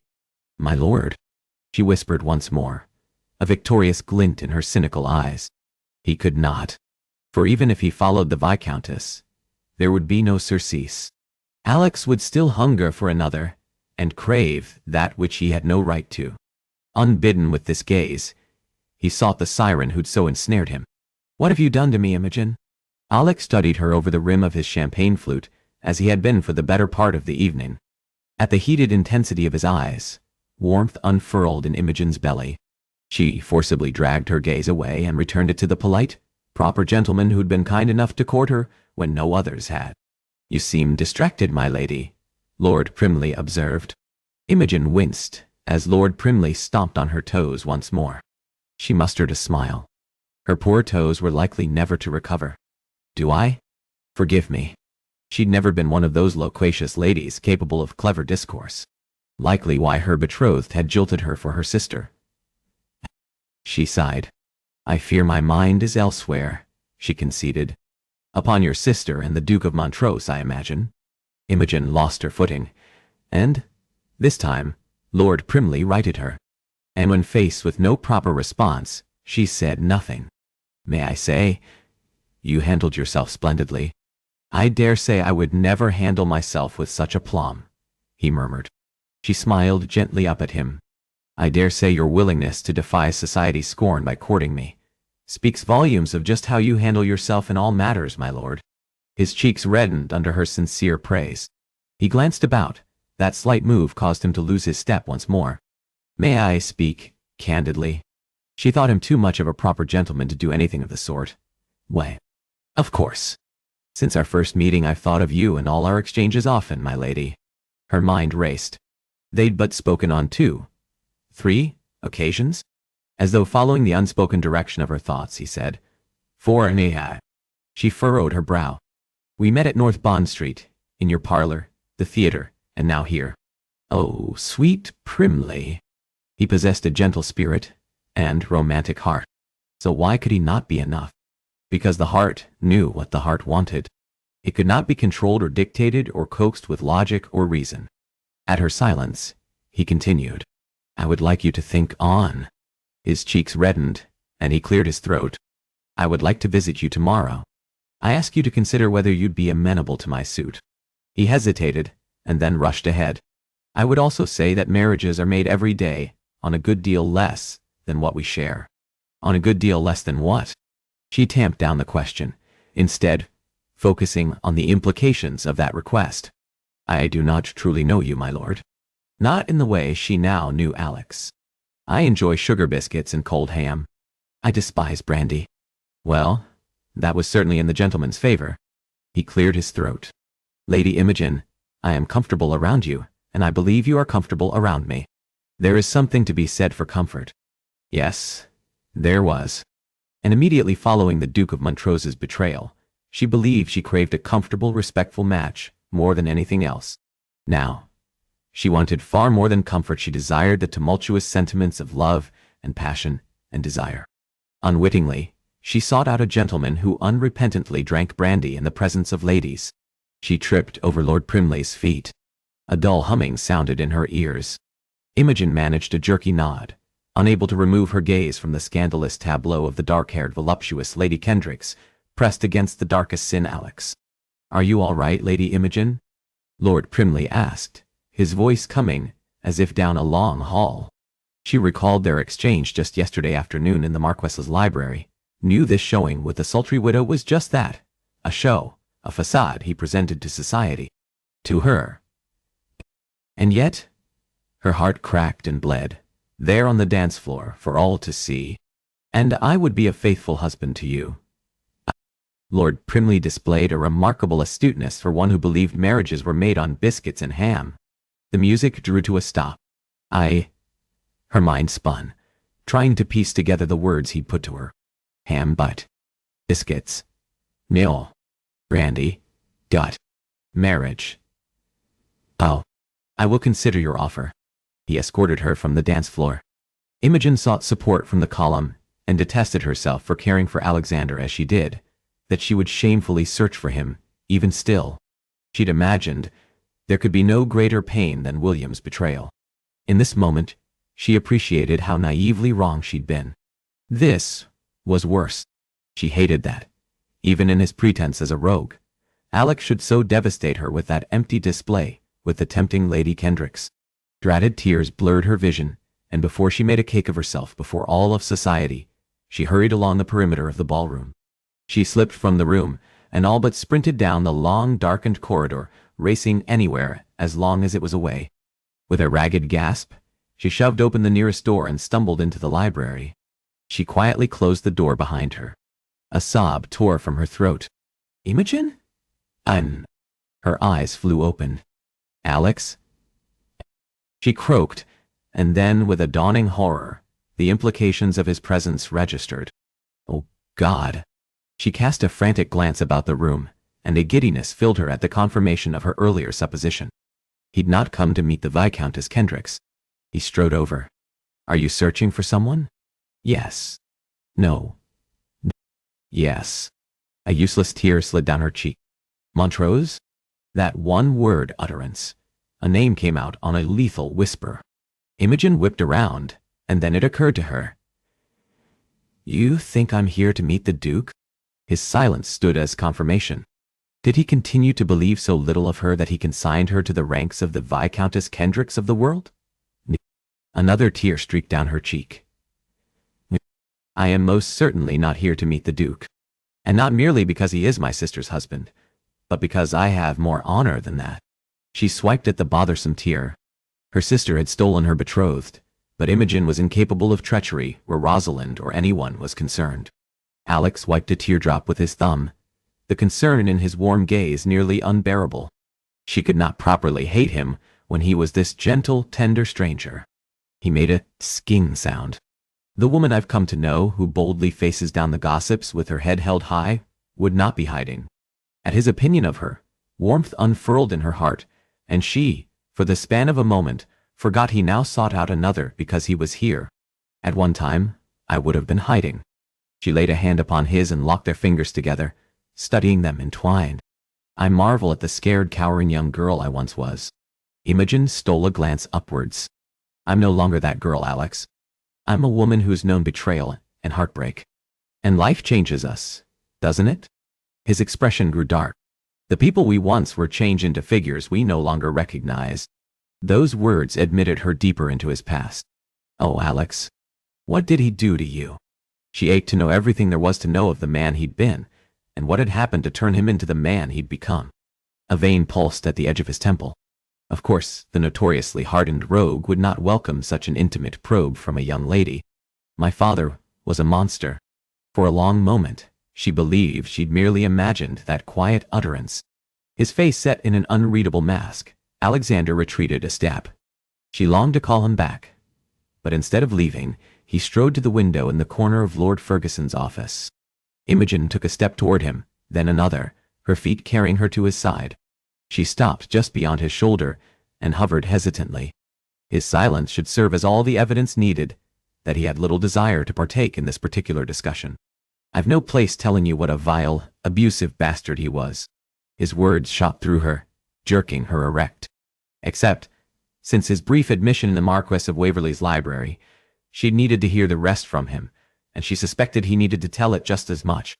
Imogen closed the few steps distance between them, and stood at his side, so close their arms brushed, knowing her silence was somehow needed more than anything else in this moment, knowing intuitively that Alex had never before shared the agony of his past, and did so now of a necessity to finally be free of his own demons.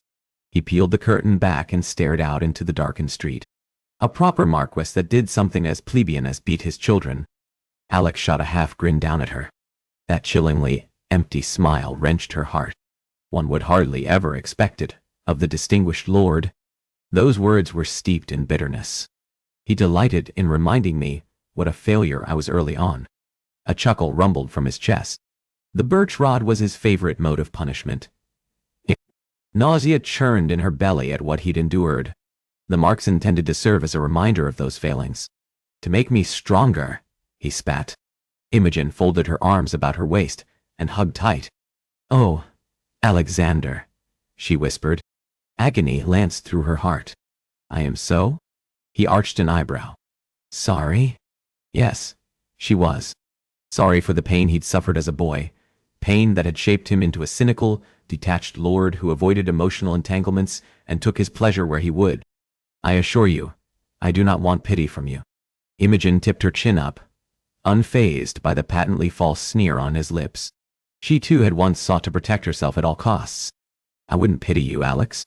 I marvel that you were strong enough to become the gentleman who what? Became a profligate gambler?" He spoke harshly, merciless in his demands. "A drinker? A whoremonger?" Imogen recoiled, and then drew in a breath, knowing he merely intended to shock. "You're not really that man," she said, recognizing that with certainty. Mayhap, in some part deep inside, she always had. "You can present the image of indolent rogue to the ton, but you're not one of those men, Alex." In truth, he had far more honor and courage than any of the peers she'd known in her almost 21 years. She thought of his devotion to Chloe, remembered her friend's words. "You are a dedicated brother who didn't even want to be tasked with the responsibility of chaperoning my own sister. And you are here," she said softly. "You came here tonight so I wouldn't face my sister and the Duke alone." By the slight pause, she knew her supposition had been correct. Imogen took a step away from him. "I'm sorry I interrupted your tryst. Is that what you believe?" Alex jerked his angry gaze toward her. "That I'm here to meet the Viscountess Kendricks?" She raised an eyebrow. "Aren't you?" She'd not doubted his interest in the woman was feigned. "What are you doing here, Alexander?" she asked quietly. "I already told you, I'm not here, but at Lady Ferguson's." Imogen waved her hand about. "You claim you're not here for an assignation. So then why? You'd have faced your sister in Montrose on your own." The words burst from him. He blanched as her suspicions exploded into truth. Warmth suffused her heart and nearly set the organ ablaze. He cared. "And that is why your father was wrong, and why you aren't like the Duke of Montrose, and why you aren't the heartless rogue you've presented to society." She braced for his protest. Instead, his shoulders sagged slightly. The muscles of his throat moved up and down. "You'd make me something I'm not," he said in wooden tones. Imogen returned to his side. "No, Alexander." She cupped his face in her palms, running the pads of her thumbs over his hard, chiseled cheeks. "I'd have you be the man you truly are." "Oh, Alex, you still don't realize, do you?" Her heart ached. "Just because one is born a nobleman doesn't mean they possess more honor and integrity than a second son. Anyone else, does it?" His jaw worked. "No, that is true. Polite society revered lords and ladies for their rank above all else, often turning a cheek to the dark truths and sins carried by those illustrious peers." She touched his forearm. "You agree with me, but why do I suspect you don't truly believe those words?" At her murmured response, his body went taut, the muscles straining the confines of his black coat. His eyes darkened. "What if I said I came tonight because I want you?" he said on a husky whisper that ran through her. Did he intend to shock her? From the moment she'd picked her gaze up and found him grinning down at her in the Marquess of Waverley's library, he'd robbed her of the ability to be scandalized by his actions or words. He roped his arm about her waist and drew her close. Her belly fluttered, but she tamped down her body's natural yearning for him. "Do you know what I believe?" She didn't wait for him to reply. I believe your life is no different than one of those Drury Lane productions we took in 2 evenings ago. He blanched. You are not a rogue. She'd come to that realization in the theater, and now his presence at her side this evening proved him to be more than that feckless fellow. In thy face I see the map of honor, truth, and loyalty. He started, and then adopted that false rogue's grin, a practiced, deliberate smile. A show? I most certainly am, my lady. Alex closed the steps between them and cupped the back of her neck, angling her face up to his. In fact, I can show you just how much of a Imogen ducked out from under his arms. At any other moment, her heart would be racing, and she'd be breathless from his deliberate charm.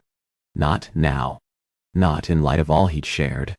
Alex released her so suddenly that she careened sideways, then quickly righted herself. You'll quote Shakespeare and dream the words of romantic poets. His gaze took her in from the top of her shamefully crimson head to the tips of her slippers, and then back up once more. Yet you'd be better served if you stayed the hell away from me, Imogen. Have Primley for your husband? Pain knifed through her. You don't mean that? I do, he said, the merciless edge to his words sharper than any blade. You've had your heart broken by Montrose. Any of this hero worship you'd heap upon me is not deserved. The only reason I came tonight was at the bequest of my sister. Oh, God. She shook her head, incapable of getting words out past the emotion clogging her throat. Yes, he said with a bluntness that made her flinch. The only reason I shared my past, he faltered over those words, with you was so you might realize why I've become the man I am. Alex stalked over. Do you know why I've been such a, how did you refer to it, doting brother? He planted his hands on her shoulders, forcing her gaze up to his. Because my brother, the revered Marquess, has tired of my gaming, whoring, and drinking. She flinched. He threatened to cut me off if I did not do my brotherly duty. I've only ever cared about myself. He released her so suddenly, she staggered back a step. I don't believe that, she said softly. Did she try to convince herself? Or him? Then you're a fool, and it is no wonder you were too naive to see Montrose's true character. Imogen jerked back, his words more painful than had he struck her. She'd come to know him too much in this time to recognize this display was nothing more than a mechanism to push her away, a desperate bid to protect himself from further hurts. Don't do this, she pleaded. I'm not doing anything but providing the truth. With a sharp, perfunctory bow, he spun on his heel and left. A tear slid down her cheek, the silence of the room her only company. God help her. She'd gone and fallen in love with Lord Alex Edgerton, a man so determined to keep the walls up about his heart, he could never, would never, love her in return. Ocean off. B.D.F. Y. Commons. Chapter 13. Alex sat on the sofa in the library of his brother's townhouse, cloaked in the thick, dark silence of the early morning hours, head buried in his hands. Even with his abrupt departure from Imogen at Lady Ferguson's ball 5 hours past, a riot of emotions still churned through him. He loved her. A hiss escaped his lungs, the slight exhalation of it, as it burst from his lips, the only sound in the dead of night. Why are you doing this? A lady once betrothed to a duke, now courted by an honorable earl, deserved far more than Lord Alex Edgerton, the broken and battered second son who'd been told with an enduring frequency of his unworthiness. First from the sire who'd given him life, and then in all those countless women who took him to bed, wanting nothing more than the pleasure of his body. And those meaningless entanglements had been enough. Until Imogen. May I come in? He snapped his head up. I didn't hear you enter, he said, his voice gruff from the tumult of his emotions, and the embarrassment of being caught unawares by his ever-perfect older brother. Gabriel shoved the door closed behind him, then strode over. Then, in a manner eerily reminiscent to an exchange that had taken place in this very room just recently, Gabriel paused at the foot of his seat. Alex reached for the full bottle of brandy and the empty glass alongside it. His brother covered his hand with his own, staying the movement. You don't want that. He did. Desperately. So he might find a liquid resolve. What the hell do you know of it? A wealth of questions buried within the one. At one time, Gabriel had known. With the passage of time, he'd forgotten what they'd shared.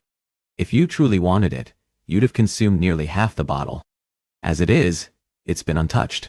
Alex tightened his fingers about the rim of his glass, hard enough to shatter the tumbler. He lightened his grip, damning him for being astute, seeing everything, and yet, at the same time, seeing nothing. What the hell do you want? May I? He motioned to the seat beside Alex. Surely the powerful Marquess needn't ask permission to be seated in his own library. Did he imagine the spasm of pain to contort Gabriel's face? He scoffed.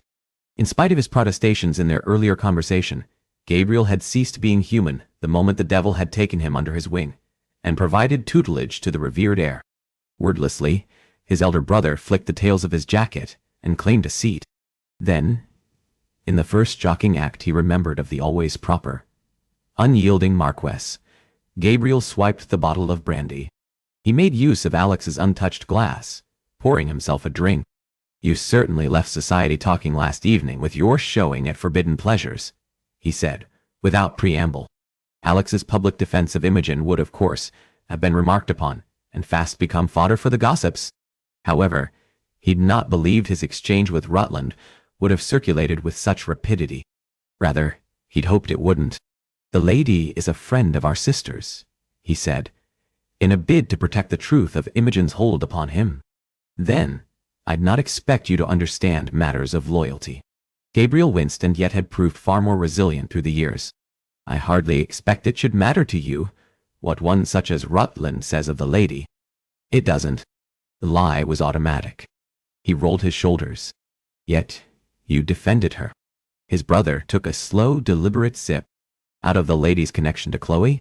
Skepticism underscored those questions. A volatile force of emotion brought Alex to his feet. Is there a question there? His brother arched an eyebrow. Rutland is a master manipulator, he said defensively. He'd have the ton believe there is more there than actually is. Liar. Ever imperial and unaffected, Gabriel leaned back in his seat. Perhaps. He draped an arm along the back of the leather sofa. Of course, he'd not let the matter be. I'm sure it was merely gossip and lies that claimed you defended the lady's beauty. A wry smile pulled at the other man's lips. Though the gentleman doth protest too much, methinks. He'd grown accustomed to a world in which Gabriel didn't know his interests or hopes or fears. Yet, for everything that had come to pass, he still remembered Alex's love of Shakespeare. A flush burned his neck.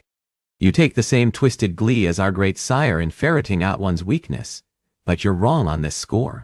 I do not care for Imogen more. I love her. Two very, very different sentiments. Gabriel went still. A flash of pain sparked in his eyes. Is that truly how you see me? As an extension of our father? Bloody hell. He did not wish to have this discussion again with his brother. Dredging up their dark past was futile. No words could put to rights the rift between them. We've already said everything there is to say about our...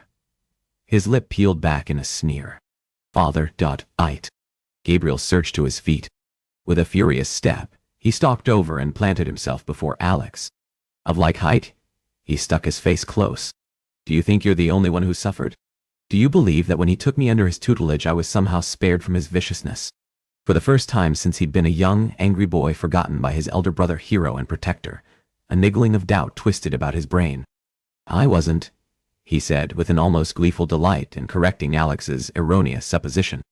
I was still a victim of his abuse. I still bore the blunt of his fist, his hand, or that damned birch rod whenever I faltered in the lessons he imparted. If those words were truth, then it would mean everything he believed these nearly 2 decades had been wrong. He shook his head dumbly. No, pensare. The world would cease to make sense if his brother spoke the truth. Yes. Gabriel spoke in a deadened tone that could only come from another who'd shared in the hell of Alex's youth. He scoffed. Come, you are smart. Surely you noted the attention father showed you after he'd separated us and began grooming me for the role of Marquess? With a confounding sluggishness, he ran through the childhood years, rolled past the bitterness, resentment, and pain he carried at his brother's defection. As a small child, the beatings handed out had occurred with a shocking frequency. They'd never stopped. I couldn't stop him completely, Alex. Gabriel rubbed his chest as though in pain. I was never that strong, and in my inability to do so, I became the failure you found me to be. He met his gaze square on. But you were never the only one to know that pain. I don't want you to believe you were different, or less worthy, merely because your position of birth. Chloe, Philippa, Gabriel sucked in a jagged breath, and then his face tightened. He shook his head, as though unable to revisit the horrors known by even the young Edgerton girls. He'd have taken a piece of your flesh regardless, because that is what monsters do. The world dipped and swayed, and Alex found purchase on the edge of a winged back chair. You protected me. He didn't recognize the hoarse declaration as his own. Color filled his brother's face. Don't have me be a hero. I'm not. I'm not. If I was, I would have stopped him, maintained your friendship, and cared for Chloe and Philippa. And words trailed off, and he dragged a palm over his face. I've not come to again raise memories of our past. The day he died, I swore I'd never again mention his name. He cast a hungry look back at the bottle of brandy atop the table, and it occurred to Alex just how great the demons Gabriel himself battled. Alex held his hand out, calling his brother's attention back away from those spirits that would not truly provide any escape from the past. He knew as one who'd tried. He cleared his throat tight, with emotions too long buried.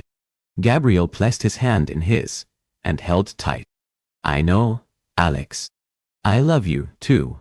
His brother stared at their clasped hands, and then with the alacrity of one who'd been schooled in concealing any and all emotion, released Alex's fingers. Your Lady Imogen, he began.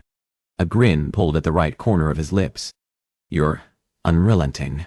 You may believe she'd be better with a titled gentleman, but she nearly had the Duke of Montrose. And what has that brought her?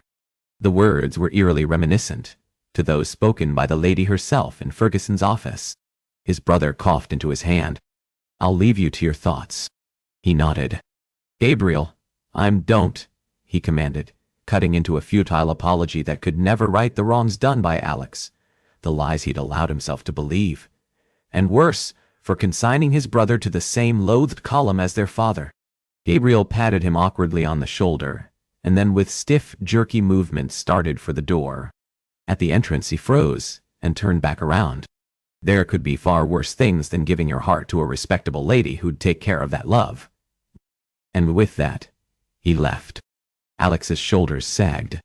He'd spent years hating his brother for having abandoned him, when in truth Gabriel had sought to shelter him, to hold the Marquess's attention for his own, and through that redirect a madman's ire away from his younger siblings.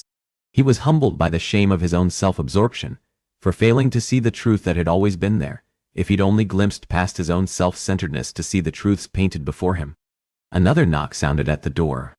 Woodenly, he picked up his head. May I come in? Without waiting for permission, Chloe slipped inside the library. He mustered a grin for his youngest sister. Of course you intended to do so, regardless. She smiled. Indeed. Then she winced, touching her fingers to her temple. Alarmed, he hurried over, but she merely waved him off. It will take more than a megrim to weaken me. He believed that. In all she'd endured and triumphed through, she was stronger than any gentleman he knew. He motioned her over. Sit, it. With a sigh, she walked slowly over, and then sank into the wide leather sofa he'd occupied earlier. The old folds of the seat swallowed her diminutive form. In this moment, she may as well have been the same girl who'd dogged his footsteps, and made it a disastrous habit of imitating her older, incorrigible brother's poor behaviors. Chloe drew her knees up and dropped her chin atop the top of her modest, thick, cotton wrapper. I overheard your discussion with Gabriel. She still possessed that bothersome habit of listening at keyholes. Did you? He asked dryly, which of course indicated she'd heard mention of a certain fiery beauty who'd slipped into his deadened heart and breathed life back into the once useless organ. She nodded. About Imogen. Chloe chewed her lower lip. Wow. Well, all of it really, but particularly the part about Imogen. Unrest stirred in her blue eyes, trained upon her knees. I don't care to speak of him. He fastened his gaze at her arms, looped about her knees. I know. With a flounce of her curls, she dispelled dark mentions of their evil sire. Imogen. Dadesh. Unbidden, another grin turned his lips, her name alone filling him with a lightness he'd not believed himself capable of. Oh dear, you are quite in love. Chloe lowered her legs in a flurry of white skirts. I dare say you've not told her. No, I've not told her, he murmured. In fact, he'd done just the opposite, really.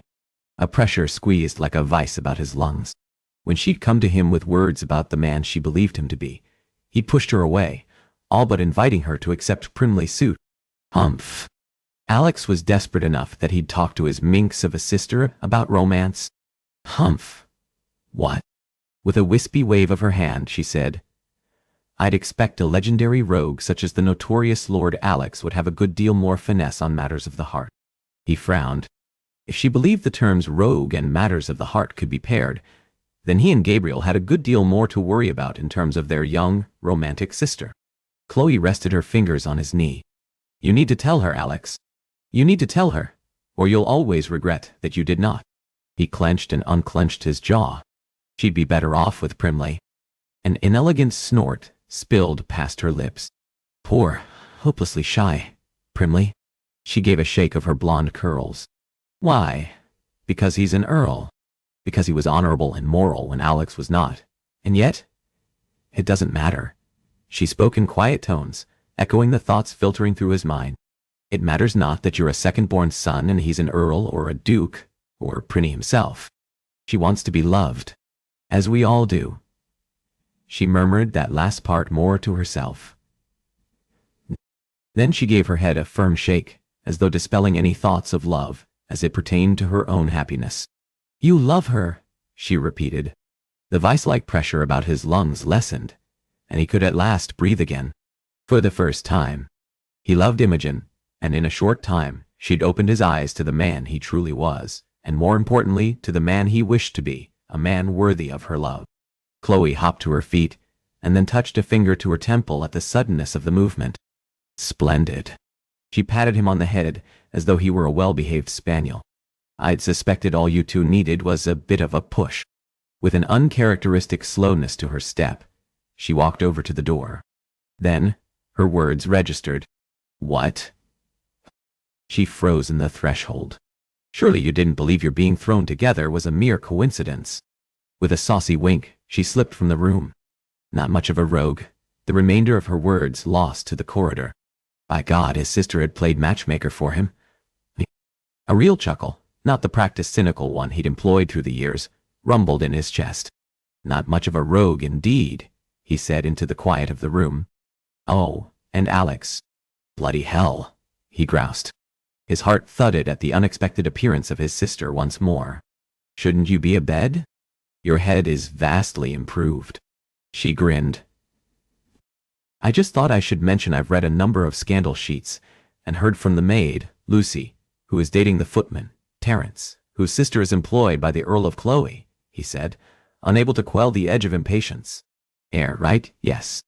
Well, servants do talk, and the Earl of Primley's servants have whispered that the gentleman intends to offer for Imogen. With a slight, mocking curtsy, she turned on her heel and took her leave. His heart thumped a panicked rhythm inside his chest. Primley intended to offer for her. And why wouldn't he? But the other man would not simply make his offer. Not until Alex first spoke to her. His gaze found the ormolu clock atop the fireplace mantel. He struggled to bring the numbers into focus in the dimly lit room. As long as he'd known Primley, the man had been a respectable figure who adhered to propriety and conventions, and at this fashionable hour, was likely there even now with Imogen. Squaring his jaw, Alex started for the door. She could not accept Primley. Not until Alex himself told her the words in his heart. He loved her. Oceanoft DF. Calm. Chapter 14. Imogen trailed her fingertips over the green leather volume of Shakespeare's Romeo and Juliet, recalling her trip to the theater, Alex at her side, whispering words of the bard into her ear while caressing her palm. The actions of a rogue, and yet not. Her eyes snagged upon a verse, and she fixed on those apropos words. Is love a tender thing? It is too rough, too rude, too boisterous, and it pricks like thorn. Last evening, he positioned himself at her side, weathering the gossip as she and her sister and her former betrothed were placed on display like an exhibit at the Royal Museum. Those actions were not those of a gentleman who did not care. Nor did his insistence that he'd merely come at Chloe's urging bear any credence. Perhaps in the immediacy of his departure, but not now. Imogen set aside her book and reached for literature she abhorred before all others. She perused the scandal sheets that had cast aspersions on the heartless words Alex had flung at her last evening. A certain Lord A publicly declared his regard for a certain Lady Imb before a collection of guests gathered at a notorious club. In addition to mentioning the lady's beauty and intelligence, the gentleman quite honorably defended, etc., etc., etc. A wistful smile played about her lips. Surely those were not the words or actions of a disinterested gentleman who danced attendance upon her solely for his sister's benefit. The audacity of the man, her mother cried from the doorway, bringing Imogen's attention up. Ah! She sighed at the unexpected and undesired appearance of her overdramatic mamma. Dad. Mother, she began, knowing very well the lady who loved the scandal sheets, mayhap more than her own children, had certainly seen mention of Alex and her name. The Countess brandished a copy of one scandal sheet or another and waved it about. Lord Alex Edgerton. What of Lord Alex Edgerton? She asked patiently. In a wholly uncountess-like move, her mother all but sprinted over and waved the page before Imogen's face. He fought about you? Over you, my dear. He? She arched an eyebrow. Mother's eyebrows shot to her hairline. Surely you've read the scandal pages. Then, with a pained groan, she took in Imogen's reading material. Shakespeare? My dear, I do not know how I so failed you that you'd be devoted to that. That drivel when there is far more important business to attend to. And by business do you mean gossip? Precisely. Mother slapped the page against her other palm. Her frown deepened as she realized her response.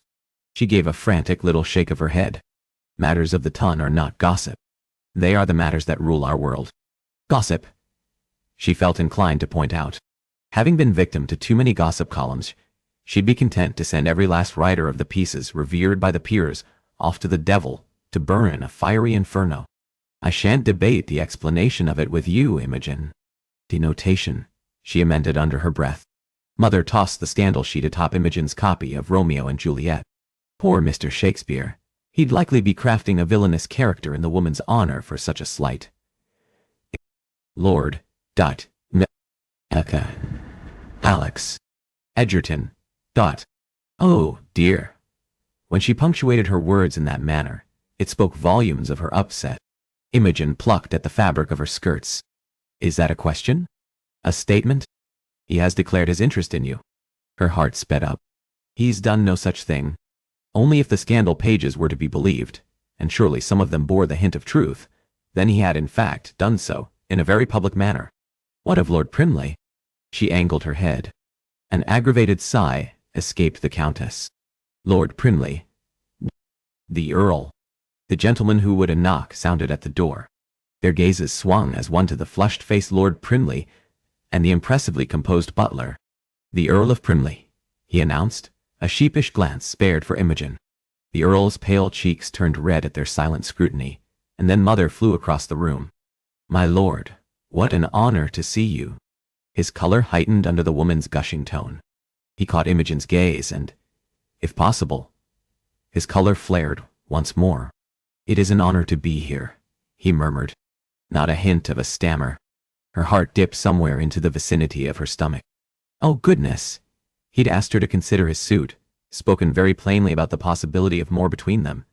And yet she'd only been able to think of Alex and their meeting in Lord Ferguson's office. I shall leave you to your visit, Mother said with a giddy smile. She cast a glance back at Imogen, and then slipped from the room, leaving her and Lord Primley alone. Very alone. Imogen looked to her maid quietly embroidering in the corner. But for her maid. Thank God for Lucy. Her feet twitched with the desire to take flight. Lord Primley hung back by the doorway, hesitantly shifting back and forth on his feet. Belatedly, she remembered her manners. Won't you come in, my lord? He lurched forward in long, loping strides, and she could not help but compare him to the man her heart wanted, a man whose demons would surely never allow him to open his heart. Yet, there was the exchange between him and Rutland. Would you care for refreshments? She asked, when they'd taken places across from each other. No, refreshments. He spoke as though he'd wadded a kerchief in his mouth. She eyed him askance. My lord, are you all? I'd asked you to think on a match between us. That not-so-veiled suggestion he'd made at Lady Ferguson's last evening now became a formal offer. Imogen's mouth went dry. A bead of moisture dotted the man's high brow. I am here to offer you marriage. Her heart, already somewhere in her stomach, sank all the way to the bottom, landing at her toes. Need you be surprised, silly? But for dropping to a knee in the midst of Lady Ferguson's ballroom and putting to her an offer of marriage, Lord Primley had been abundantly clear in his intentions. In him, she would likely have a quiet, companionable union, however devoid of passion and love it might happen to be. Unwittingly, her gaze fell to the scandal sheet. I read about Lord Alexander. That brought her head up. Oh, dimmed. Surely there was no suitable response to such an admission. The morning's rays now glinted off the Earl's perspiring brow. He yanked out a handkerchief and dabbed at his forehead. I'll not disparage Egerton in my bid to make you my countess. With those words the gentleman rose mightily in her estimation, as she saw in him one of the rare, good souls amidst their jaded and soulless world. But I will promise to seek care for you, and you'll want for nothing and Imogen placed a hand upon his, staying his words. Those bug-like blue eyes went enormous in his face, as though scandalized at the touch of a lady, even if the lady was one he'd just put a formal offer of marriage to. My lady, he squeaked, yanking his hand back as though scorched. Alexander would never be so scandalized by a gentle caress. Instead, he'd likely have ordered Lucy from the room, and then taken her lips under his. Regret squeezed at her heart. Why wouldn't he accept the gift of her love? I wanted to thank you for the honor, my lord. Hope flared in his eyes. But it would not be right for me to wed you. His shoulders sagged. Because you love Egerton? He directed his question to the floor. A pang of remorse pulled at her heart. Because you are a good, kind, and honorable man who deserves a woman who will love you. And she could not be that woman, not when her heart and whole soul belonged to another. I would make you a deplorable hostess. At those decisive words, a sad smile turned his lips down at the corners. I barely stammer when you're near. You'd make me a better host. For society's ill opinion of Lord Primley, she came to appreciate the tenacity of the gentleman. She opened her mouth, but he cut into any further protestations on her part. What if he will not wed you? Would you then consider? No, she said with a gentle firmness. You deserve more than that, my lord. At one time, immediately after Montrose's betrayal, she'd have likely accepted a passionless union based on comfort. Not anymore. She deserved more. Just as the Earl did. You'll find love. I am sure of it.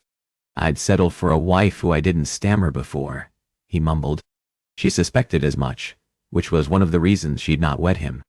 Lord Primley beat his hand against his thigh, and eyed the scandal sheet open upon the table before them. I know what they say of Egerton. She straightened her spine. But I have always liked the gentleman. He picked his head up and gave her a sheepish smile. One of the only men at university who didn't have fun at my expense. Another pang pulled at her heart, and she detested all those who'd made the kindly man's life a misery and loving Alex, all more for having once been a friend to him. He rocked back and forth on the balls of his feet. She must be madder than a madman running the halls of Bedlam to turn down such a safe, practical offer. Thank you, my lord, she said softly. He bowed. My lady. With that, he took his leave. Seated on the comfortable squabs of his carriage, he withdrew his watch fob for surely the 100th time and consulted the time on his pocket watch. With a curse, he stuffed it back into his pocket, then tugged the red velvet curtain aside. He peered at the clogged roadways. The cheerful hothouse blooms on the opposite seat stared mockingly at him. At this rate, Primley would have put his offer to Imogen, married her, and spirited her off to the country. He growled and banged on the roof of the carriage, and his driver pulled hard on the reins of the team. Bloody hell, he muttered, as the jerky stop tossed him against the side of the carriage. The flowers tumbled to the floor. Lord Alexander? The servant James called. Alex shoved the door open and leaped out of the conveyance. I'll walk the remainder of the way. He grunted as the jarring movement coursed up his leg. The liveried servant adjusted his cap and eyed the busy street skeptically. You're certain, Lord Alexander? He glanced about the crowded streets, and then to Alex. I am. With that, he started along the fashionable streets of Mayfair, onward toward. He cursed and spun around and nearly collided with James. The man gave a lopsided grin and held up the forgotten bouquet of white roses. You forgot your flowers, my lord? Dismissing the curious stares from passers-by trained on him, he accepted the flowers with a murmured thanks and strode down the street once more. Dread stirred in his chest and built slowly as he imagined Primly, even now, dropping to a chivalrous knee and offering Imogen his name, and worse, his heart. Alex picked up his pace, weaving between the throngs of lords and ladies, out at the fashionable hour. He should have arrived earlier. He'd not required the flowers. Only he'd wanted the flowers. After what the Duke of Montrose had stolen from her, Imogen deserved sonnets and flowers and love and more. He gritted his teeth, so hard pain radiated up his jawline. What good would his meager offerings be if she'd already accepted Primley's damned suit? She could not have. And God help Alex for being the bastard he was, for she did. He wanted her to break it off with the other man, throw him over, and have Alex. Panic built in time to the frantic beat of his steps, and he lengthened his stride as the white stucco finish of her family's townhouse came into focus. Alex sprinted the remaining distance. He bounded up the handful of steps, just as the front door opened. Lord Primly stepped out. The flowers slipped from Alex's fingers and fell in a thump on the stone stoop. Ah, God! And always entirely too cheerful, Primly grinned. Hello, Edgerton. So good to see you. No, it wasn't. It was bloody torture seeing the other man here, knowing what, rather who, had brought him here. Primly, he squeezed out past a tight throat. A pleasure, he lied. He wanted to hate the man. He truly did. The man who'd have Imogen for himself dropped his gaze.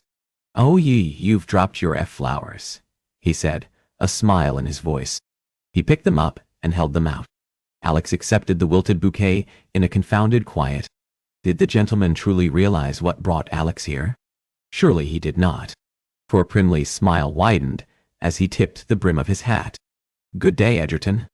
Struggling for breath, Alex spun to the still open door and entered behind the graying butler. He shifted the rapidly wilting, crushed blooms in his hands and fished around the front of his jacket for his card. Lord Alex Edgerton to see Lady Imogen, he said with a newfound appreciation for how difficult it was for Primly to go through life in a constant state of anxiety. He shrugged out of his cloak, and a servant rushed forward to relieve him of his burden. The butler studied the card a moment, and then motioned him forward. Lady Imogen is receiving visitors in the drawing room. His mouth dry, Alex fell into step behind the old servant, his mind curiously blank. What if she'd accepted Primly's offer? Agony gripped his chest. What if she saw the truth? That Alex was, in fact, the worthless bounder his father had always accused him of being. What if Gabriel and even Imogen herself had been wrong, and she'd at last realized that he was unworthy? The butler stopped before an open door. The Lord Alexander Edgerton, he announced. Perched on the edge of her chair, with a book atop her lap, Imogen's mouth fell open in surprise. Alex, she blurted. She hopped to her feet, her emerald green skirts rustling noisily. The leather volume tumbled from her lap, falling noisily to the floor. He stuck his rumpled offering out. I've brought you these. Did that harsh, guttural tone belong to him? She tipped her head at an endearing angle. You? Alex stalked over and spoke, cutting into her words. I lied to you. Imogen opened and closed her mouth several times, and then called out to the maid in the corner. Lucy, will you see to refreshments? She gave the servant a pointed look. The young maid hopped to her feet and hurried from the room, closing the door partially behind her. Alex, I lied to you, he repeated. He dragged a hand through his hair. I told you to accept Primly. I told you that I had only attended Ferguson's ball at my sister's bequest. Both lies. He tossed the bouquet of flowers onto the rose-inlaid table and claimed her hands, raising them to his lips one at a time. I was there because of you. I know that, she said softly. Did she? Could she truly know that, as he'd sat at his clubs, he'd been ravaged inside at the idea of her facing down the cruel ton, with no one but her empty-headed mother at her side? I had intended to write you a sonnet.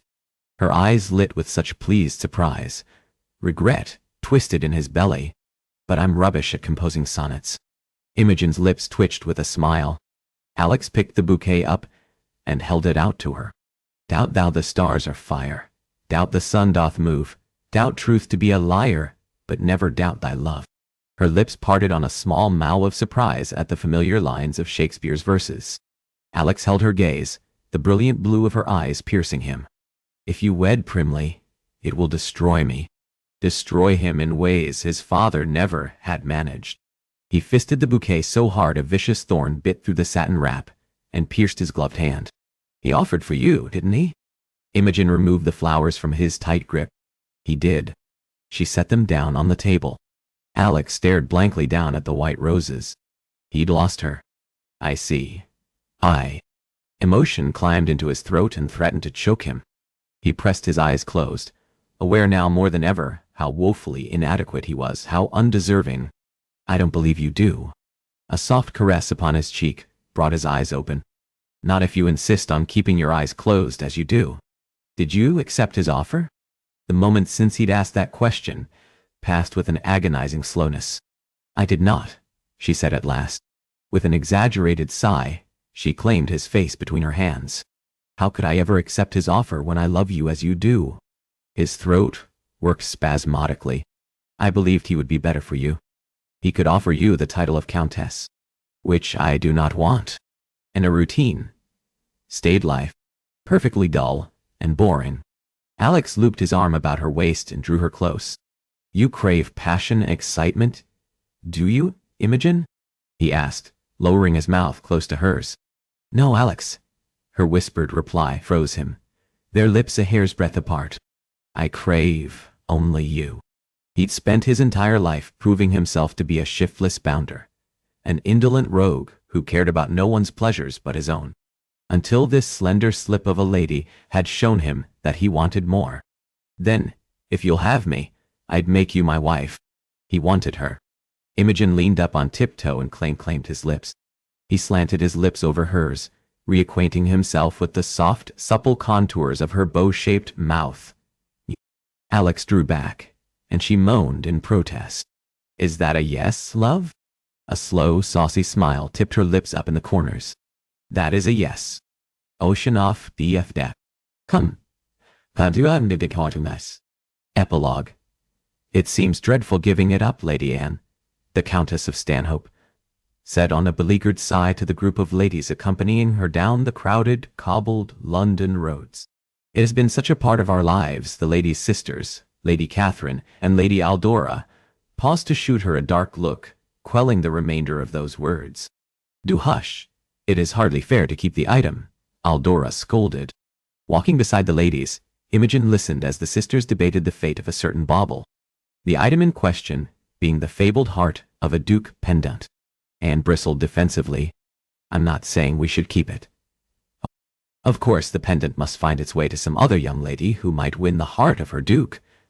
Oh, or the heart of her love, her twin sister, Catherine, murmured at her sister's side. Yes, the ladies, now joined together by bonds that moved beyond friendship, bonds to know true love, could all attest to the power of that heart pendant, now carried in Aldora's reticule. She is here. Lady Aldora drew to a stop at the end of the pavement, eyeing the cluster of colorful tents at the end of Gypsy Hill. How do you know?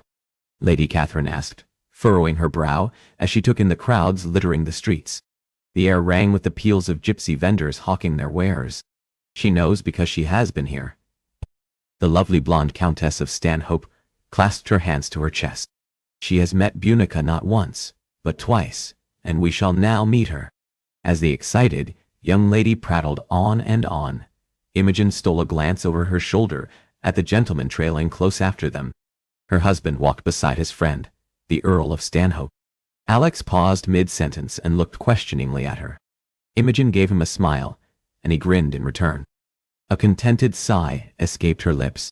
Come along, Lady Aldora said, and then set off through the crowds, picking her way down the street. The lady sisters and their husbands followed along. Imogen fell back. The lone, unwed woman at her side eagerly eyed the street excitement with little interest or regard for the legendary pendant. She touched a hand to Chloe's. The young lady startled and returned her attention to Imogen. She looked at her askance. What? Surely you wish to wear the pendant, Chloe? Imogen looked over at Alex, who stood back, allowing the young ladies their privacy. Chloe snorted. Surely I do not. Imogen captured her other hand and gave them both a squeeze. But you must want love for yourself. Chloe ran her gaze over Imogen's face and then applied gentle pressure to her fingers. Oh, Imogen. I knew you and Alex would be perfect together. Her lips twisted up in a wry smile. I also knew you were both too bloody obstinate to ever see the truth before you. A mischievous twinkle lit the other woman's eyes. You merely required a little help. Imogen's mouth fell agape. Why? Her friend had played matchmaker with an ease most society matrons would have admired. She widened her eyes. Alex did not tell me. Chloe squeezed her hands once more. It is enough that you two found love. She looked over at Alex, now consulting his timepiece, and then she returned her attention to Imogen, the earlier light gone from her eyes. My brother is a good man. I know that. And that is how I knew he'd make you an ideal match. But there are no others. No others I'd trust beyond my brothers. Her words trailed off. Regret pulled at Imogen. When her own heart had been shattered by her sister's betrayal, Chloe had forced her to hold on to the dream of love and magic and romance. And yet, she should not hold even a dash of any of those sentiments for herself.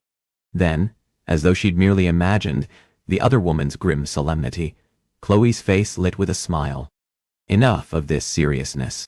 With Alex wedded, and my mother returned, she'll be scheming to marry her remaining children off. She wrinkled her nose. And therefore, I intend to enjoy my time with the gypsies. Mayhap they have some other manner of magic for one such as me. With a wink, she hurried ahead after the twin sisters who lingered beside a red tent, where a coarse vendor peddled his wares, a monkey atop his shoulder. A pair of firm, reassuring, and now familiar hands settled about her shoulders. What is it, love? Alex whispered against her ear. She accepted the comfort of his touch, all the while staring after Chloe. I am worried about her. Even being thrown over and betrayed by her former love who'd gone and wed her sister, Imogen had still clung to a sliver of hope of happiness for herself. Chloe's abject hopelessness in her own happiness chilled her. Alex's firm lips tipped down at the corners as he followed her gaze to his sister, laughing at something Lady Anne had just said to her. The clear, tinkling sound carried over to them, and yet, she will be all right. He spoke, as if more to himself. How could he be so certain? Imogen chewed her lower lip, worrying. How could he know? I know. Because I believe in love, he murmured. His breath fanned her cheek. You taught me that love is indeed very real, and more importantly, to trust in giving myself over to the power of those sentiments. You saved me, Imogen, he said simply, and believing that now as I do, how can I truly ever believe a woman such as Chloe will not know love? Alex raised her gloved hands to his mouth one at a time, pressing his lips against her knuckles. But do you believe in love? He charged. How can I not? How when her every day was brighter, her joy greater, her heart fuller because of him? Then trust. Imogen. Taking her by the hand, he tucked it into the crook of his elbow. Now, come along. I dare say a lady who quotes Shakespeare and dreams of romance would relish being here at Gypsy Hill. Imogen leaned close to her husband. Trust. D. He'd have her trust that Chloe would be well. He spoke with the same bold assurance of a man who'd found love and believed. He credited her with having opened his eyes. And yet, as they sat after Chloe, she acknowledged the truth they'd saved each other. The end.